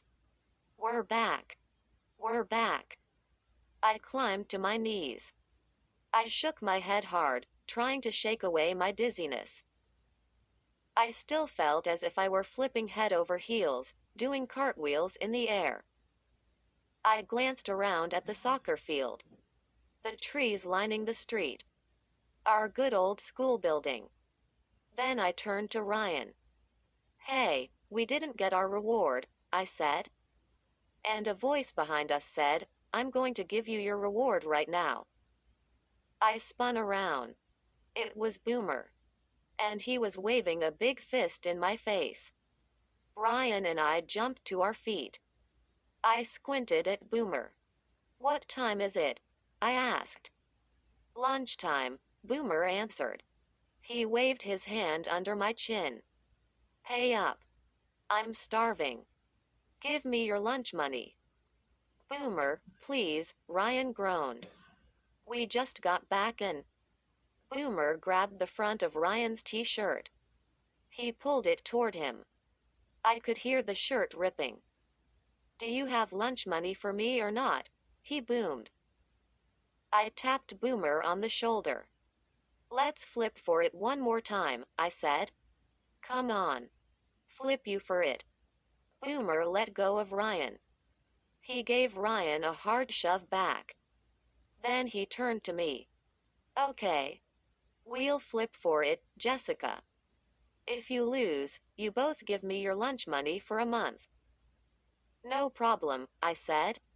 He never learns. I thought. I pulled out the gold coin. Here goes, I said. Heads, I win. I flipped the coin high in the air. It caught the sunlight as it flew up. Then sank to the grass and landed at Boomer's feet. We gazed down at it. Tails. I picked up the coin and studied it.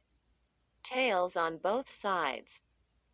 The prince had switched coins. He tricked us. I guess he wanted the one with his face on it. Boomer stuck his meaty hand under my face. You lose, big time, Jessica. Pay up. Pay up now, or face the mighty Fisto. You. Named. Named. Your fist? I cried. Oh, never mind. Of course, you did. Ryan and I reached into our backpacks for our wallets. Put the mighty Fisto down, Boomer, I said. We're paying. We're paying. Ryan and I were broke. And it was going to be hard to skip lunch for a month. But we were so totally happy to be home, it was a small price to pay. I carried the gold coin around for a couple of days. But none of my friends wanted to make any bets. After dinner, I went up to my room. I decided to tuck the coin on a shelf where I keep a lot of other magic tricks. But as I crossed my room, I saw a yellow-green glow. I stopped. My heart skipped a beat. Was something in my bookshelf on fire? No. I hurried closer and saw that it was the little horror. The tiny figure that Jonathan Chiller had attached to my gift package in his Horrorland souvenir shop. Suddenly, Chiller's words repeated in my mind. Take a little horror home with you. A ring of bright light radiated off the horror's body. It glowed brighter as I stared. And the ring of yellow-green light spread out from the figure. Wrapped around me. Ellipsis. Until I felt the warmth of it. A fiery warmth. A bright curtain of light circled me. And then began to pull. Pull me inside. I struggled to breathe. But the heat was so intense. The light was so bright, I clamped my eyes shut. A second later, I opened my eyes. The glow had vanished. I stood in a store aisle. I blinked at cluttered shelves and display cases. How did I get here? I said out loud. And then I saw I wasn't alone. Standing behind the counter with a strange, unpleasant smile on his wrinkled face, Jonathan Chiller. Jessica, welcome back, he said in his croaky voice. His gold tooth gleamed as his smile grew wider. But how did I get here? What am I doing here? I cried. His smile faded. He narrowed his eyes at me behind his square spectacles. It's time to pay me for your souvenir, he said softly. It's time for you to pay.